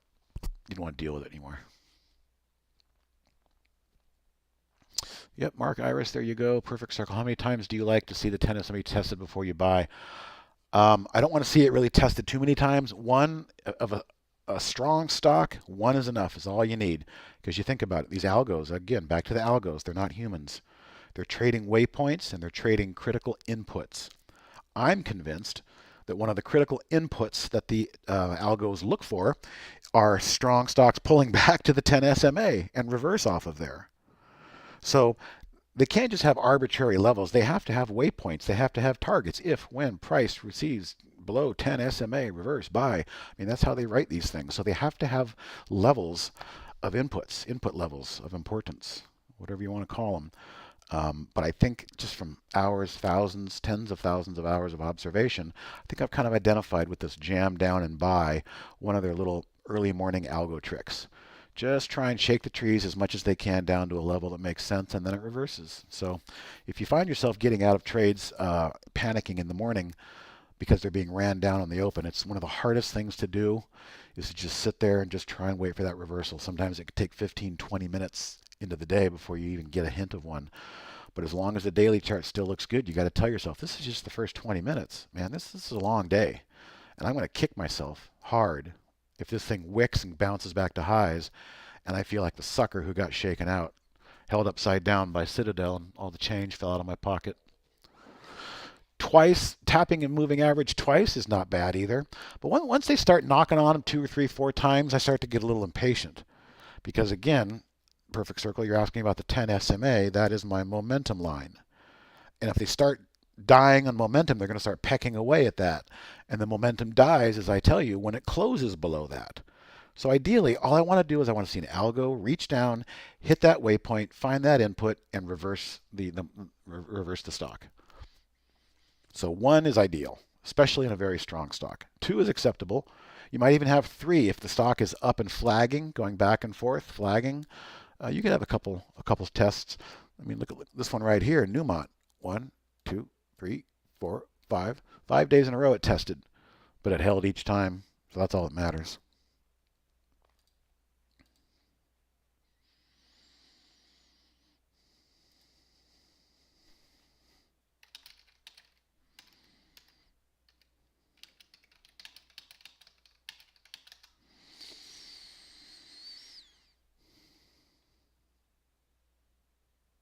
Yeah, exactly. When it starts testing too many times, you got to throw some red flags up and say, what's really going on here? The buyers should have rescued this momentum by now. So it puts up a red flag.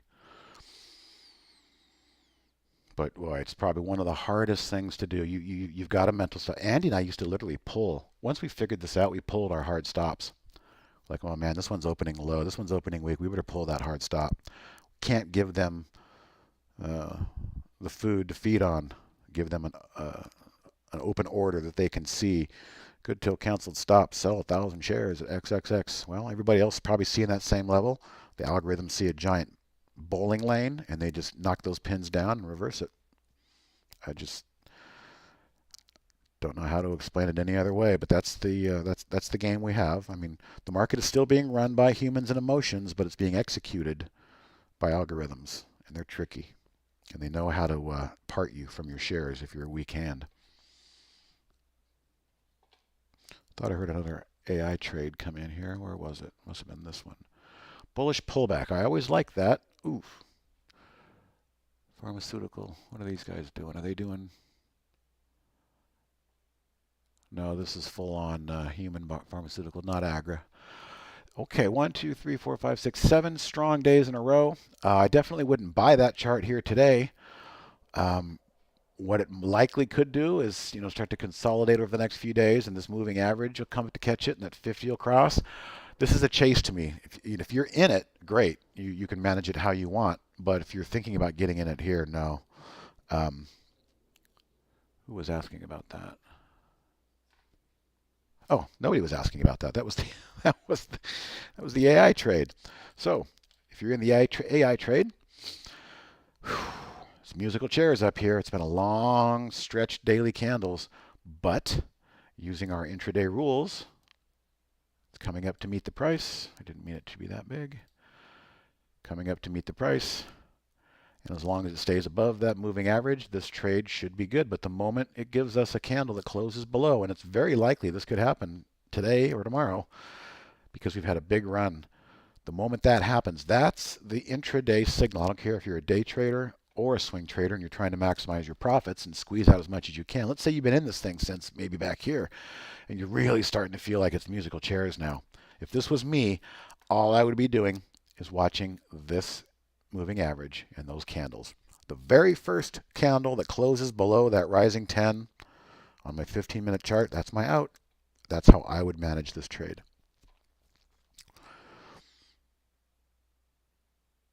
Just try to keep it as simple as possible. But this one was the bullish pullback. So it's a stock that's bullish, and it gave kind of a consolidation. And the AI, I appreciate the way the AI buys these. I like that bullish pullback strategy because you're not chasing a breakout with everybody else. You're kind of doing what market makers do. They're waiting for a bit of a pullback and come in and bid.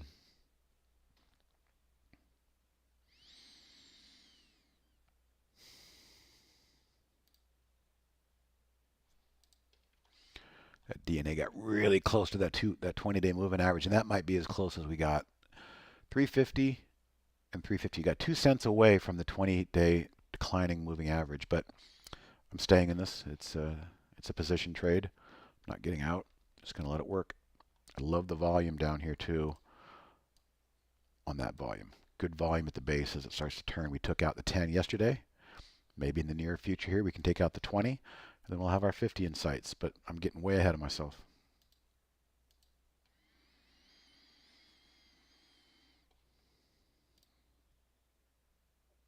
Yeah, see RKDA, that's moving average on the daily. It slammed right into that 200-day yesterday. That was the high yesterday, and today we're pretty much stuck right here. We tried to blast through, but we're getting a wick now, and I wouldn't be surprised if RKDA closes right around this 180 level. We'll see, but either way, that would be a win in my book. Question that I missed. What filter or alert do I like for a stock that has made a move up and is holding and consolidating for new highs? I don't necessarily have a filter for that, but if we took the jam down, you could maybe, let me just think about this for a second. You could do it one of two ways. You really could do it with a top list of filters, and you would, the position or the ranges are really important here. So change in, I can't type, change in how many? Move has made its move up. Okay, so let's say change in 10 days. We could do change in 10 days or change in 5 days. I'm going to do change in 10 days because I'm going to show you something else. So we do a change in 10 days, add that filter, and say, it's got to be up at least 6% in the last 10 days. And so that satisfies the moving up part. It's up 6-7% in 10 days. But over the last 5 days, we're going to do a 5-day range. Range, 5-day range, percent. So if you think about this, we want to try and cap a wide range. We don't want to see a wide range in terms of percent. So, maybe we put, I'm going to get a bit more aggressive on that one. I'm going to do change in 10% in 10 days. And over the last 5-day range, it's not a change. What's the width of the range from the low to the high of the last 5 days? If we did something tight, like maybe 4%, let's see if we get anything. Got a couple things. Okay, moved up, going sideways. Moved up, going sideways. Moved up, going sideways. So this is probably a really good starting point for you there. Okay, that's not to be used, but I'll give you this just as a starting point, and you can always again turn that into an event or an alert window if you wanted to. It's got no name, it's got no nothing. I'm just going to give it to you raw. Up 10 days and consolidate.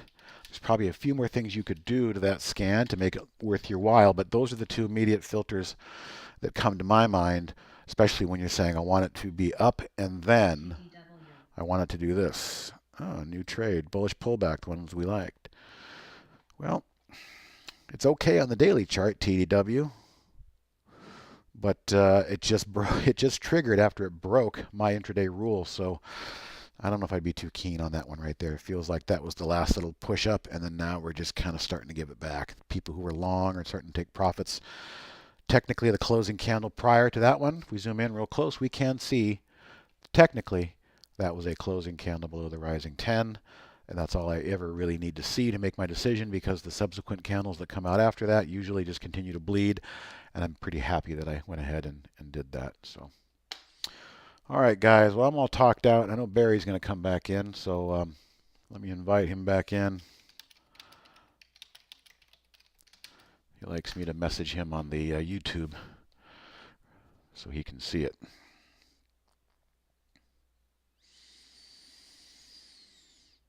Well, thanks again for your questions, guys. The hour always goes by quickly when we have a lot to talk about, which is good.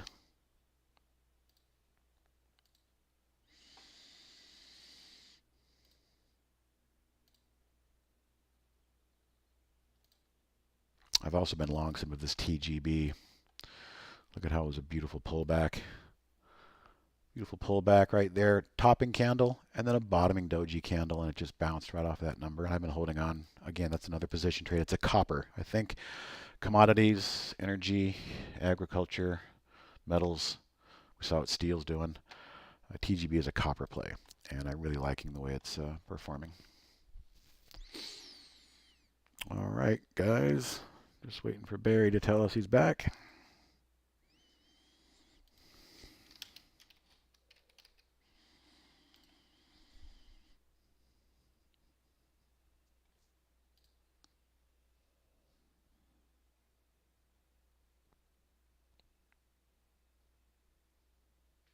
Yeah, you're welcome. Perfect Circle. I take it you're on your lunch break. Got to get back to the grind.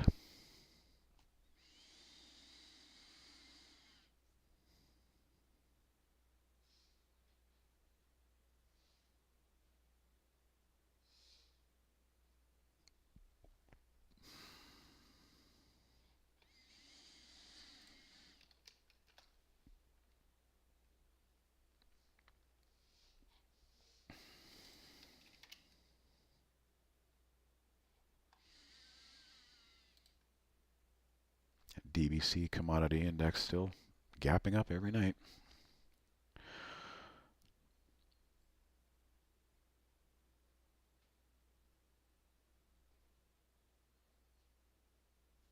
All right. Barry says he is back in, so I'll see you guys next time. Thanks again for all the good comments and questions. Bye.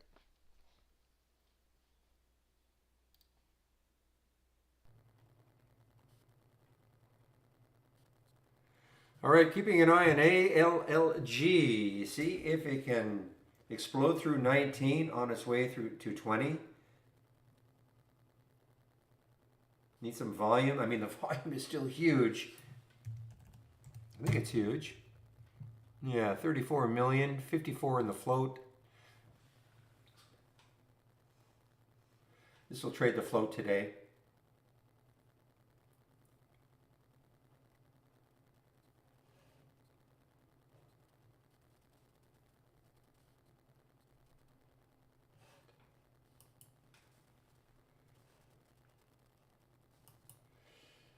So another one of these China stocks I saw just as I was taking my break. Yeah, right at 12 o'clock, I saw that EEIQ popped up. Another one of these China education stocks, and then came right back down. Looks like they fed you. FEDU, did it do the same thing? Yeah, it did the same thing. So it could not hold the pop.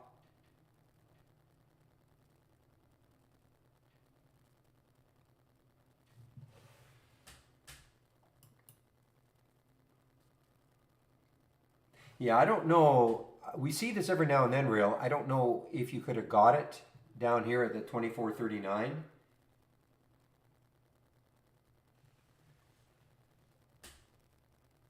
We see this every now and then that we have this bottoming tail, and it is like a bottoming tail, but it shoots right back up. So I'm not sure. There you go. So William is saying, basically verifying, no way.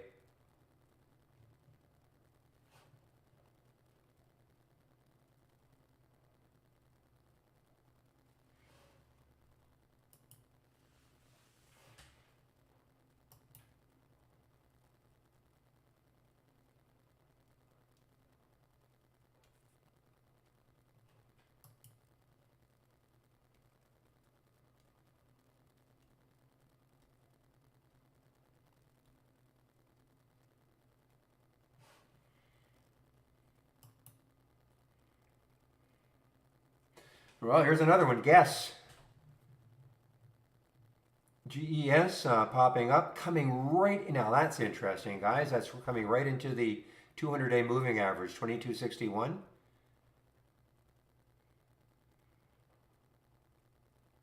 And the market, with the market starting to drift down, this would look to me very interesting on a short, coming into the 200-day, and the market is in your favor.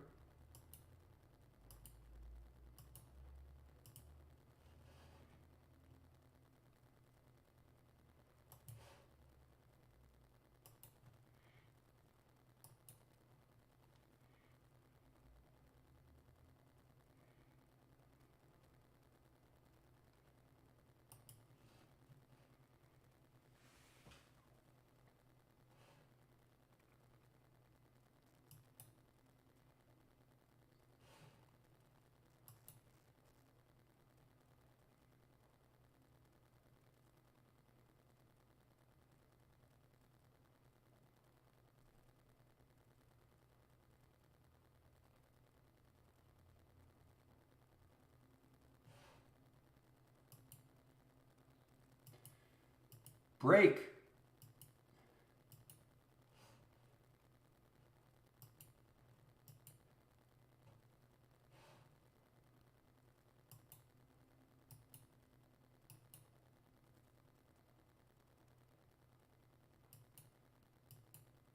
Come on, guess. Break it, break it, break it.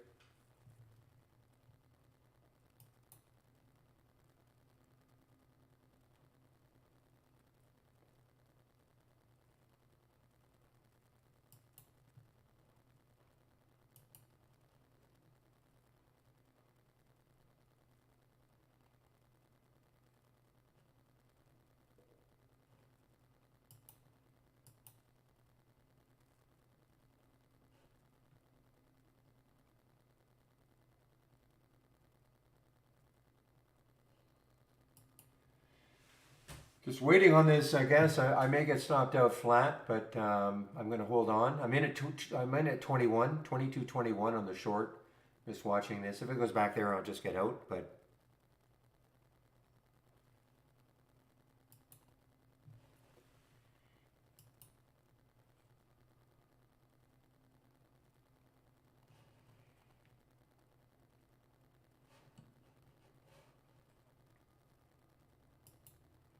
all right, ALLG coming right back up.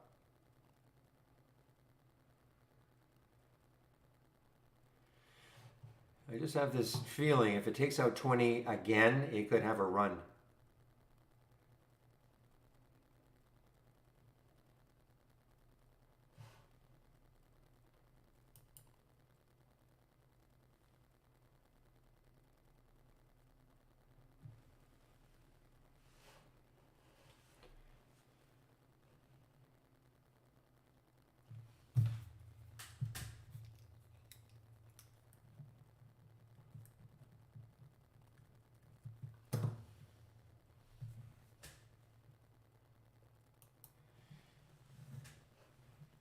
All right, let's put an alert down here.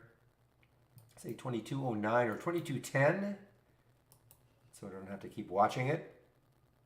And then an alert just at 2219, just below where I shorted it, and see if it takes that out. Otherwise, I'll just move on.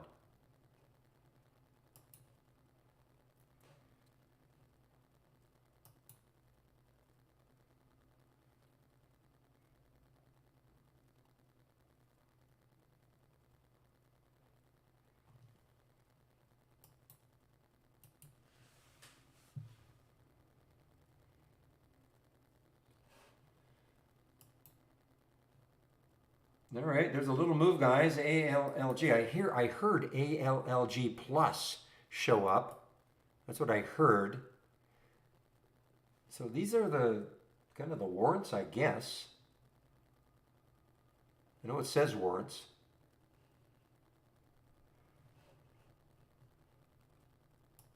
Never did figure out a way how it can load into my platform instantly in Interactive Brokers.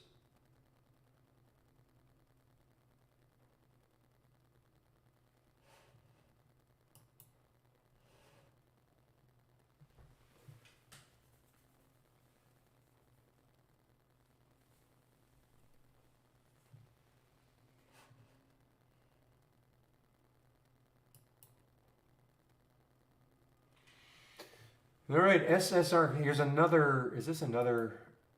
No, it isn't. Sorry. So SRRK. Another one is just showing up on the gap up and go. A little bit late though, but yeah, to me it's just getting into too much resistance.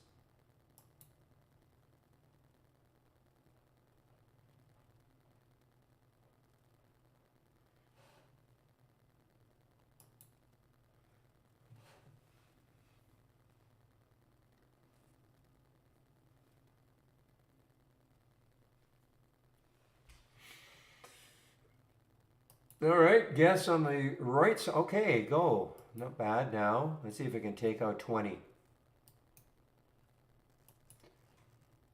I'm not looking for a huge amount. I mean, obviously the fantasy would be way down here at 2150. I mean, there's all sorts of support there. If it got down there, that'd be great.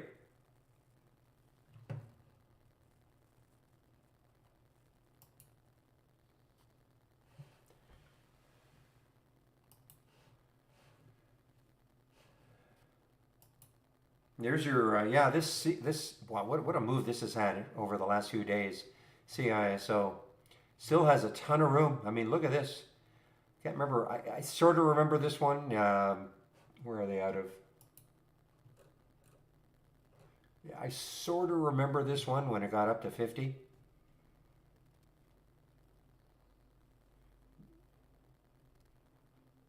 It's all traders are looking at, guys. 3 months ago, hit 50.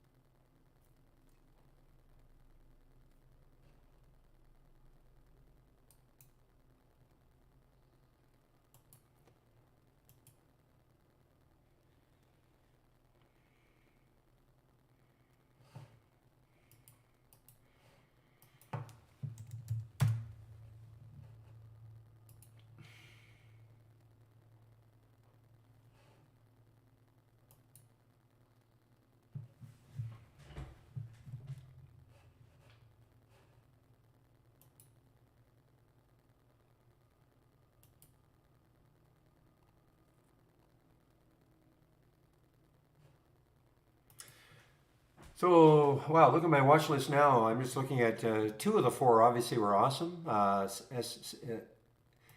actually, I guess at one point, LBPS, I'm just looking at the watch list now. 805, the price. I'm trying to, by the way, cut down on the number of stocks I have in a watch list. Getting too many.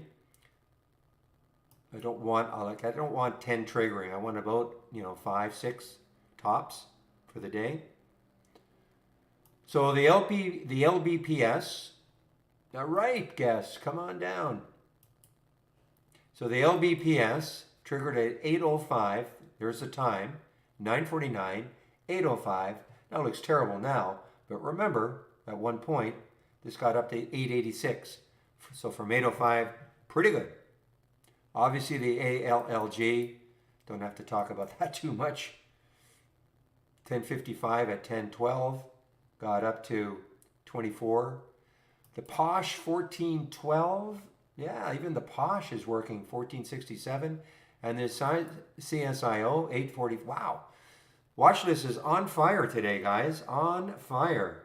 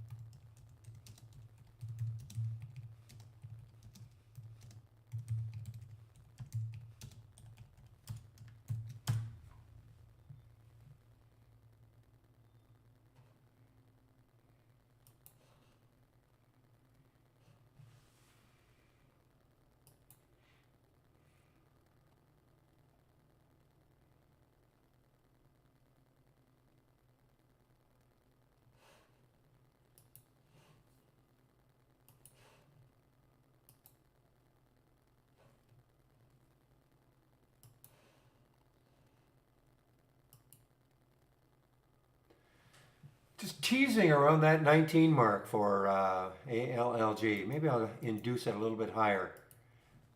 I'll alert around 19.25.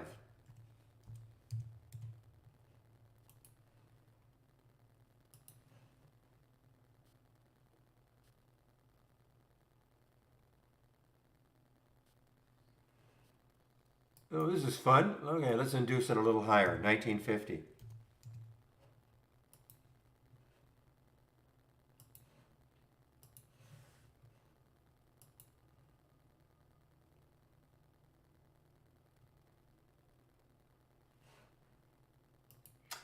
All right, guys, I'm out of the gas. Got underneath that whole number, down to 21.97. The minute it started inching up, I'm out of it. I just don't think it's going to be dynamic enough. So about a 20-cent profit on it. Nothing unbelievable, but better than a kick in the head, I guess.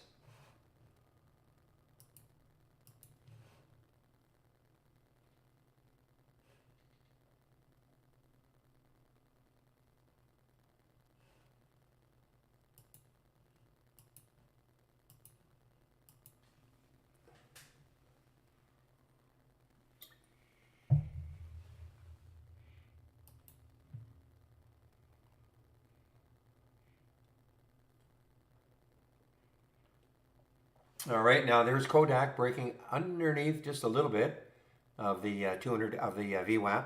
Kodak, Kodk.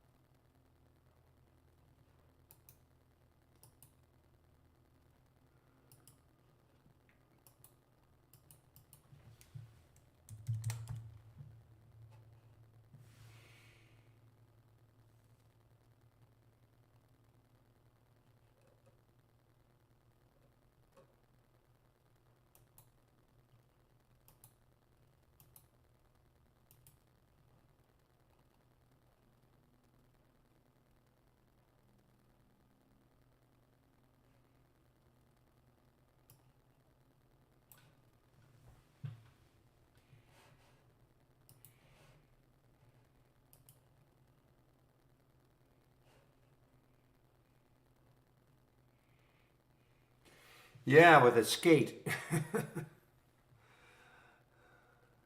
That wasn't fun. Okay, I am.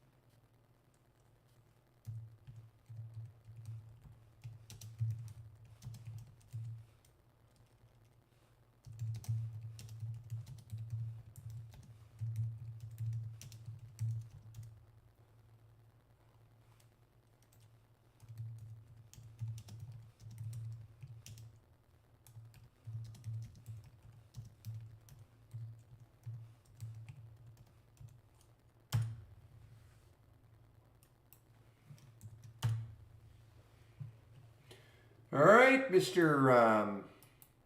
ALLG. 20 getting closer now.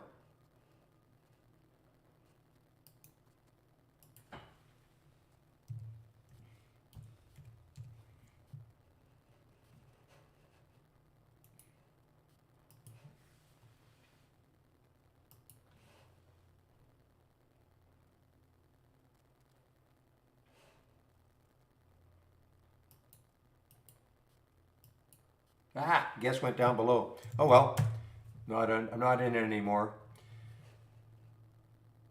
Now, well, if you held on, the next low looking left on that 15-minute chart is 21.93. Takes that out, and hey, maybe it does get down to that fantasy area of 21.53.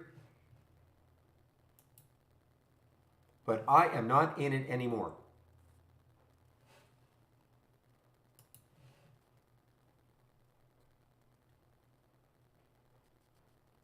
Boy, this gas algae looks like it wants to take out that 20. I'm just sitting on that and sitting and waiting.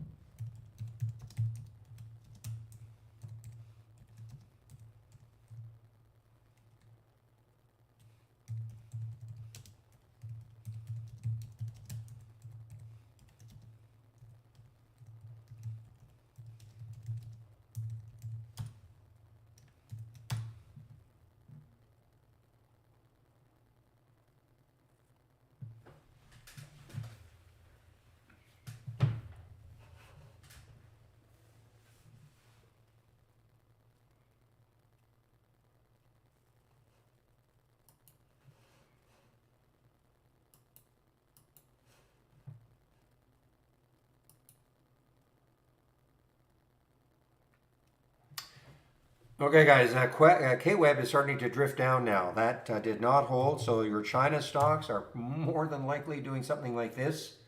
So China, I would be looking at shorting some of the China stocks now.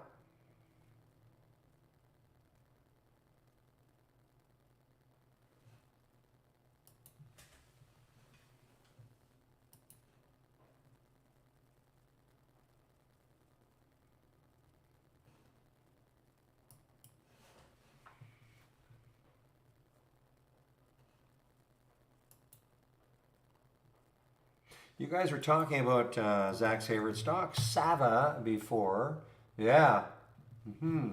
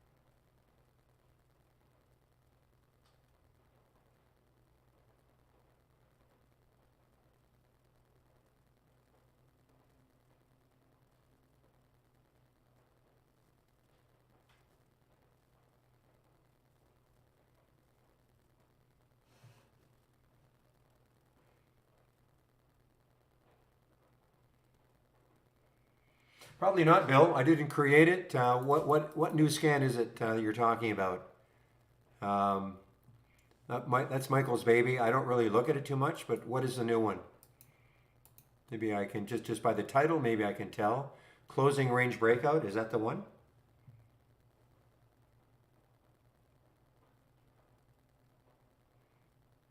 Which is the new scan?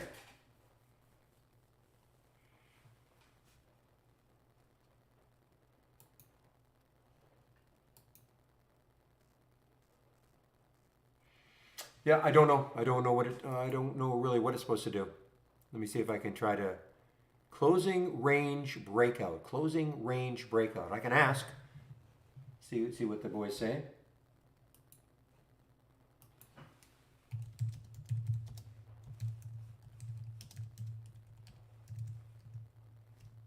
I think there's somewhere where there's a description of all of them, but I'm not. I think Stephanie put that together, but I'll just ask the question.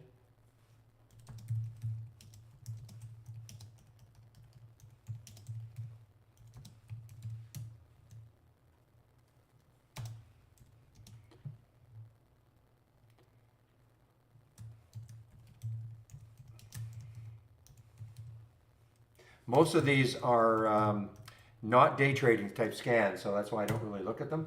Anyway, I just asked the question.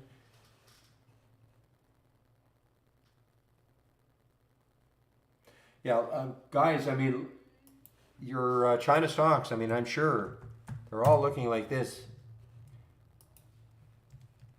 When I say your China stocks, I mean if you're into the China stock.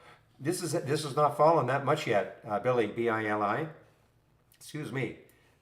Compared to what K-Web is doing.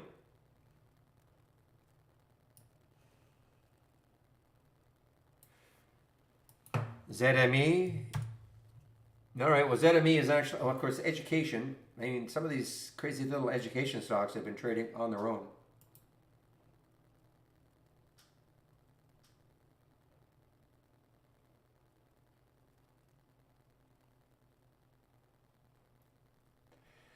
So, Bill, I'm still waiting for an answer. Okay, nobody's responded yet.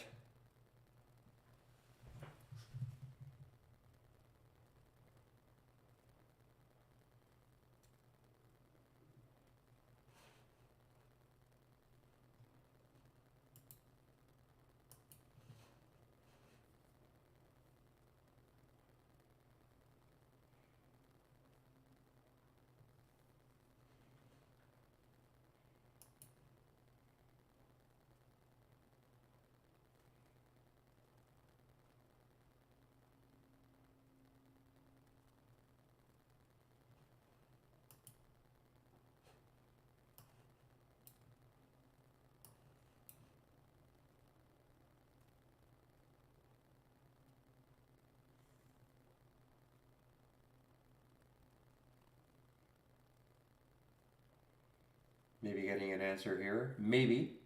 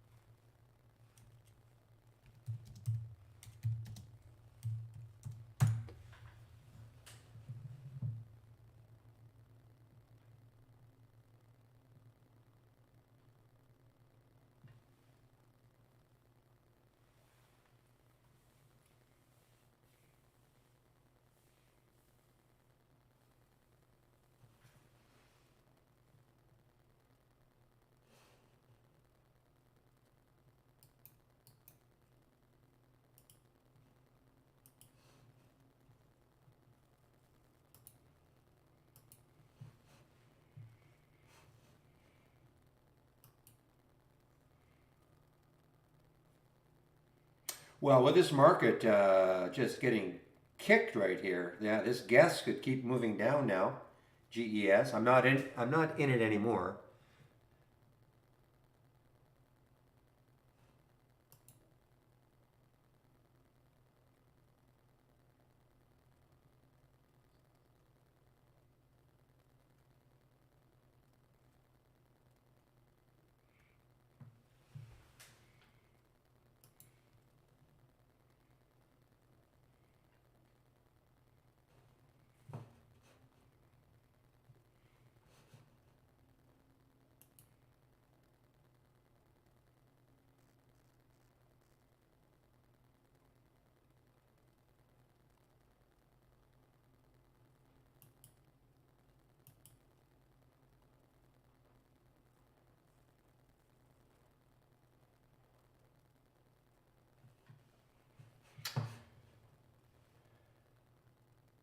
Okay, Michael is answering me now, Bill. So he's the one who designed it. So let's see what he says.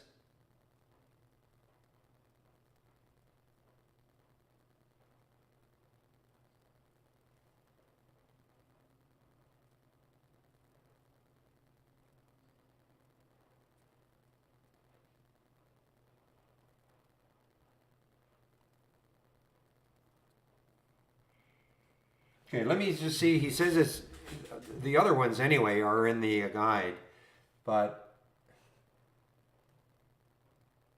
it's a. He says it's basically a breakout of the closing range, but that doesn't.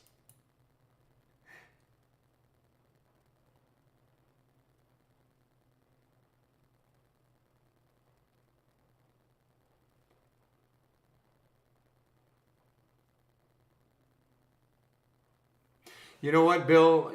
You better ask the question of the guys. I don't know. I mean, Michael, I don't know if he's being funny, but he says it basically it's a breakout of the closing range. Yeah, exactly. So I don't know. You know, you want to maybe ask the question here, see if you get a better answer.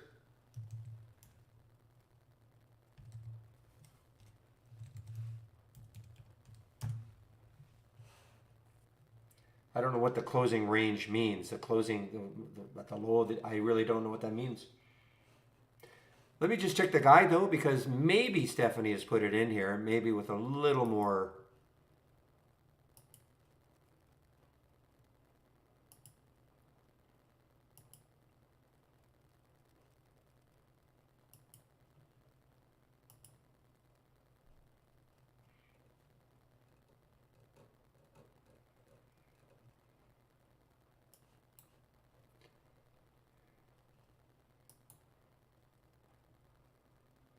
All right, Market Explorer.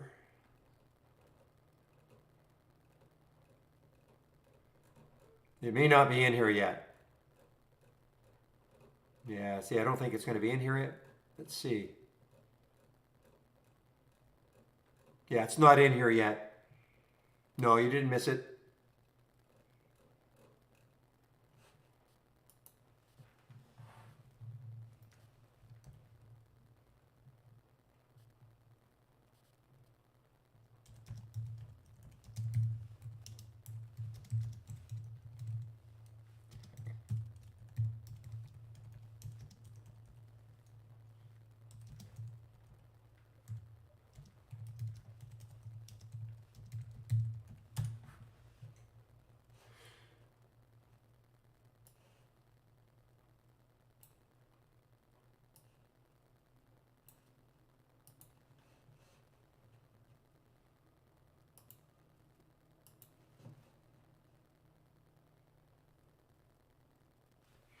Okay, little green bar now for the for Queb, K Web. Little green bar. Maybe some of the China stocks will stop falling now. Looks like the something I guess is pretty tied in right now to the SPY.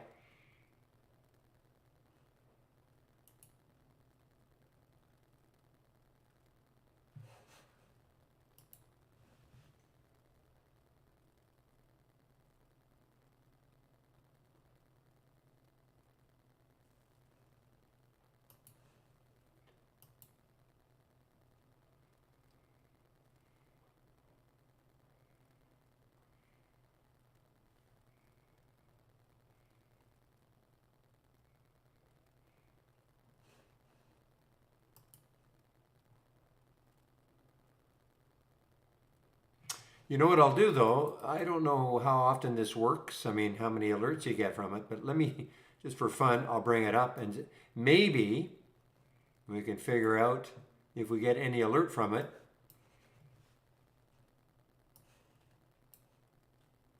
And see what it looks like.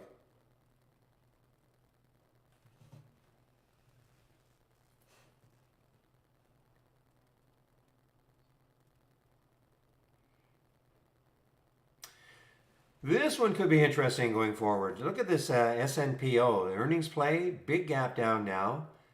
Not a lot of volume. It doesn't trade very much. That's 7 times normal, 368,000. But that's not a lot of volume. But could this be, you know, I mean, look left here, 1467, so it's about $2. $2 from that low. Not a great IPO, I guess.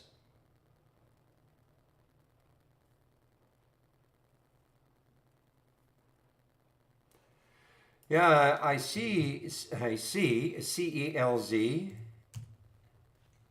and there's the VWAP 318. So stick an alert just above it.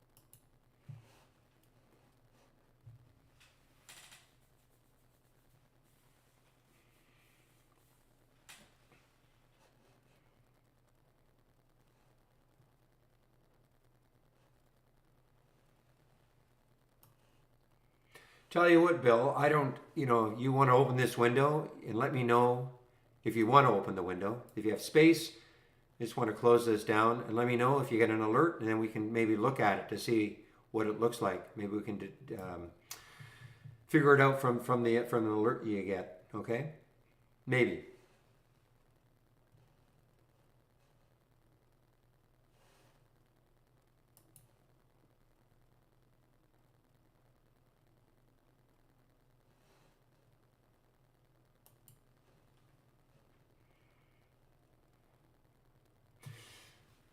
All right, I am not getting too many new alerts right now.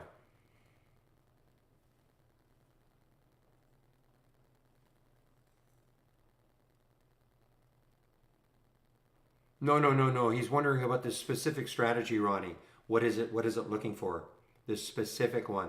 The one right at the bottom, the closing range breakout. He knows how to open it. We just don't know what it's looking for exactly. Other than Michael very calmly saying it's looking for an opening range breakout or a closing range breakout. I thought if we saw an alert from it, we might be able to figure it out what it's looking for.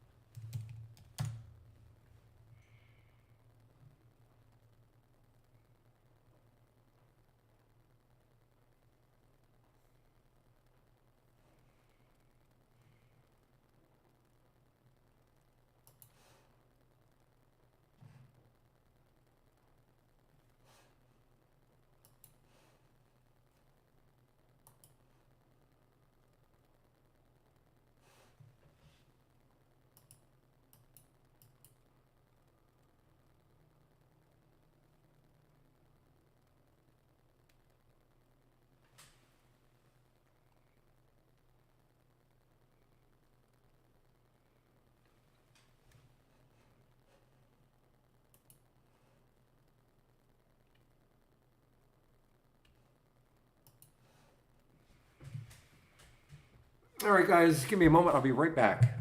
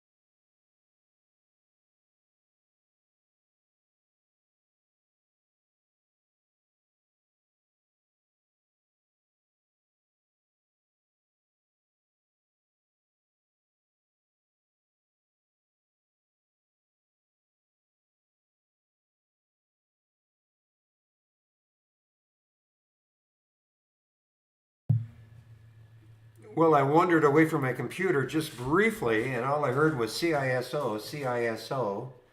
And so obviously CISO just exploded through 10. Yeah, man, oh man. I mean, that was interesting. I mean, it had the little pullback back to almost 951, and there's a dollar. It just absolutely exploded. Look at the volume that came in also.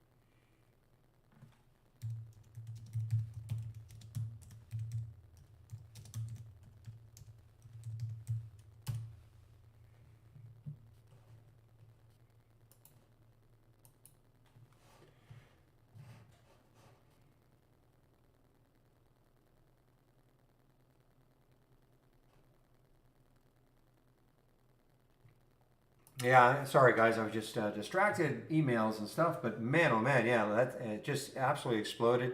Look at the room it's got. I mean, that's all traders are looking at right now. 3 months ago, it got up to 50. And they're thinking, could something like that happen again? Now that it is clear 10, I mean, on the daily chart, I mean, I honestly don't think there's anything until here. Now, I don't know what happened. Okay, I mean, I can't remember exactly what happened here. Is that the next day, literally 1-3? Yeah, it is. Hard to believe it had that drop. Anyway, it's got room.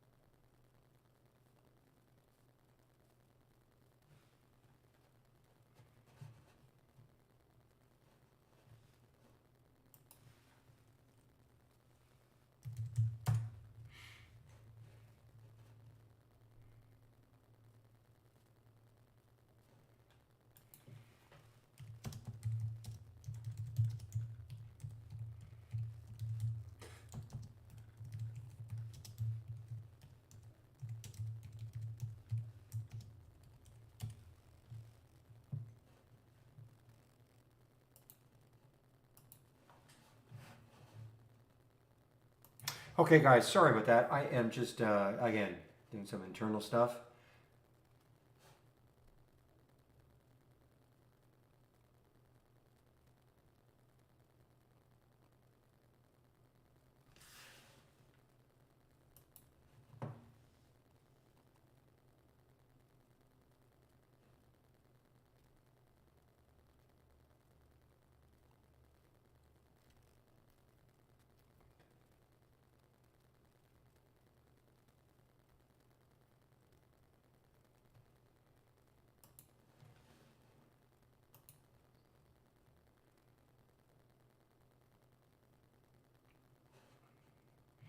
Well, you know what? I mean, just watch this one and see if it explodes again. I'm going to stick an alert just at the high here.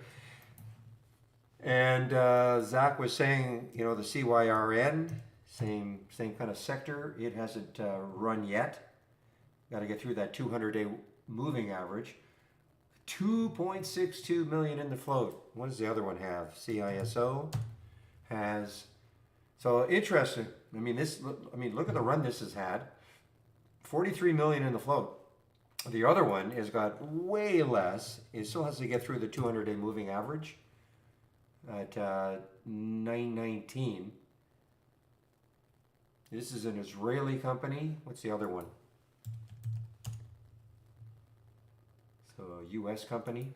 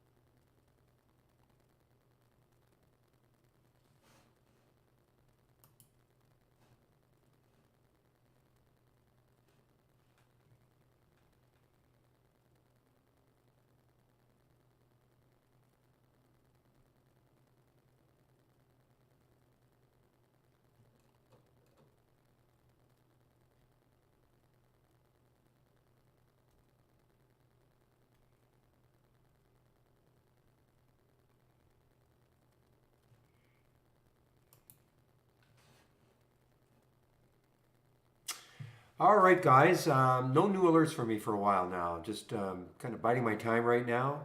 Just kind of keeping an eye on the ALLG. I just want to see if it has one last pop, maybe over 20, and maybe we'll attack that high of 23. If it doesn't, I've got an alert set at 20. So if it does, great. If it doesn't, just move on.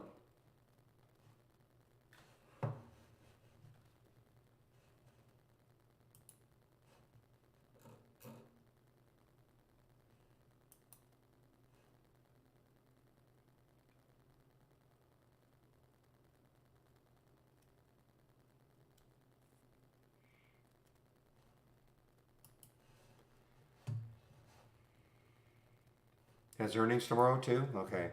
Well, not that I'd be holding anything overnight anyway in this one, but or on these, but just hasn't had. Well, it did have a big breakout day. We shouldn't say that. I mean, 189, and then a few days later it got up to 14. So I mean, it's not like it didn't have a big breakout. 1, 2, 3, 4, 5, 6, 7, 8. So about a week and a half. A week and a half it was at 2, and then a week and a half later it hit 14.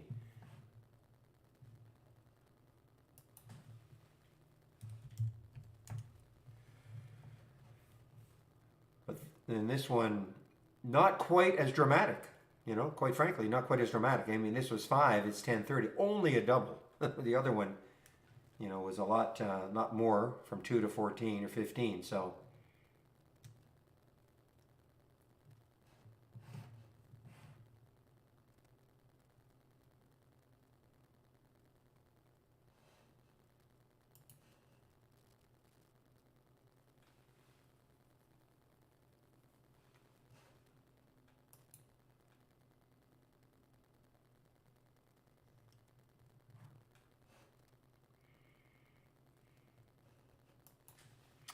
Well, you've been calling it cyber. IronNet sounds like it should be something to do with cyber. Yeah, cybersecurity services. Yep, definitely. So it's really lagging. Not only is I mean, it's down for the day, so it's really lagging.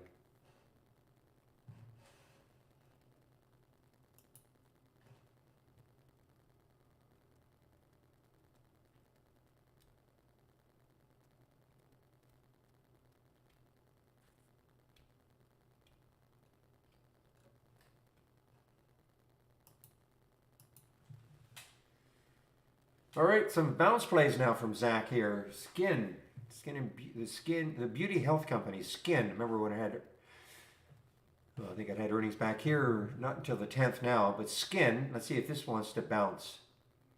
Now the market's bouncing a little bit.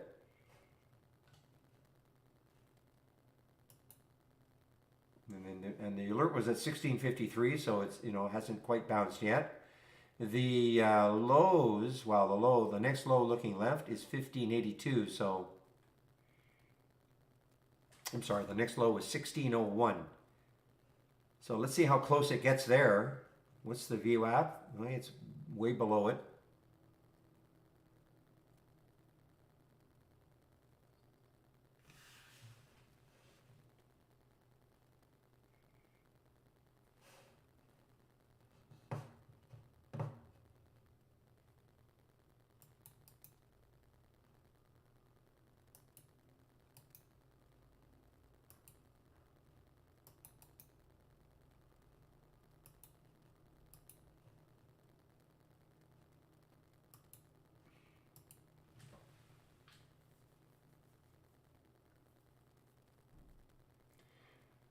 Now here's a really interesting one. Tango, just over the VWAP, 797. It's an earnings play, March 24th pre-market. I'm sorry, so it's an earnings play tomorrow, before the market opens. Look at the room it's got though. 847, looking left on that daily chart. Look at the room it's got. Now the market is, going to help somewhat.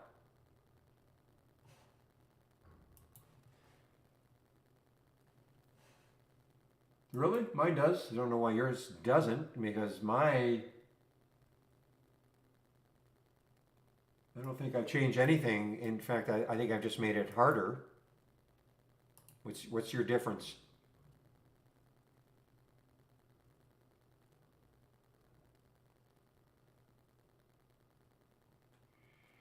2 and 50, I mean, that can't be different. 500,000 shares, I upped it, so that can't be different. I don't think I changed the 2-minute range. I don't think I changed the down 3%. RSI is 15, so I wouldn't have no idea why yours isn't showing skin.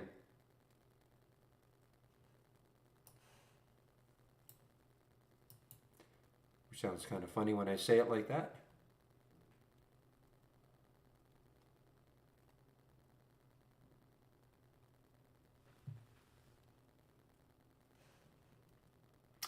Have to just check your filters. Something's blocking it.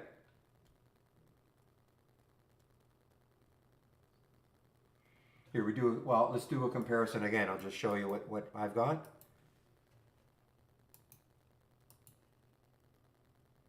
So just check this and see what you've got.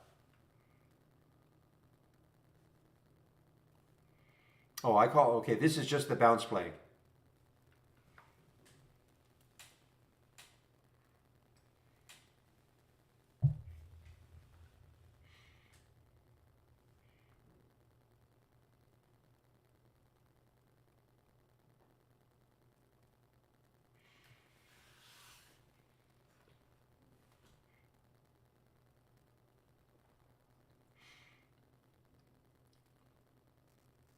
So what are the differences, Torps, if you opened it?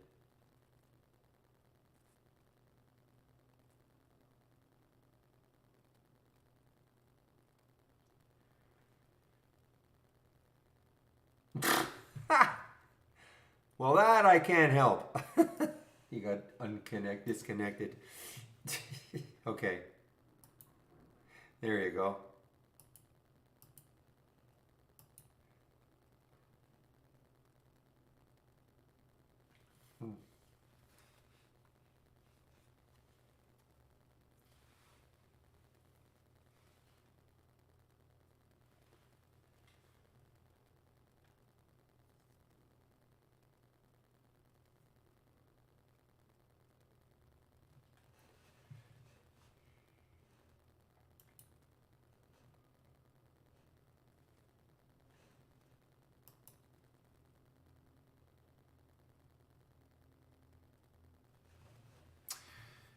Maybe a moot point anyway. It is yet to bounce.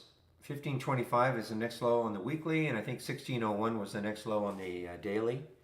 Doesn't look like it's bounce worthy right now.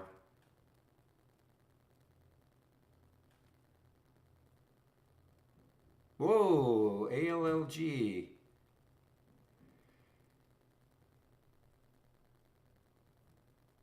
No specific reason that I know, Jay. I mean, again, the world is still, I mean, no. A specific reason why, well, virtually everything fell. The only thing that did not fall was energy. So, I mean, it's been a sort of indiscriminate sell-off, basically all sectors. I wouldn't just pick on financials.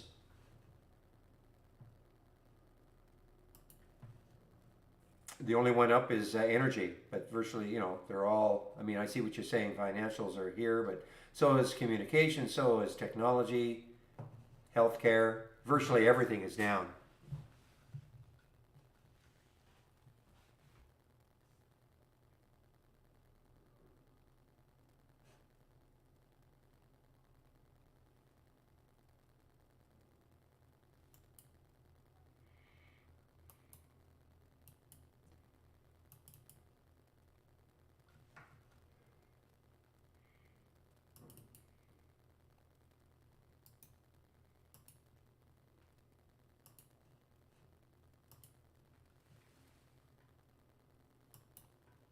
Yeah, ALLG on the move here, guys.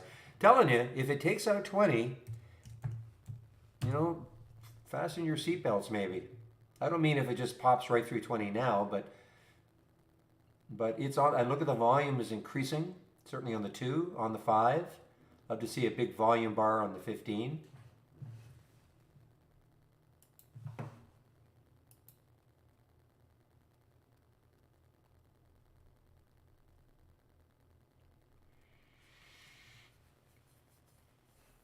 Let's see, what's the time now? We have 2 hours left. It's going to be 40 million, 40.54 in the float. May be tough to trade the float, but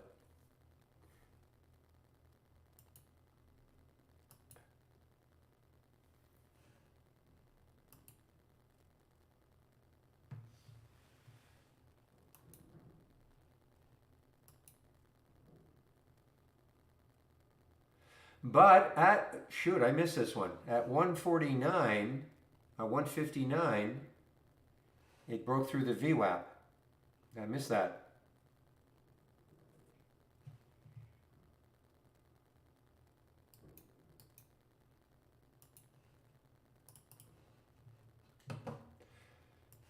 You know what? Again, I know I said this before. I'm kind of warming up to the fact that this requires a little bit of volume confirmation. These are awesome, and you can thank Shady for this. Okay, you can thank Shady for this one. This gives you literally the cross right at the VWAP, or when it hits the VWAP. Okay, so it doesn't necessarily mean it's going to cross it, but I'm kind of warming up to the idea of having a little bit of volume confirmation. So, okay, you get an alert here at the VYGR at 940, and the VWAP was 933. Is that the end of the world? It shouldn't be. Doesn't mean you pile into the trade, but little confirmation of some volume isn't maybe the worst thing. This one, 1802. There was the actual VWAP at 1796. I mean, that's not the worst thing. That's 6 cents away.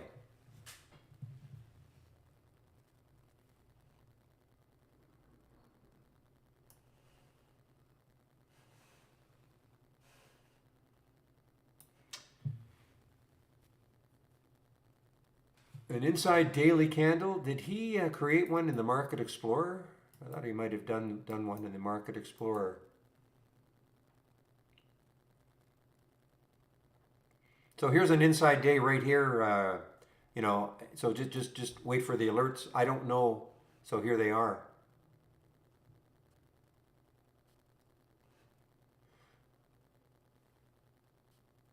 You can try that one. It's already designed.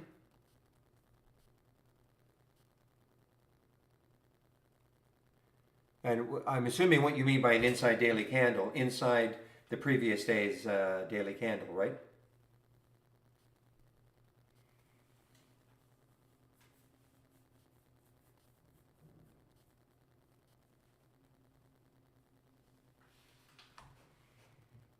So let's see what sort of alerts I get.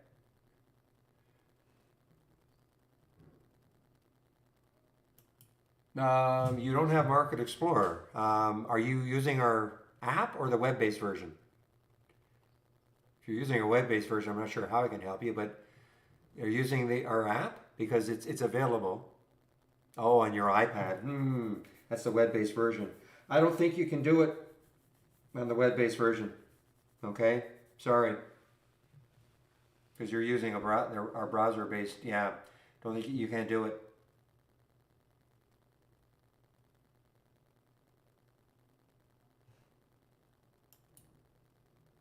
Sorry about that.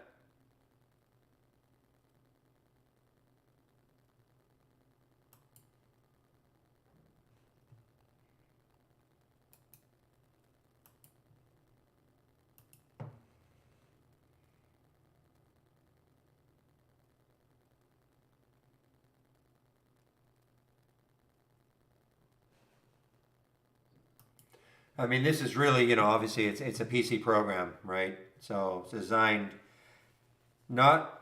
I mean, you can do a lot of things using the web-based version, but there are some limitations.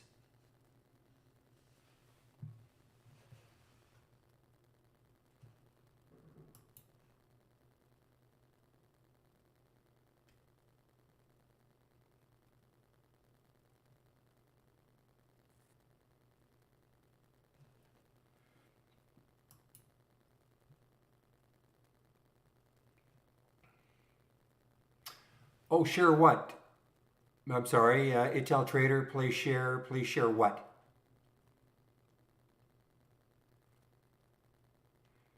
Wolfhound, pretty simple. You just save layout, or save. Okay, save layout. Or, okay, sorry. You want to save, I think you can do that. Let me just see. Just give me a moment.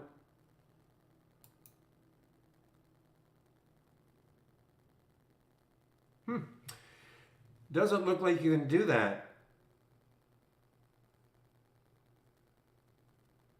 Doesn't look like you can save. I'm looking here. My option in save is only to the cloud.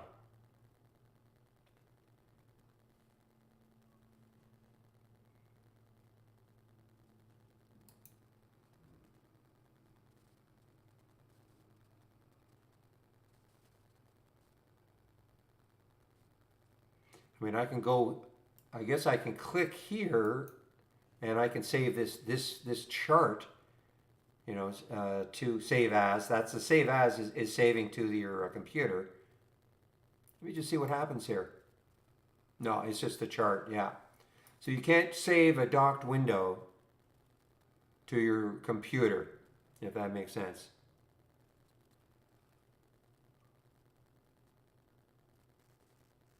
Yeah. Don't know why.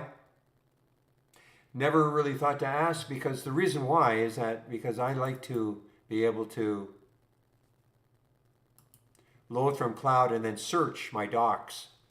Okay, so I never really thought about, well, why can't I save it to my local computer, a docked window? Don't know.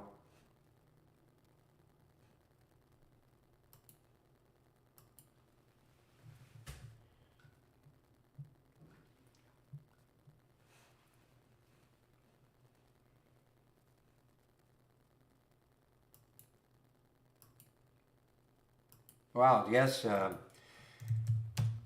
should have kept it, but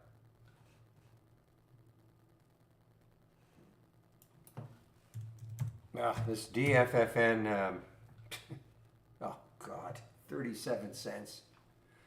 $2? Sure, why not? Look at the volume that just came in.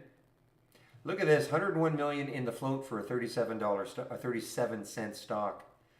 Boy, I remember Dan got lucky one day here on this stock. I remember that.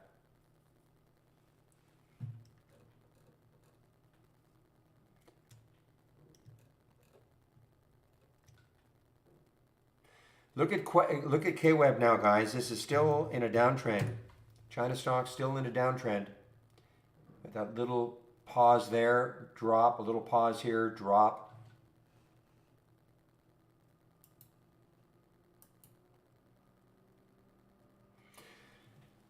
Yeah, I saw that, PJ.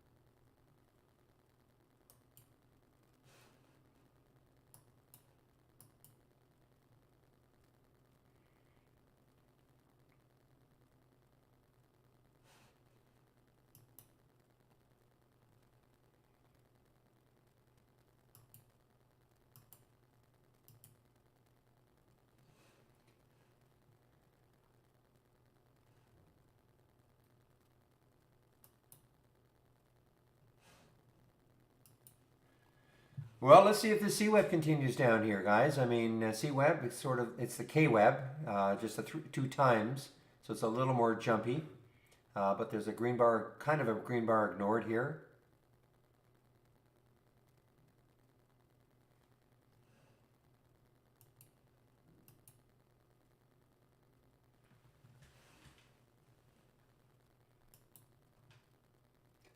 And it broke the VWAP.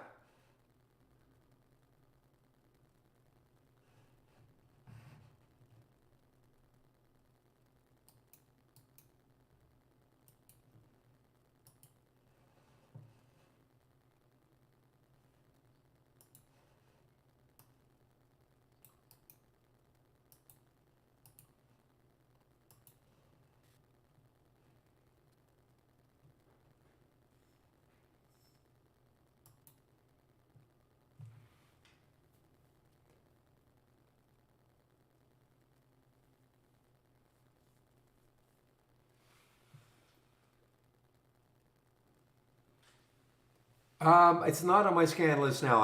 I can share it right now, okay? And somebody asked, Shady's VWAP scan, okay. Okay, so, well, here's mine, and here's Shady's, okay? So you're going to have to take them both. Oops.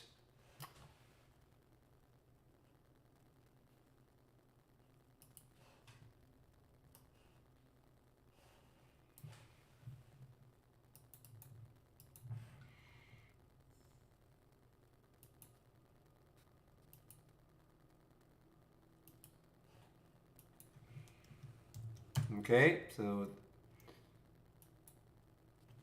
for those of you on YouTube, so that link I just put in there are these two VWAP crosses.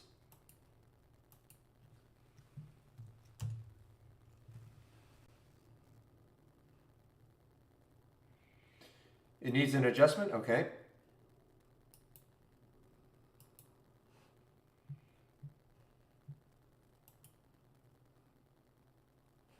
Yeah, this is what I shared this morning, okay. Again, you got your choice here. I mean, well, he says he's going to make an adjustment, but you can see that it's virtually right at so it's not really a cross yet. I mean, it's right there. Okay, if that's what you're looking for. This is a true cross, but it might be a little bit later because it needs some volume. So if you don't mind, getting an alert at 7:53 when the VWAP was actually 7:58, but it's a confirmation on volume, then this is the way to do it.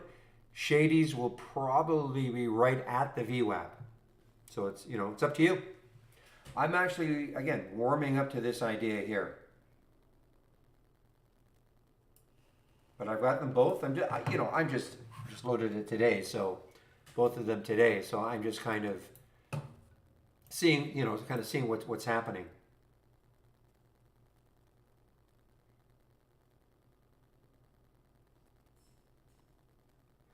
Who was talking about cybersecurity plays earlier? A perfect circle? You mean in their trading room? Or are you making fun saying it was you?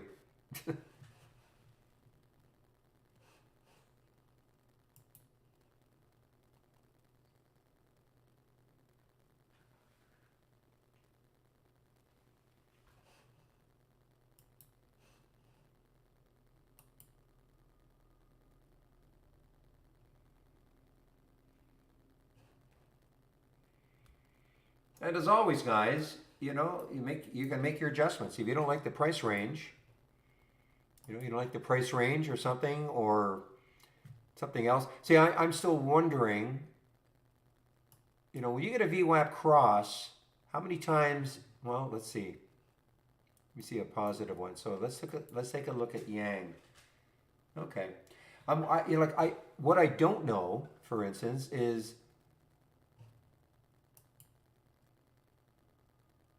31.15. Is it better if the stock is positive? I mean, this is awful looking, but is it better if the stock is positive? Well, here's one. Obviously, this is positive for the day. Okay, so is it better to get a VWAP crossing above the VWAP when the stock is also positive for the day versus negative for the day and it's crossing the VWAP? I don't know, and vice versa.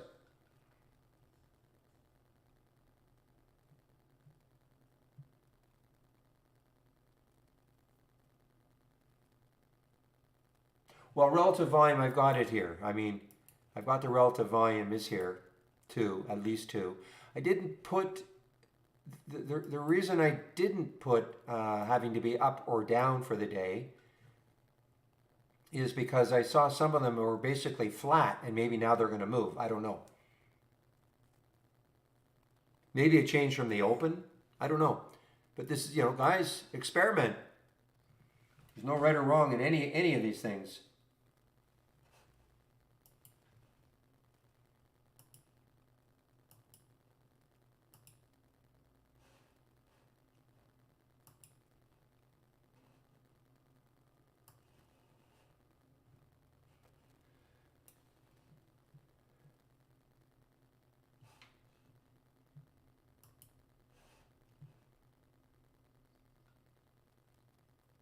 Yeah, that LLL, as you call it, a one-hit wonder yesterday.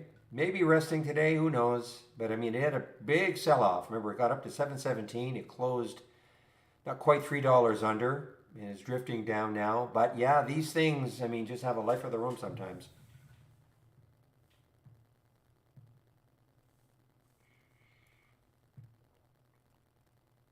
No, of course there is no guarantee. There's no guarantee, of course.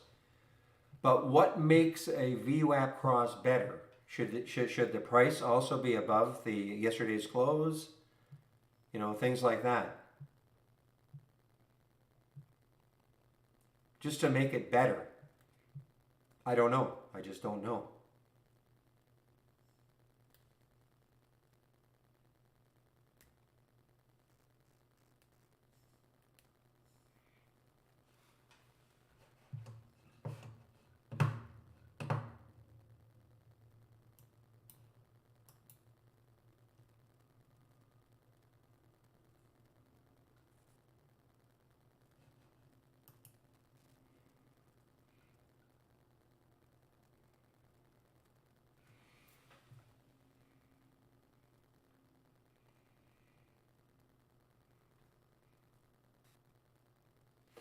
Hey guys, I know I'm nagging at you on this one, but keep an eye on a 20 break on this ALLG. Wow, like there.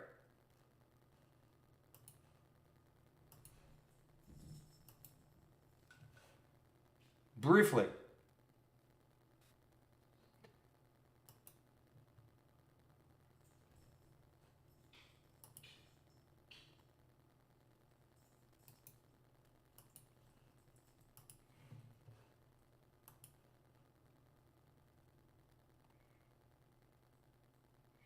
Just flirting right now with that 20, guys. Just absolutely flirting with it.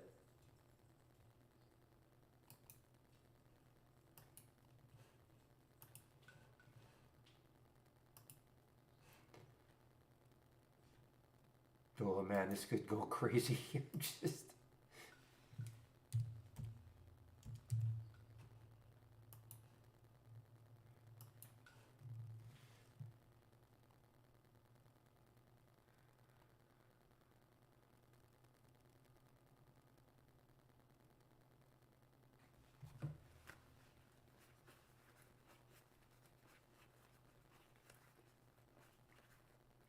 that's an alert though, Vicky, right?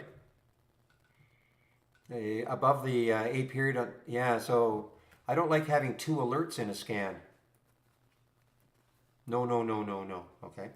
No, no, no, no. Oh, so I said alert and you said yes. So it's the filter. Okay.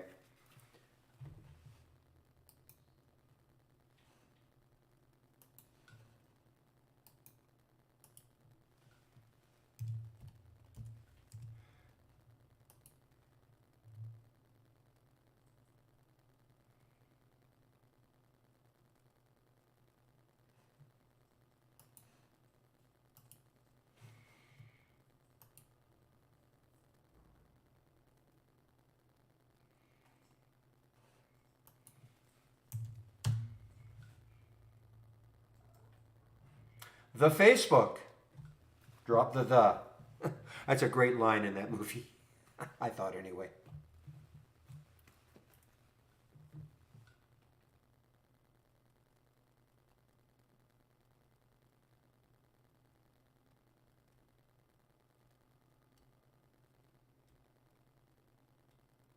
So how is this different from what you gave us? Because every stock I see here is right at the VWAP. There's the alert, 2542. There's the VWAP. I put the VWAP column in here.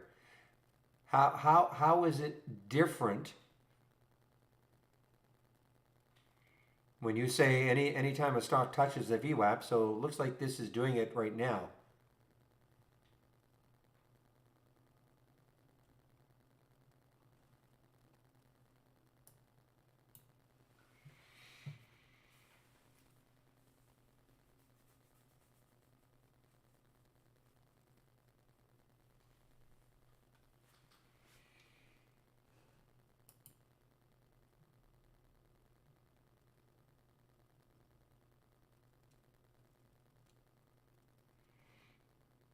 Yeah, it was a great line in the movie, I thought. It was just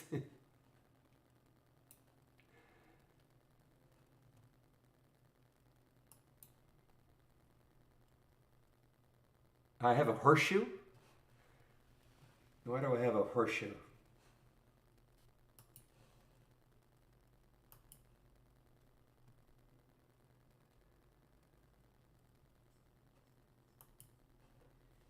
Well, let's load yours, Shady, and see what the difference is.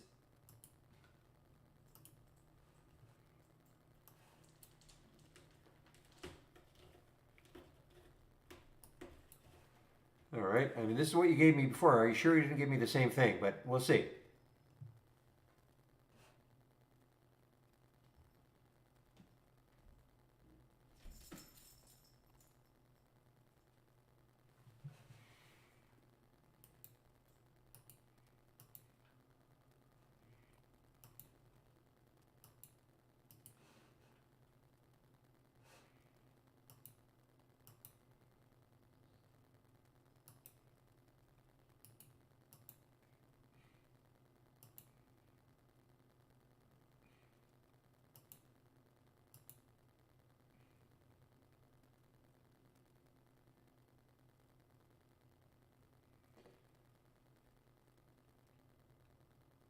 Come on.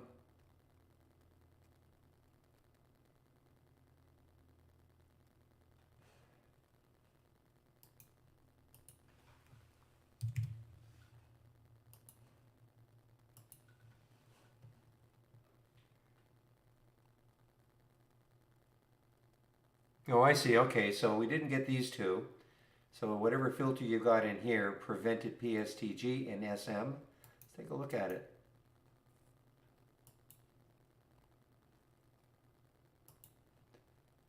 Okay, you've got 200. Okay, so there of course is my big difference. Okay, so you've got the range. Okay, I like that. The range is at least 100%. Okay, and above.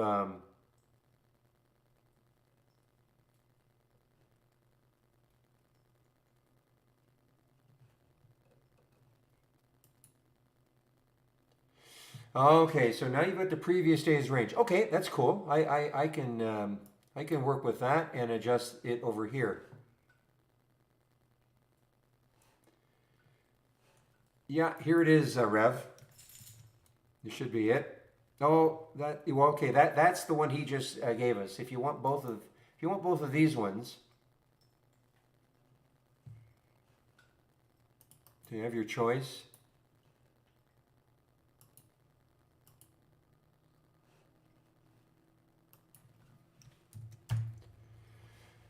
Okay, so the second link I put in are these two. Okay, the first link I put in is this new one with a little bit of extra filtering in, which I like.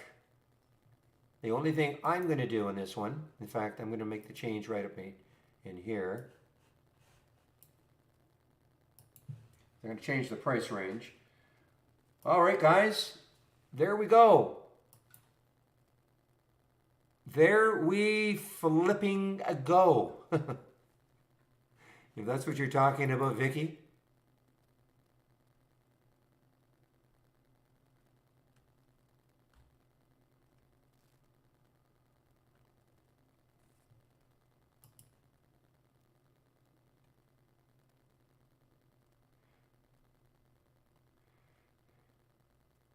Still don't know what you're talking about, but that's okay.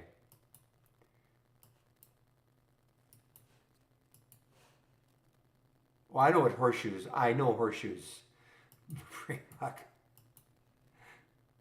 Okay, guys, sorry about this. I'm getting excited here with that other.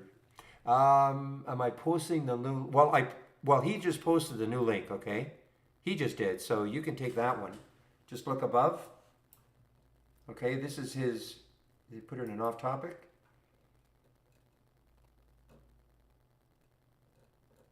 Maybe he put it in stocks only.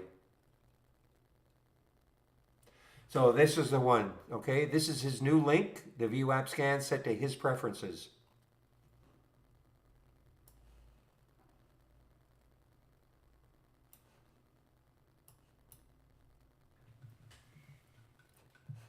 So what I'm going to do,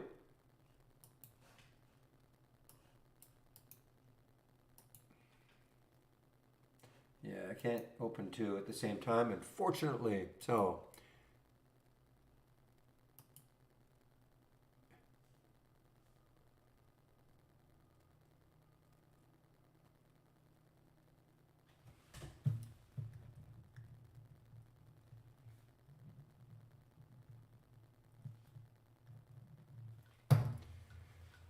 and guys, I'm telling you, if it takes out the high, don't be surprised if it keeps running. Okay, if you took that one on the 20 break, great. But if the ALLG takes out the high, don't be surprised if it keeps running.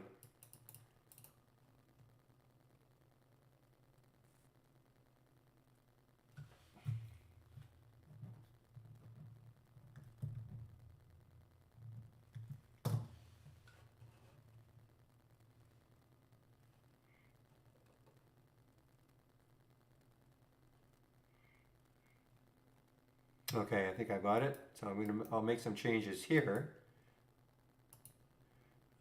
Yeah, so I'm gonna definitely change that price range, say to 50. I know you had it 05, 05. I'll make it 05.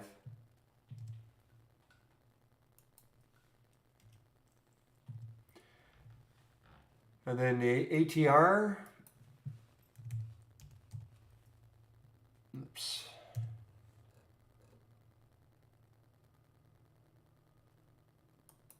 Oops. So that's 100. And then position in yesterday's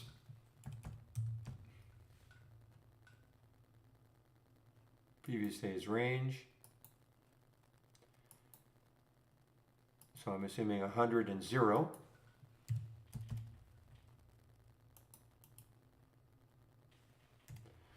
Summary.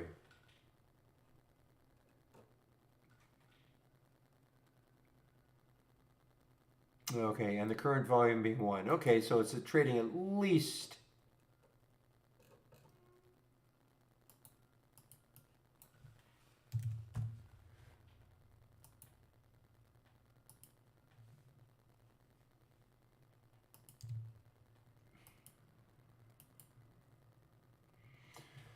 all right, let's see what I get.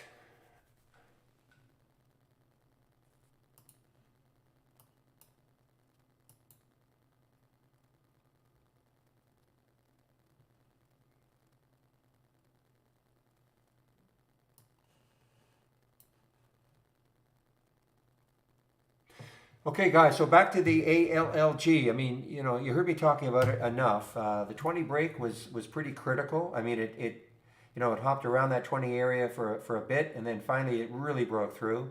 Up to 25.50. Have I taken some profit? Of course. But I'm telling you, if it if somehow it gets up to this high right there, which is what, 23.91? I'm going to stick an alert at 24.05. You know, you could just see another enormous run. I'm not, no guarantees, of course, but, and it's up to you.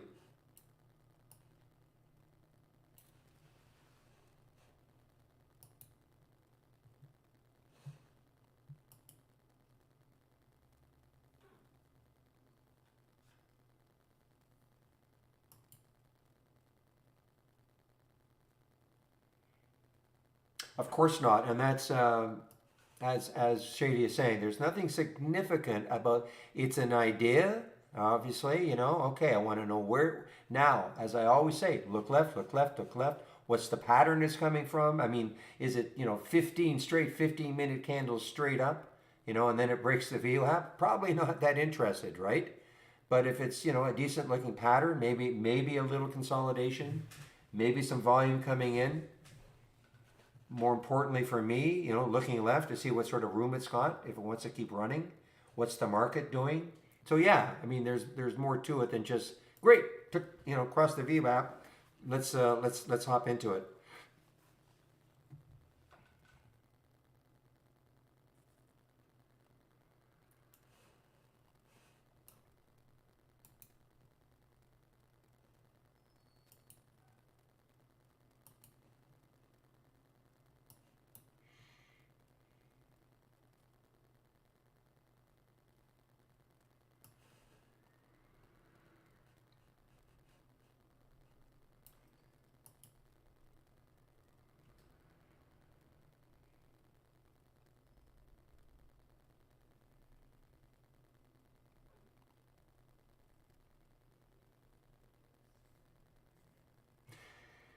HDSN. Why did it drop? I don't know. Let's take a look.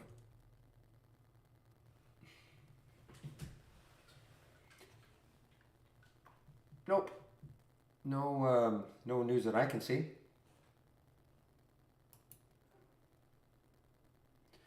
So this showed up on Zach's bounce scan. I am done for the day, guys. I'm just going to try to manage this algae and see if I can hold on.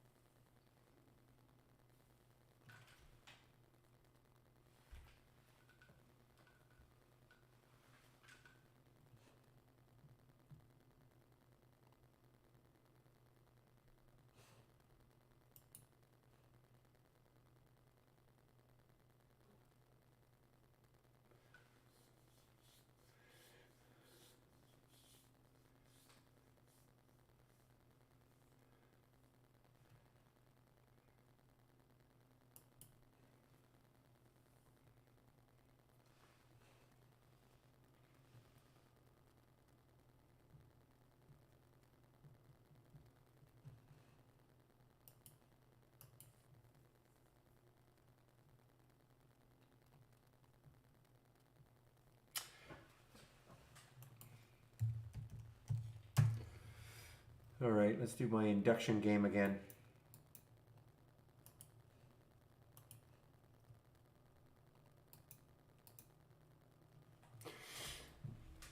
All right, guys, so it is now 2:37, so I'll be putting myself on mute around around 3 o'clock. The room will be open until 3:30. So one last look at my home page, okay? Torture you with that.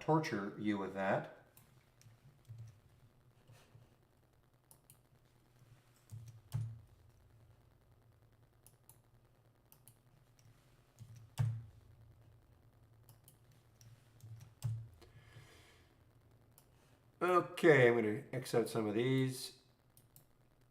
Hopefully I don't shut down the room. Okay, clicking on my home page link. This has been changed now, yeah. So here's the old promo code, 15% off. It's not that much different from the 20. You click on Get Trade Ideas, and we have 4 plans. Annual monthly premium standard. Apply the 15% discount to the annual. Takes it down to what, 1,800, 1,700, and 850, I guess. The monthly, 118, 228, less the 15%. Remember, discount's only good for the first month if you maintain a monthly plan. At any time, though, if you want to upgrade to an annual from the monthly, we'll honor the 15%.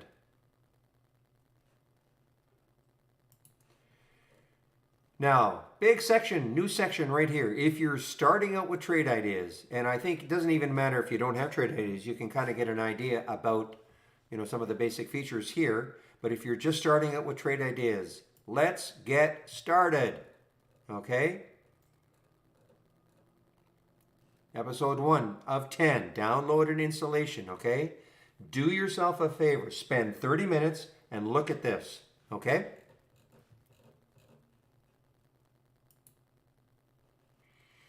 Trade of the week is sent to you before the market opens every Monday morning. I do a stock of the day video at noon Eastern, and all the other education is here. The user guide. So you want a detailed explanation about the alert windows and top list windows, etc. Alerts and filters, sound alerts, how to create sound alerts. The stock racing right here, a couple of videos, text explanation of what it's all about, okay? The Market Explorer, except for the last one, all is covered here, okay? The explanation of what each one of those Market Explorer scans is looking for. Plus, full table of contents, all searchable, okay?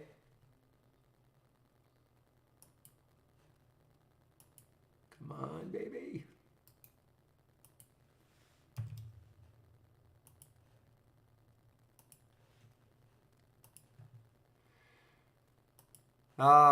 The introductory lessons, that's probably worthwhile. Just, if you want just a really quick and dirty. What is a top list? Build a top list, alert window, create alert window, okay? Very easy to explain. It's all text-based. So, daily support. So, Chris will be in our YouTube room at 3:30 to 4:30 when I shut down the main room, okay? So, he'll be in our YouTube room. He's there Monday to Friday, 3:30 to 4:30 Eastern Time. All the webinars, you can sign up for them here. Back to basics, new to trading. Please take a look at this little series here. Michael Noss at Trade Ideas created it. Starts off with, what is a stock?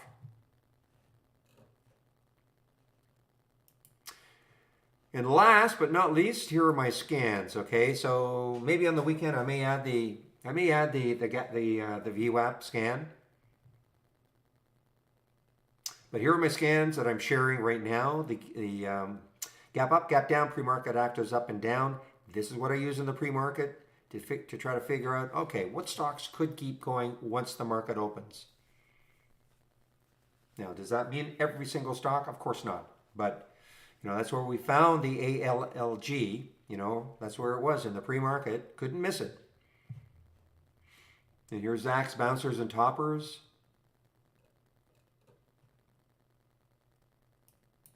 So a lot of information here and here. Save my link. Then you can look at this anytime you want.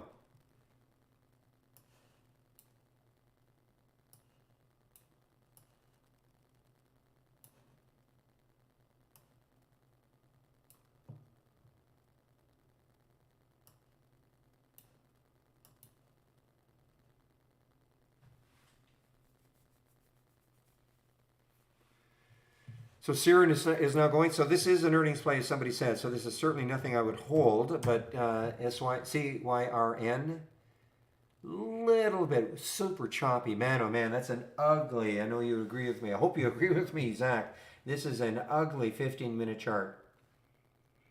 Up, down, up, down, up, down.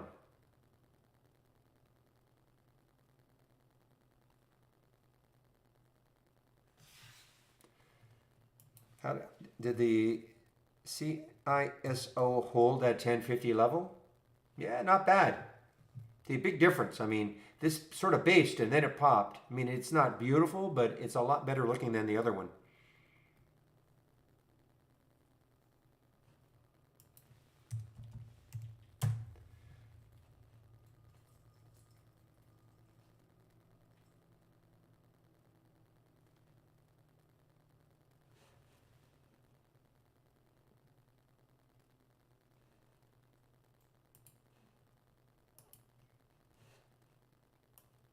Look at all the alerts I had for ALLG. Use the price alerts, guys. I mean, it's, well, in fact, I think it just triggered. Just as I was closing it down. Yep, there it is, right at the top here. Use the price alerts. Simple, effective. Don't have to stare at a chart all day long.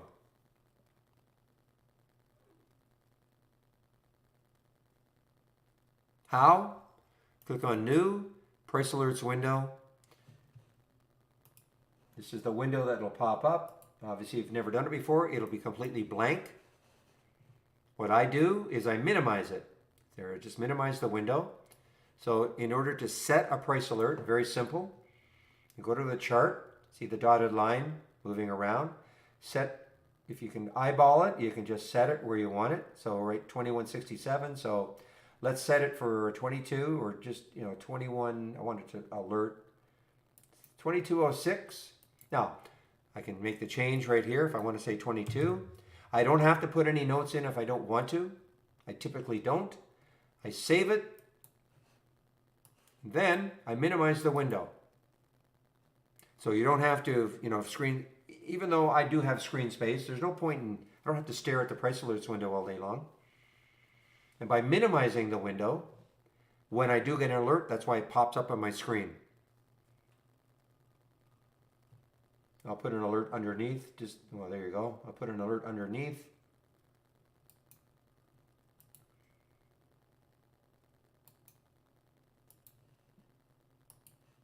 There, you see how it popped up? It hit 2143, it moved up a little bit, but now it's at 2151. See how it popped up on my screen? I sort on the triggered time column, so I'm always going to see the last alert right at the top. I put a sound alert on it also, actions. I use the same setup as you would with an alert window. I put a sound alert on it. Why? Because I sometimes wander away from my computer. And so I've got my headset on and I can just hear that alert. So super simple to use.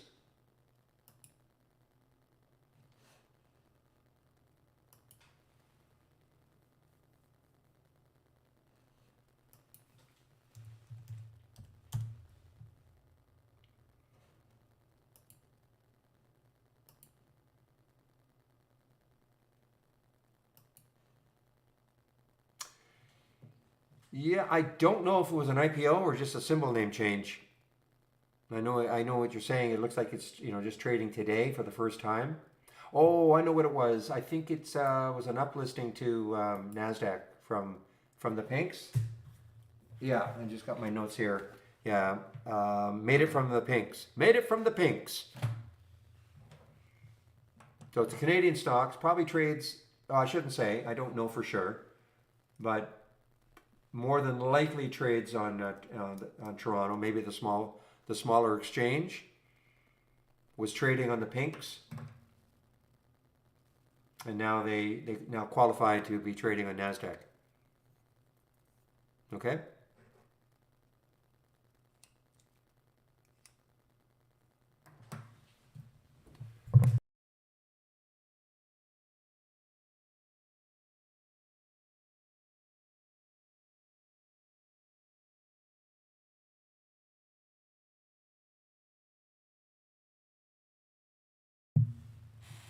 Now, I shouldn't say that it was trading on a Canadian exchange. It's a Canadian company. Maybe it was, always just on the OTC. I don't know. But at any rate, they made it to the big board.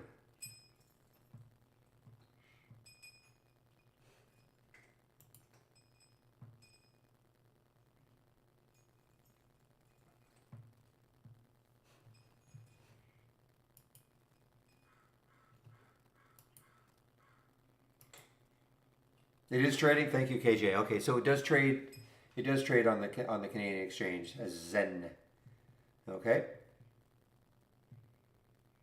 So it was a dual listing, OTC, TSX, but they managed to obviously meet the requirements to get trading on NASDAQ.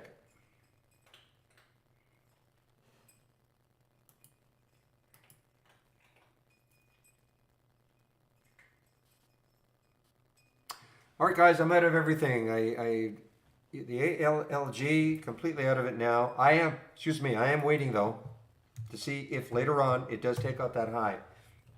And this might be even interesting after hours if it does. So, but I'm out of everything now, which is good. I'm just getting set to put myself on mute.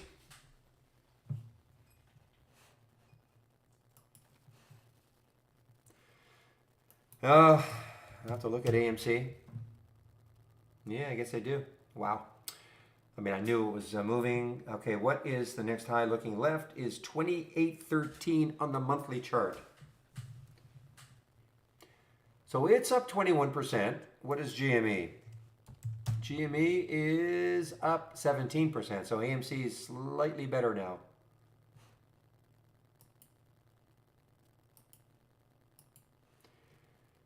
Thoughts on IMPP.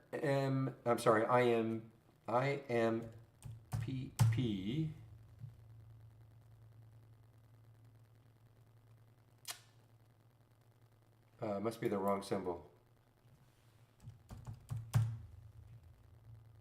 You're talking about IMMP?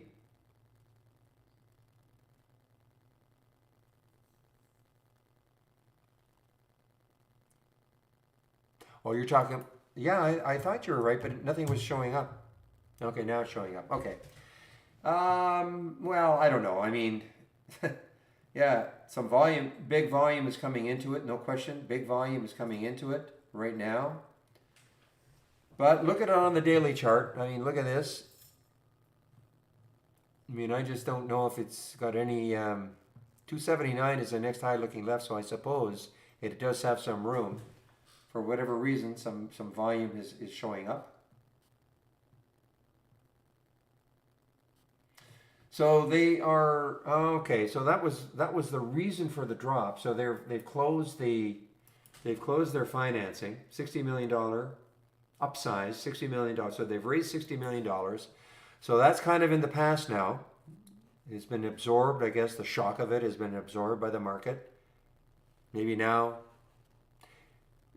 Yeah, it's not an oil play. Well, it's an energy play, I suppose,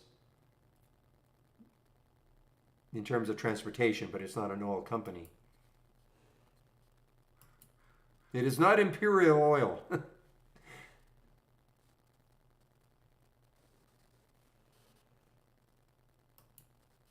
So maybe, again, it's the shock of the financing. The stock got clobbered.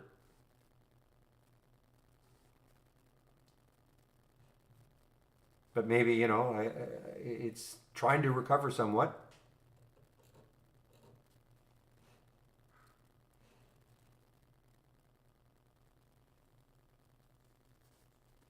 And it is a low float, 12.5 million in the float. Though with the financing, if it is dilutive, I mean, obviously some shares are going to be added.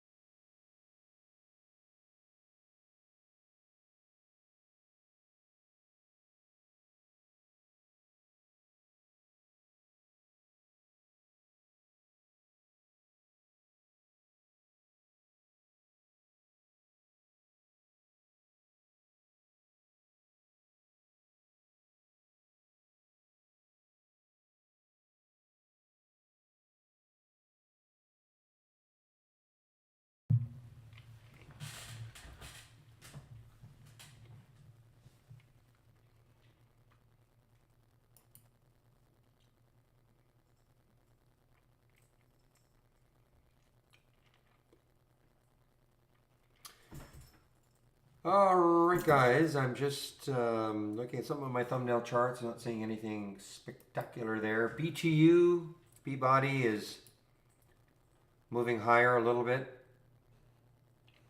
but I'm done. So what I'm going to do is just going to put the announcement in. I'll hang around till 3 on the mic. I'll just get the announcement in now, though.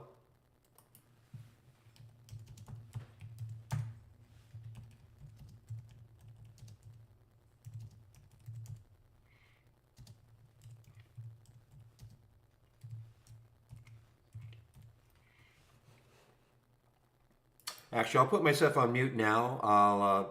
If I have to get back on the mic, I will to answer a question. Otherwise, I'll just put myself on mute now.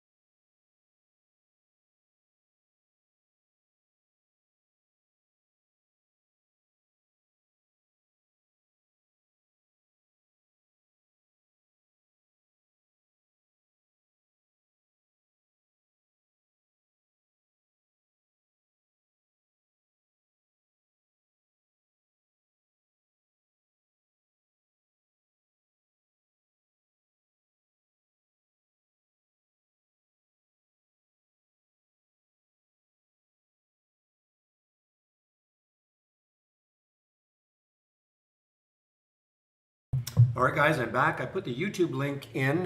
Chris is not there quite yet. I'm just waiting for him to show up. So I put the YouTube link in. You want to head over there when he gets there. Should be there in less than a minute, I would think. And I'm just going to get my script together. Thanks a lot for all the help today. Another wild day. Let me get my script together.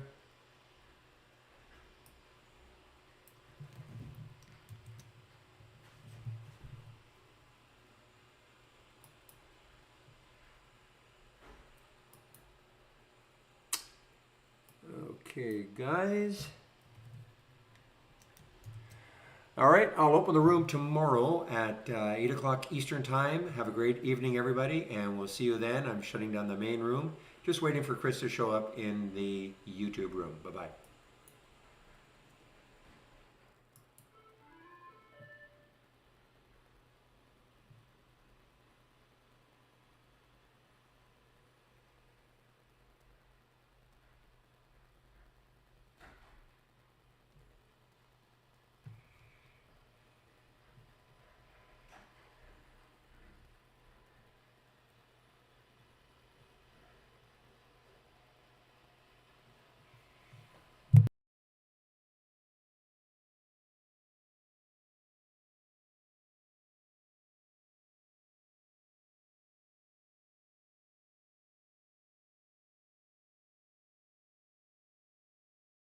Okay, Chris, thanks a lot. I'll shut my mic off now and I'll stop my streaming. Have a good hour.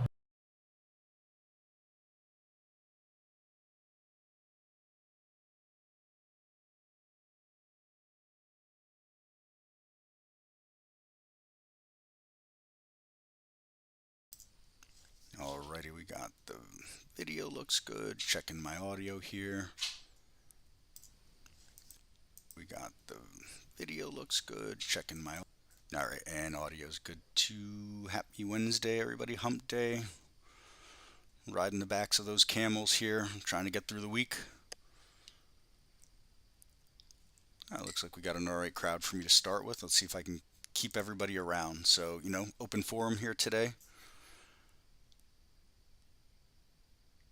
Come one, come all with the questions. Got a chart of ALGG up there. Has me crying in my soup. I missed that $10 alert today. That would have been a nice one to have. But, whatever we want, we get talking about it here. Question about the scanning, races, single stock windows, compare count windows, alert windows. Fire them away for me here, folks. Let me know what you got. I was teasing, I don't know if it was yesterday, I was teasing about the strength alert picks here. Let me see, let me duplicate this and bring this over here. So here's these are the strength alerts from this week: WWE, GBT, ARCO, FTNT, and GDY. Not looking too shabby here so far. We had a slightly down day Monday, a slightly up day yesterday, and a slightly down day again today. When we're looking at the relative big picture, that's why I'm using the word slightly. And so far we're looking good on these strength alerts this week. And I was messing around with these great picks because I'm the one that actually did the strength alerts this week. Although I didn't do anything, I just picked the first 5 stocks that were in the strength alert scanner on Friday evening after I wrapped up here, and that was it. So. But, one of those things that has me interested here, thinking when we had a trending market, a real nice trending market, the strength alerts blew everything out of the water, that scan in general.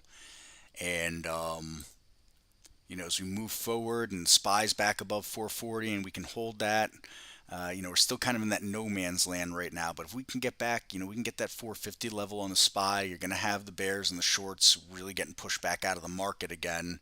And while this has outperformed the indexes so far this year, you might see it really start to blow them away into the, going into the the second quarter of the year here. So anyways, just food for thought.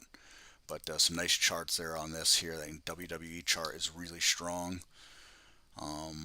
Here's where here's where the call's made Monday. Here's yesterday, Tuesday. Here's Wednesday. We start clearing this area here, and we're looking back at the highs of last June, possibly. GBT, same kind of idea, very similar chart here, and we can clear this area. Once we're going to looking back at the highs of November last year.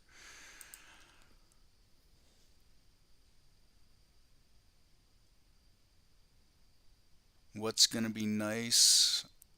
ON with some low volume at the moment. I don't know. I'm not sure what you mean by that there, Bebo, with the O/N. This Arco chart, if it could get some volume, I don't know if that's what you're referring to. If we get some volume into this, that would be really solid. We have this real nice volume here, some solid volume last Friday. If we can get a little more volume to start pushing us up through this here, percentage-wise, could end up being a good one. Oh, some nice overnight volume. Yeah, it's so funny that you mentioned that, Bebo, because I watch the futures at night a bit, and at one point I was like, is my Thinkorswim app broken? 'Cause that's what I use to watch the futures at night, and oil didn't move at all last night. Oil's been trading like a meme stock recently, and the same thing with the ES and the NQ. That wasn't moving at all the last couple of nights. So, I think a lot of people are sitting on their hands, waiting for things to develop as they do. Again, so here's Monday, here's Tuesday, here's today for FTNT. Not too shabby. See if we can't continue to push up on this here. So it's Monday, that's Friday, so we're up above the entry price still by a couple of bucks, not a ton, but again, if we can get some movement here, be real solid. And then look at GoDaddy here, so there's Friday, so we're still up above the Friday price entry level, and again, not a bad looking chart there. So anyways, I just, while everybody's kind of giving me the silent treatment in here, and like I said, the strength alerts themselves, I mean, there's not, the work is done by the algorithm essentially. So let's see what else was happening. What do I think of SSRM? SSRM, isn't that a mining company? Gold, right? They used to be classified as a silver miner. They moved back to a gold miner. I think that's a really great pennant forming, actually. Let's bring over a drawing tool here. You've got this really nice kind of run up here, and you've got this pennant forming right now, right there, this bull pennant. And, above this line in that bull pennant actually looks pretty good. I haven't been paying attention to what any indexes are doing really recently. Look back on this here. Oh, I said I was going to do something. I'm going to do it right here live. Say goodbye to my indicators. Goodbye 20 SMA. Goodbye 8 EMA. It was nice knowing you. I'm going to leave the RSI and the multi-period low for 20 days. That's it. We've done away with indicators. Why is that still here? EMA, remove. Save. Done. Alright, there we go. Nice clean chart. Look at that. That's beautiful. I'm going to leave the intraday ones for my intraday trading. But, look at this line. Look how important this line is here. Going back a year and a half, I guess. What is it? Yeah, a year and a half. Coming up on 2 years, to be honest.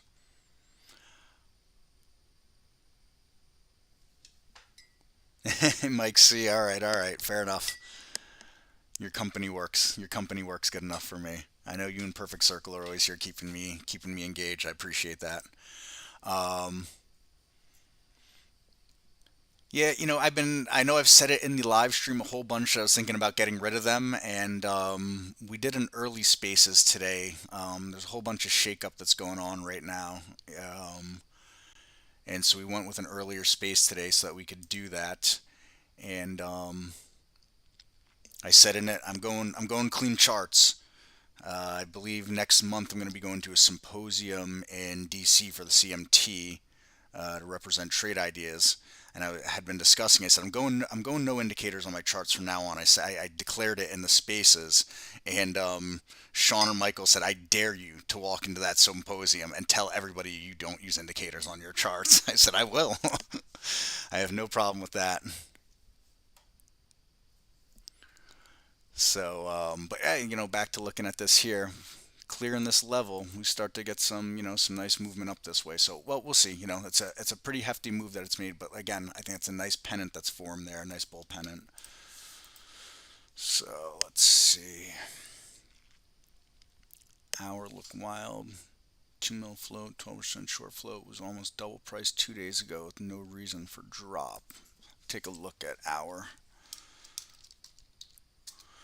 The hours go by. Interesting. Mail order houses. Interesting.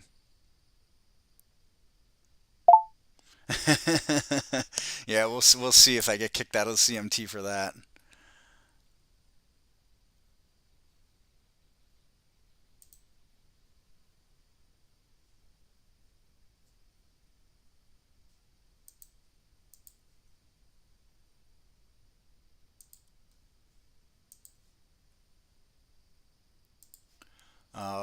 Yeah, I don't know about this hours. There's not a whole lot on this chart to go off of.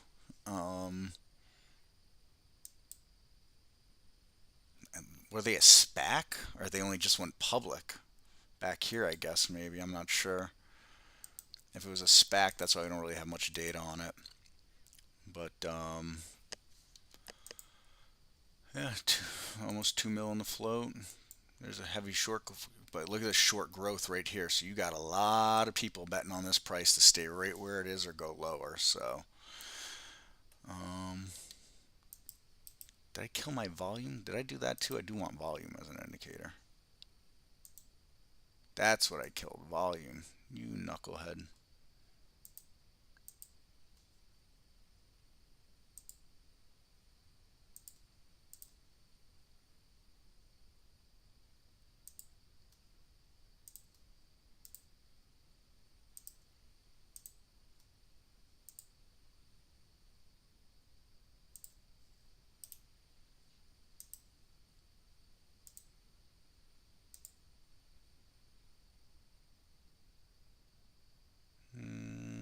Where the heck is volume?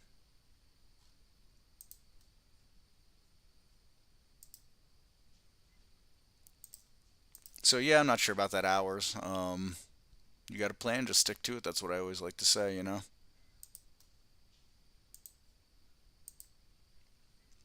What else is going on around the market today? Oh, I don't like that color at all.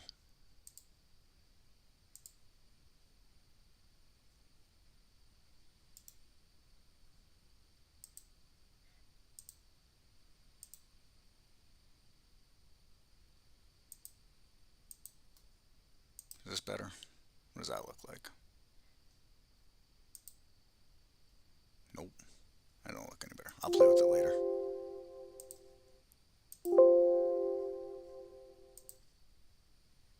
There we go. That's better.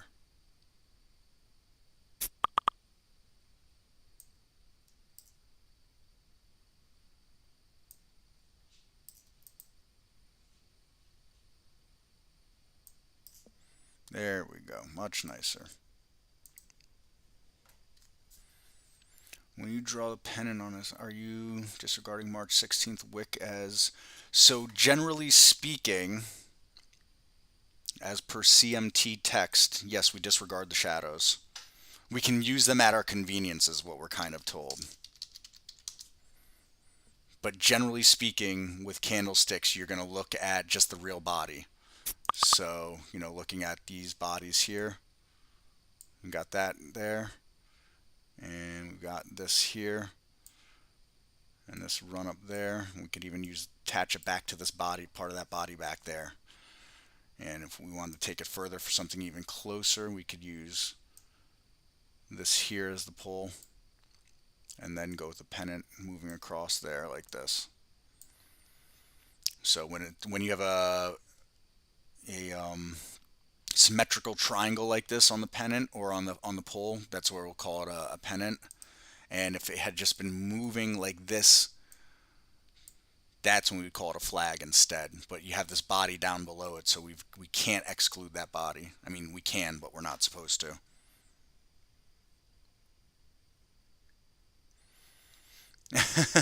It is, I was talking about that with Sean and the guys earlier, how slow it is. I mean, look at look at the volume here on the SPY, not SPY. I mean, look at that. I don't even know if we're going to cross 60 mil shares traded today. I guess we'll probably see 5 more mil traded in the last few minutes. But look at the volume coming off right down here. Look at that volume. I mean, and I discussed this a couple of weeks ago, I think, too. I feel like it was a couple of weeks ago, how, we've continued to see this down move in volume overall anyways.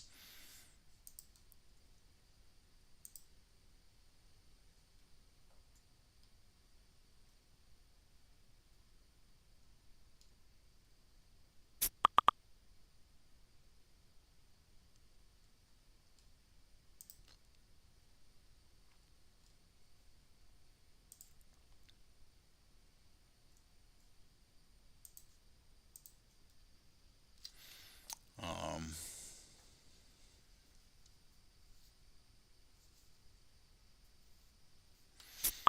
yeah, a good deal. That's, part of the, a big part of the reason why I did the CMT is, like I said, we've all got agendas. My agenda, part of my agenda is keeping you all here as Trade Ideas subscribers, and keeping you here means you have to be profitable. And so, um, Trade Ideas has made an investment in me with the CMT, and, put that knowledge forth here into the platform and helping people the best that I can.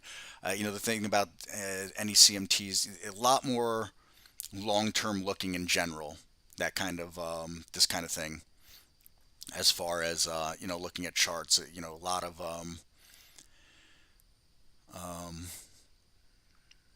a lot of longer term trends. The biggest thing is learning Dow theory. I guess everything seems to revolve around Dow theory no matter what. But this is, we were talking about this earlier here. We're in this kind of pocket right now. We bounced into this pocket. It was never overly violent selling. And what I find interesting is the biggest volume days are the green days, essentially. Look at that. It's always interesting, worth noting. Back here, the biggest volume days were the red days. Look at that. So, take these pieces of the puzzle. I'm in the camp that no new developing news will have us continue to grind back higher again. For now, anyways, and that's no reflection of what the actual economy is doing, inflation or anything like that. But it starts to become one of those things. People that have money to put to work, where are they going to put it to work? Where's everybody going?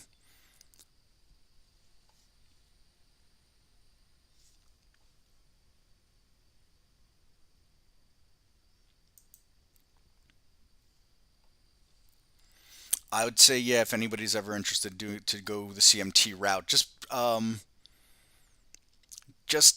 allocate the proper amount of time for it. That's what I would say.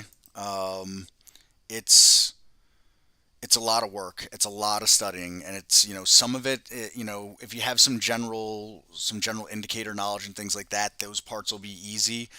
But when you start getting into having to calculate EMAs and things like that, and knowing calculation of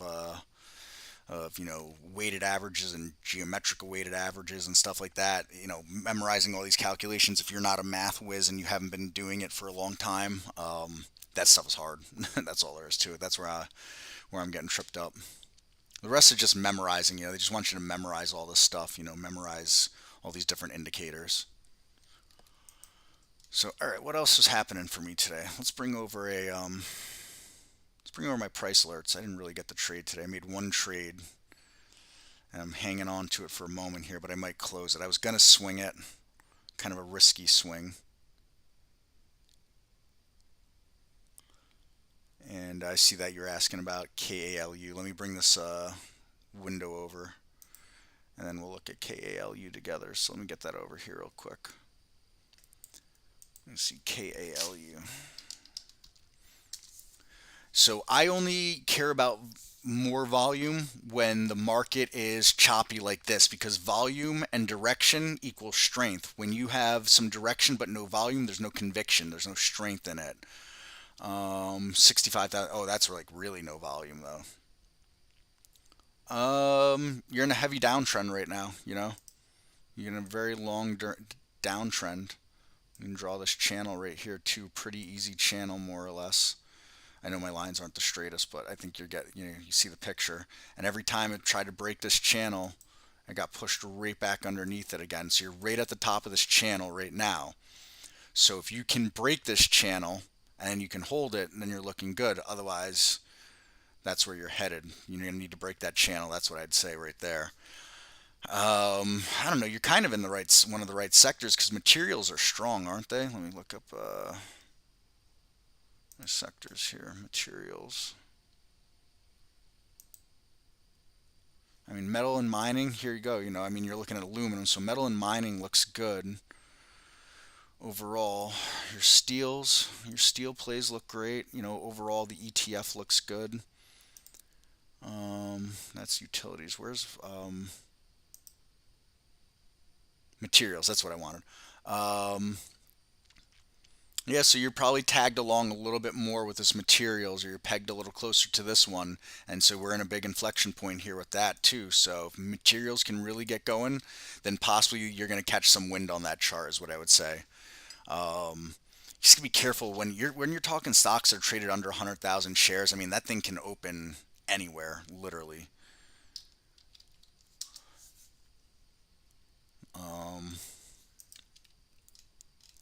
Taking a look here. Nice $10 swing over the last 1, 2, 3, 4, 5, 6, 7 trading days. You got an $11 swing, $12 swing, something like that. So this thing can definitely swing on you. Obviously, look at these candles here and where you're going in these candles. So I just, you want to adjust and share size for that, obviously. But the chart isn't a bad looking chart. Sometimes you see really thinly traded stuff and the chart just looks like total garbage, but this actually is, the chart itself isn't bad looking in that regard. You're just, you're caught in this downtrend after a nice run up. I'm curious. Let's look at a longer time frame here and see what the bigger picture is. All right, so you were very flat for a very long time on this. Essentially, there's, you have this uptrend, and then you got this long trend here. I'm guessing that's COVID. Bounced hard out of COVID, come back down to revision to the mean. So yeah, all that channel right there. Now we see that channel on a heavier move down right there on this weekly chart.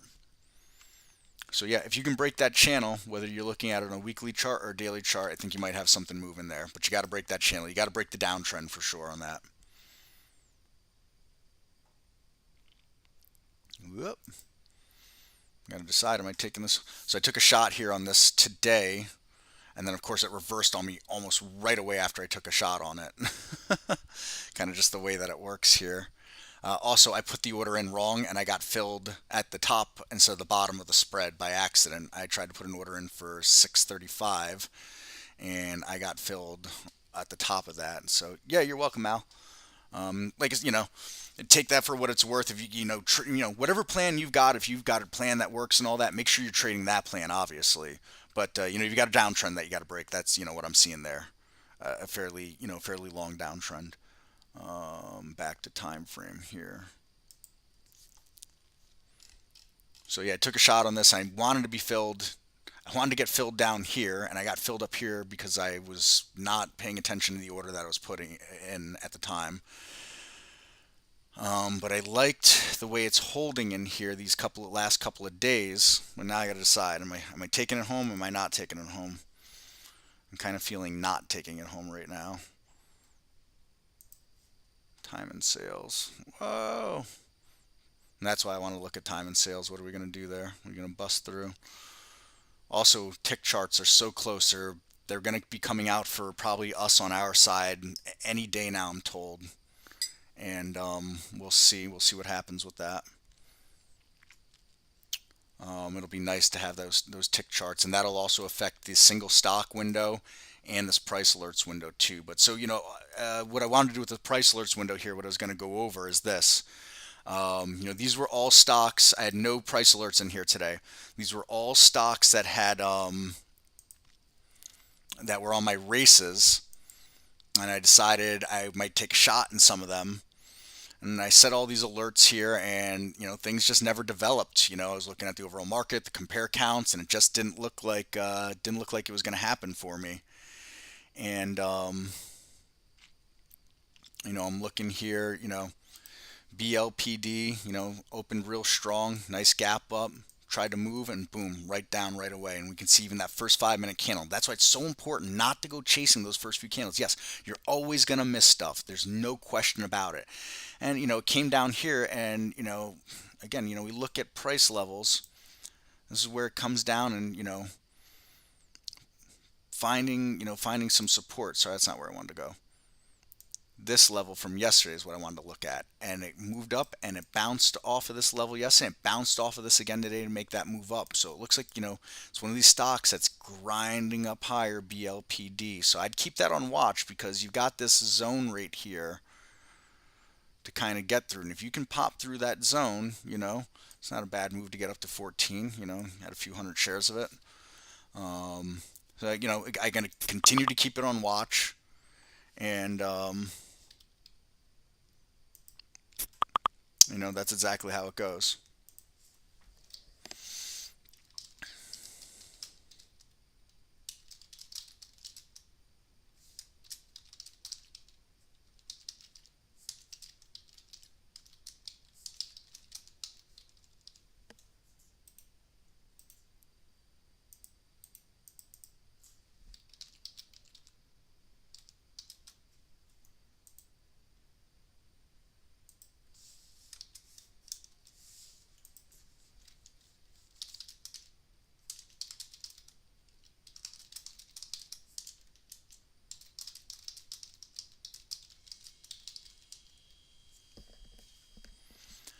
So anyways, that's what I was doing today, setting these price alerts, and everything just, it didn't have strength to get through any of it, and they all opened real strong.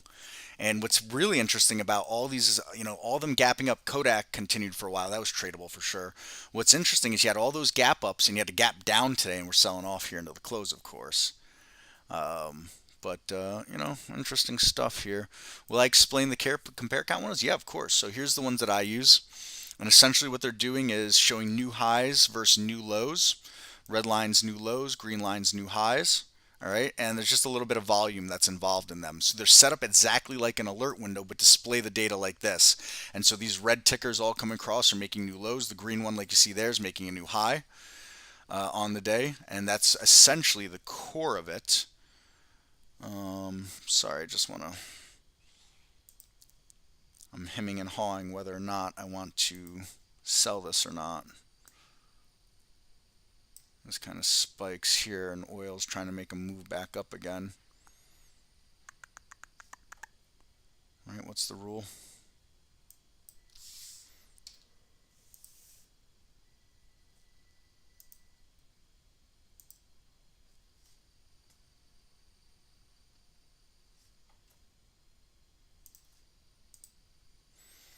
I'll put an order to sell a little in and see if we can't catch the bid. So that's what the compare count windows are doing. Let me bring this back over again here. And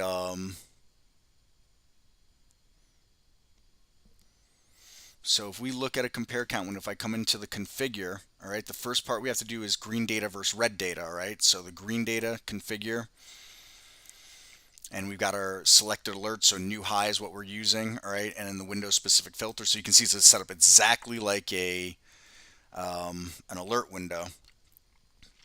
And we've got, this EPS hack to keep the ETFs out, distance from market filter here just to keep out bad prints, and then we're market cap, we're cordoned by market cap. So that's the other secret sauce in this, and that's really it. Very, very simple.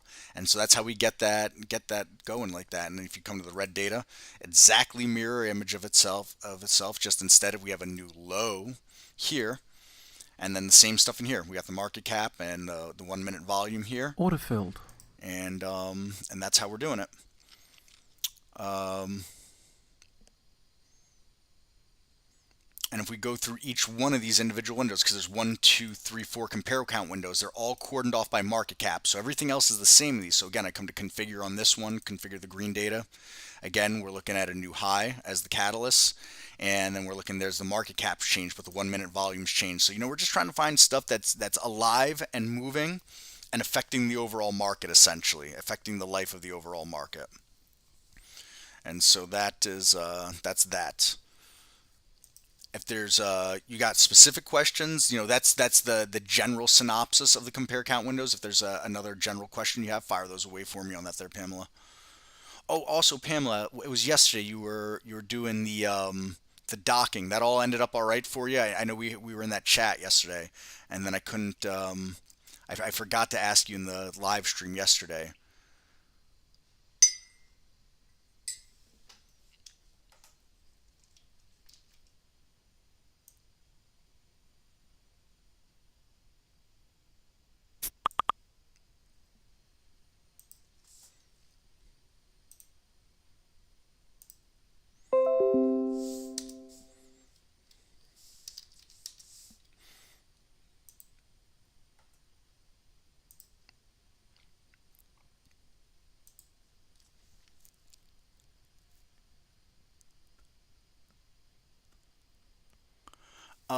This here, I use it as more of a what's going on during the day indicator, Pamela, I would say. Um,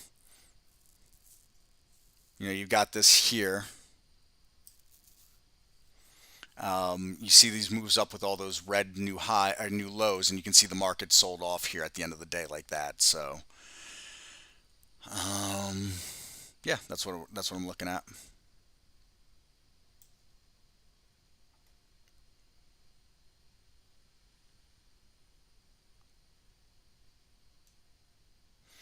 Volume equals conviction, not conviction. Conviction and confirmation. That's what volume equals. It's the only real-time indicator we have besides price. So what volume is telling us right now is people are unsure. They're uncertain. That the falling volume means everybody's not sure about where we're headed right now or why we're headed there.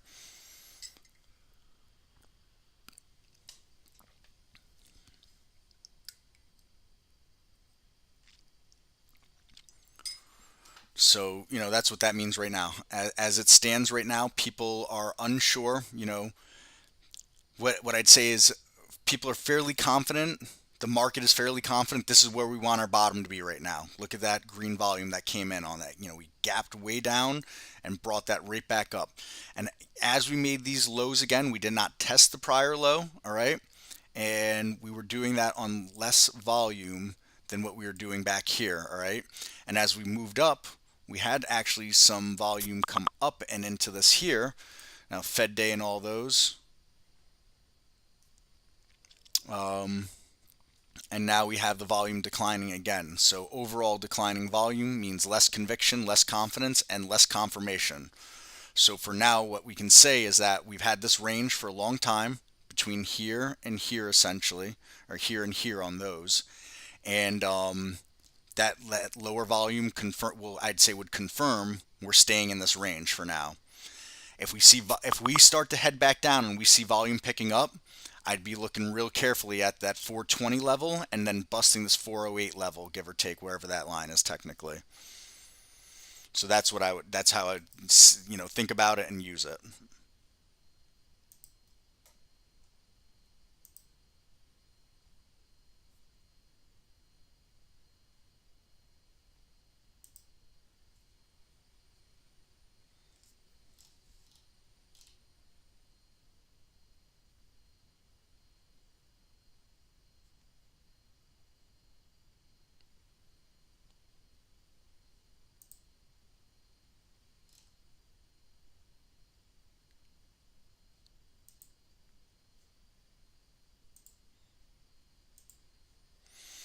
So the docking, I'm working on it, but will you go through one more time? Can get like ME to go into tabs and then I pull up the top list, but it doesn't dock. So yeah, pull up an ME. So here's an ME window. I'm guessing when you say ME Market Explorer and right click, and we could duplicate it into any of these docs. I think one of the important things for people to do is make sure you label your docs so you know where it's going to. So like you see this says charts up here, this says scanning in single stock window here.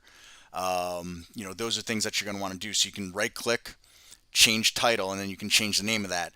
Then when you right click any window, you can duplicate it into the specific doc that you're wanting, or you can duplicate into a new doc window overall. All right, so I'm just going to duplicate that into a new doc window, and I'm going to bring it over. So I duplicate it into a new doc window, and there it is in a new doc window. And then I can keep duplicating it into, see it says Pro New because it's called New up here. All right, and I can change the name of that, make this easier. Change title, we'll just call it test. All right. And we can keep, oops.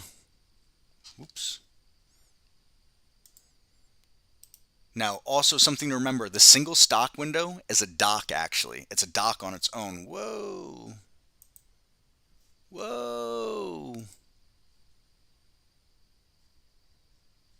Is that doing that on real volume?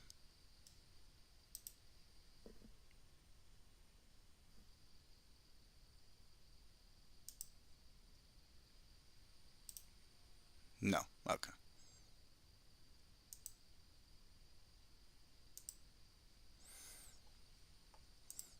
So where's that doc again?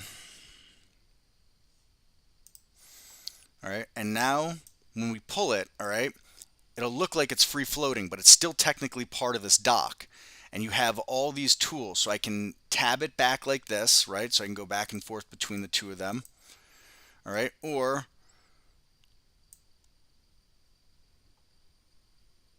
I can bring it in like that, and so it's its own little section like that. Or I can, again, I can pull it out, and I can, make them even on the sides like this.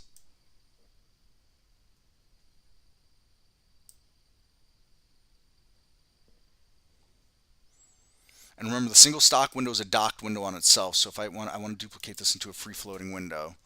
All right, so here's a single stock window.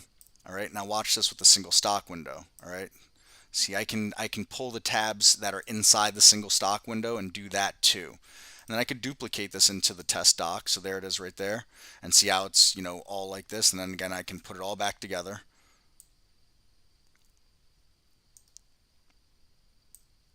And so the single stock window is all back together again. There's the strengths. And I can pull the single stock window out and I can bring it over again. You just hover it over the section of the tool that you wanted to go into.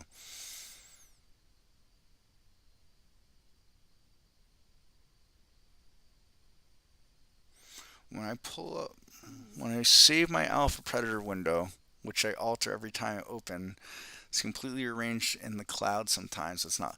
When you're opening it, Michael, where are you opening it from? Are you opening it from your cloud or are you opening it from the channel bar though?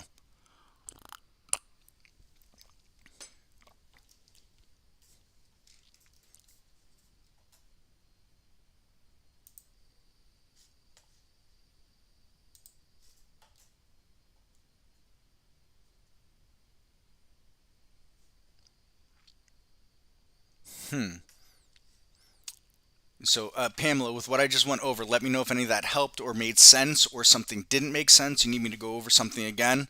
And I'm going to start to pick away at what Michael's asking here with that. Okay, so after you save it to the cloud and you've got it arranged, do you...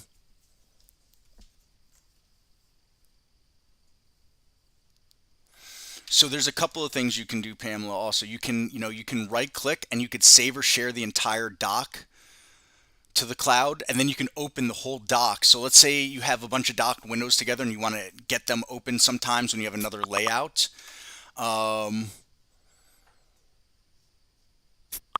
You can just open that docked window through the cloud like that. So if you can save it a few ways. You can save it as a layout or save it as a docked window, and that the docked window gives you more versatility for opening it while other things are open. So like watch this. All right, if I go save or share to cloud and test doc, all right, and I've saved it. Now I've got my regular layouts open, right? Get rid of all these extra windows here. And if I go to File, Load from Cloud, and I open Test Dock, you'll see how it opens all that right here. And so, it's like you can have, it's a way to try to get multiple layouts, but it has to all be in the same dock to open it like that.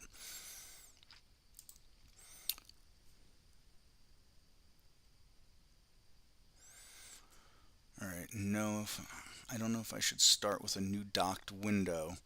That's what so I would do this, Michael. I would, open the channel and then maybe dock everything into a new window on your own and do it like that, and then save that dock like I just showed there. If you have multiple monitors, you can't save multi-docks like linked together like that. It won't save as a dock. You can save it as a layout, but then you have to open it as a layout instead of a docked window. So like if you have multi monitors, you can go save or share to cloud here, and then you can click entire layout and it'll do it as a layout, but then you have to open it as a layout. So that's where, if you've got the only other thing you could do is you can save multiple docked windows as docked windows, and you can open them individually. You could do that too. So like here, we could do this. So we could just pretend if these were different docks and I wanted to incorporate them into my layout. So, I opened one and then File, Load from Cloud. You can open a second one. All right, so if you had multi-monitors and you wanted to have multiple docks that you can incorporate into a layout you're running during the day as is, you could do that. Save one set of windows in a dock on one screen, one set of windows on a dock on another screen, and then having them docked like this makes it easy if you need to shift or move anything as well. I'm still trying to figure, Michael, what's going on here for you. What asks you if you want to save it? Because there's two saves, remember. Like if I go to Exit Trade Ideas and it says, do you want to save layout? That's a local save. That's not the cloud. That's going to save it in the local section.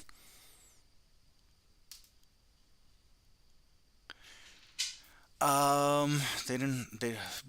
might have removed it. Let me see. I know they're going to archive things, and because they're going to consolidate the channel bar.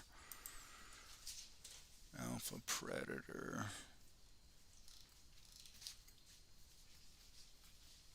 Right, so it's not there.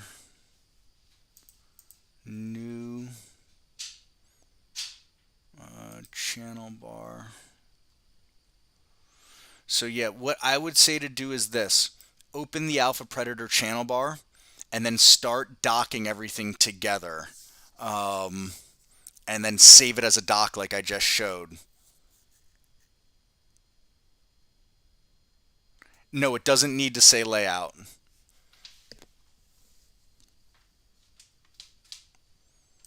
So like, I just had an epiphany. I wonder if I can do this.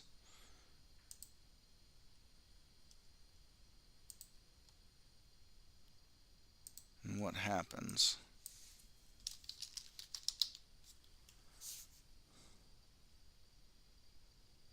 So you see how you have all these check marks here.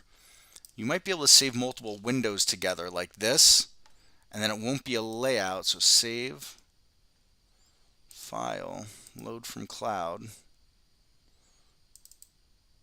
Testing. Interesting. I just opened all those windows from the layout without it actually being a layout,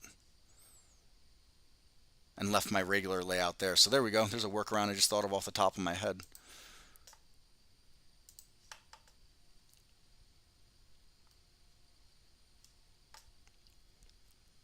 So you could do that too, Michael. All right. So you can open the Alpha Predator channel. All right.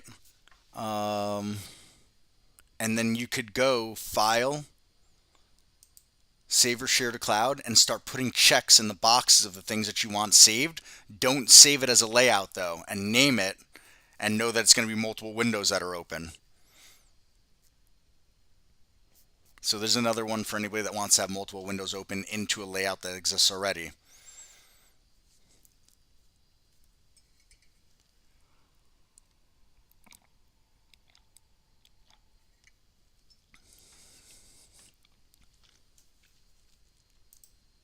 See, again, you guys helped teach me something today.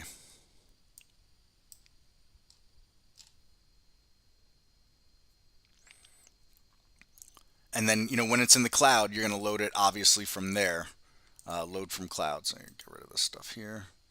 My cloud needs to be cleaned up very badly. Whoops.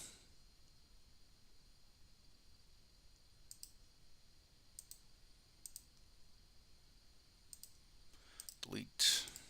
Delete.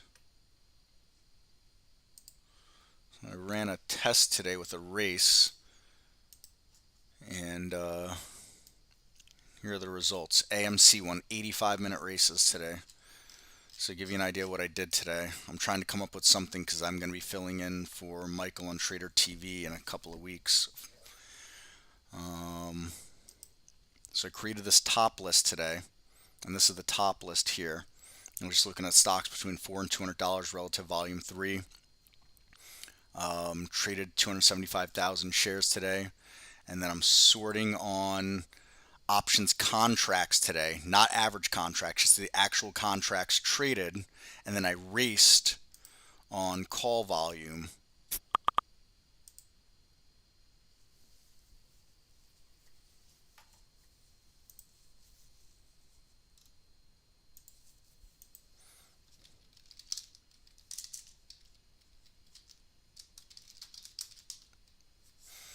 And so here you can see raced on call volume contracts today, and AMC dominated today's races. So very interesting stuff, but I want to come up with a way to use these options to show stuff that's going on under the hood.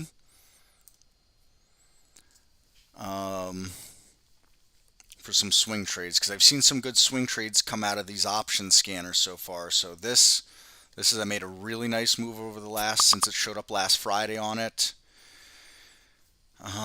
There's something, a few other ones, I can't remember what else I've seen in here. That's why I try to not let my layout go out, because I want to keep this stuff to look at the end of the day. Curious about life. I think that came through, yeah. This is one that I'm going to keep my eye on. So earnings is behind, but look at that options volume today. I mean, that's insane, that options volume. Is something going on? Does someone know something? I mean, I don't know anything, but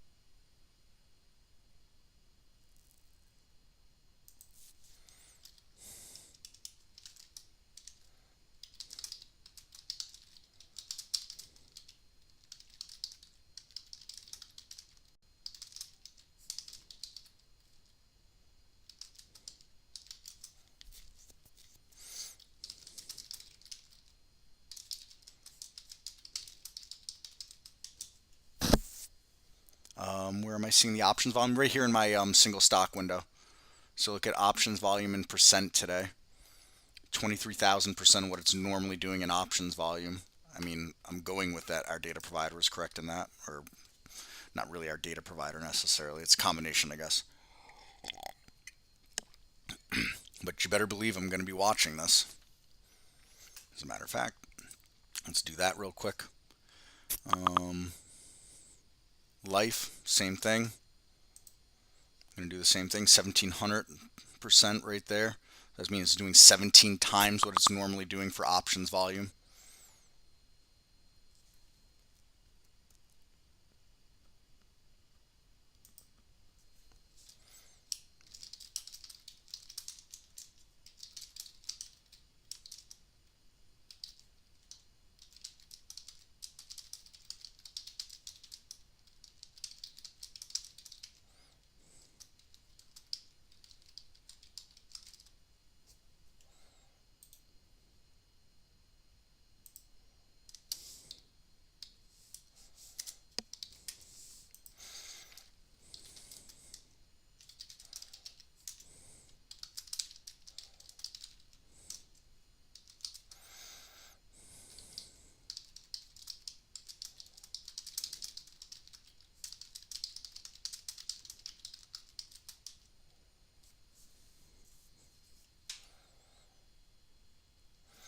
So again, that's what I did with that scan. I've got some ideas I'm going to run for tomorrow. Here's something else that I learned about the races, which is pretty great. Once you establish the race, you don't need the top list anymore to do anything with that race. So the top list now lives in this race actually. So if I wanted to change this race completely, I could come to configure and I can change the top list right here, but I don't have the top list for these races at all anymore. I mean, they're in my cloud, but the races hold the top list now within themselves. And so even if I change the base top list, I was keeping the base top list behind here. I got rid of them now. So if I still had those base top lists open and I changed the top list, they won't affect this race actually.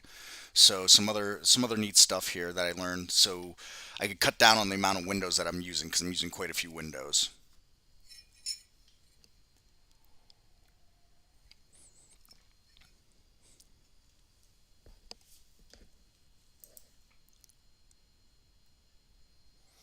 So some more food for thought there for these windows here, and so I can really kind of limit the work on my machine.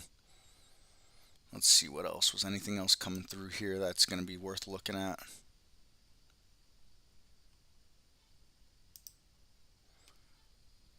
Oh, look, this is doing 15 times its option volume, but on the downside, so making looks like making a really serious low. So maybe someone who's looking at shorting things might like this instead. And I don't know. I look at these things, and who knows? Ooh, that's a really ugly looking chart there.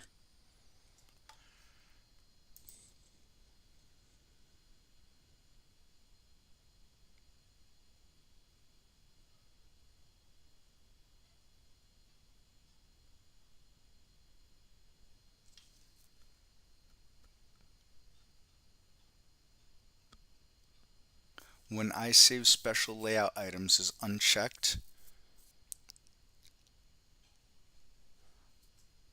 Um, what do you mean by special layout items?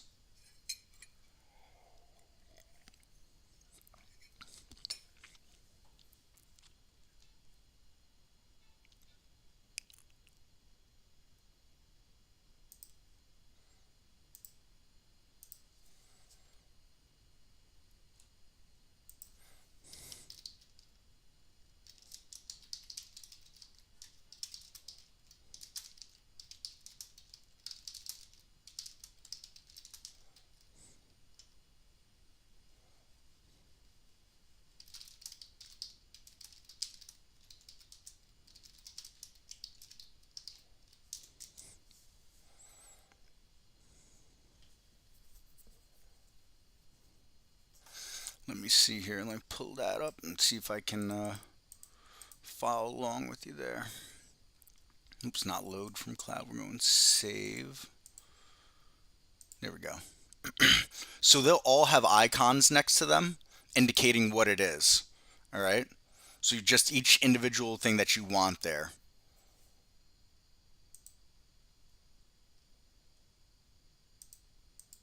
And if they're in docks, it'll do the whole, at first it'll grab the whole dock when you click it. So you see how these are in a dock actually. These are the compare count windows. So CC windows, and it has a D next to it for dock.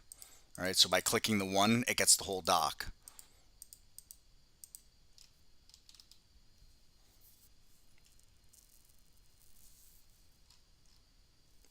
Oh, special layout items. Holly, that's what that is. So that's going to be Holly. That's what that means. See how it came up as Holly right there.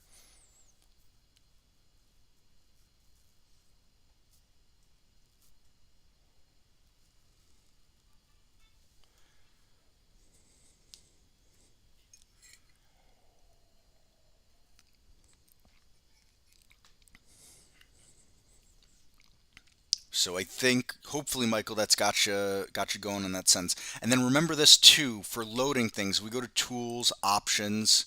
Now I never use it and I never seem to have a problem, but other people seem to need this checked always open relative to main window. For whatever reason, I don't know. Um, I never have that open. I save my layout. Generally speaking, I save my layout whenever I'm exiting trade ideas. I save the local layout, so that's what loads when I relaunch trade ideas. And I've never had an issue with it landing into the screens because I have three monitors. Really, I just kind of use two for trade ideas, but I've never had an issue with landing there. But I know that some people need that checked for some reason. I don't understand why. I guess it'll have to do with the monitor setup is the only thing I can figure. What do you recommend for spike in options volume, catching something that received an instant surge of action calls and puts? I would say you're going to want a top list. Personally, I think you want a top list. And then, see, we can't catch spikes in options volume necessarily because we're just looking at, contracts traded, versus average contracts traded and put call ratio and options volume.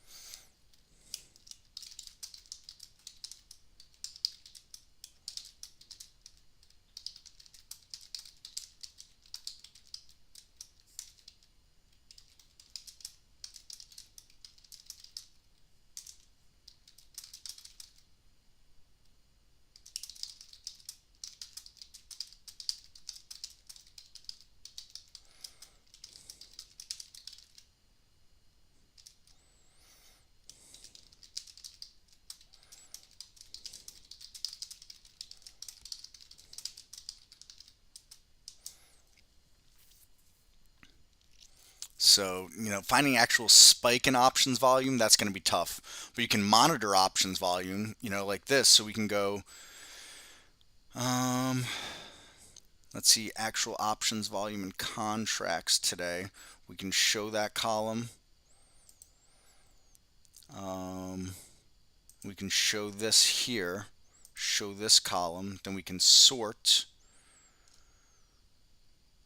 on, we could sort on the contracts themselves.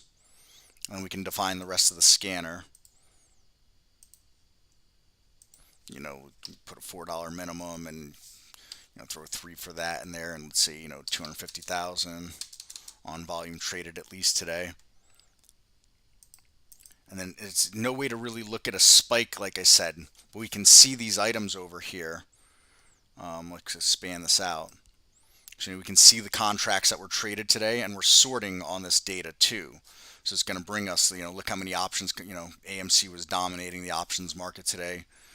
And then, GameStop was, quite a bit behind actually, and still, towards the top of that. And so that would be my suggestion for you there.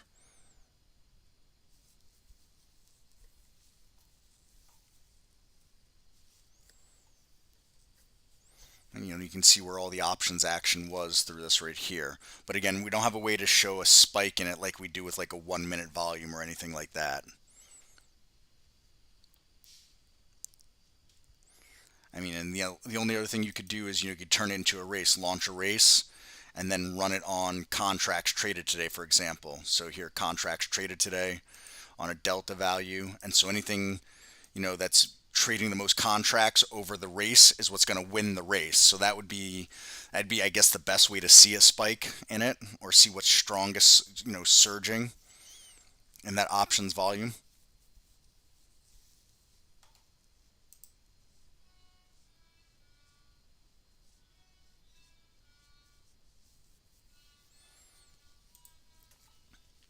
So that would be my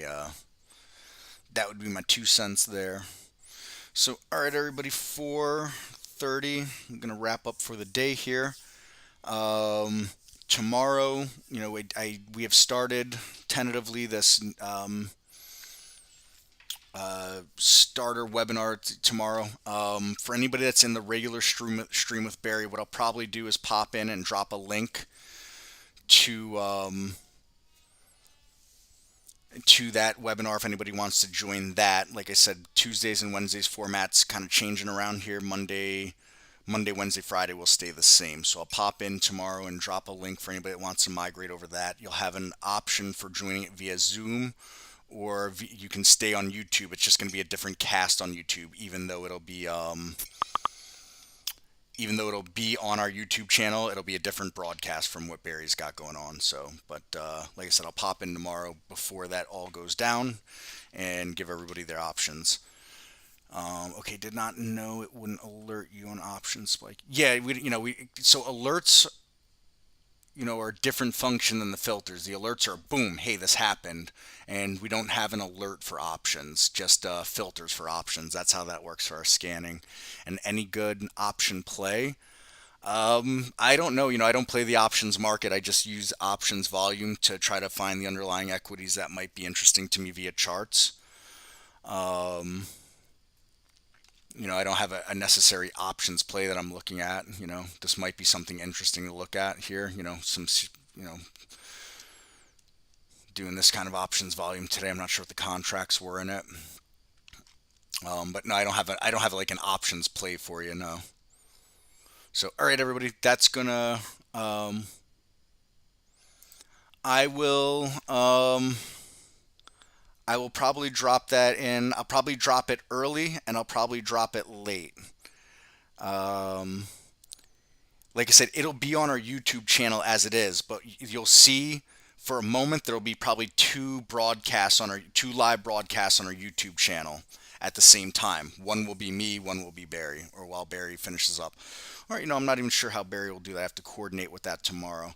The Zoom link I can probably drop earlier for you folks into the chat. So that's what I'll probably having to end up do. And I'll probably drop it into the YouTube chat a few times throughout the day, the Zoom link for tomorrow, Pamela. So keep an eye there. You'll see me, I'll pop in my regular account here that you're seeing there. So, all right, thanks everybody. You all have a wonderful rest of your Wednesday evening or afternoons, wherever you happen to be in the world. And like I said, I will catch you all back here tomorrow. A little different format going on moving forward for Thursdays and Tuesdays. All right. Thanks, everybody. Take care. And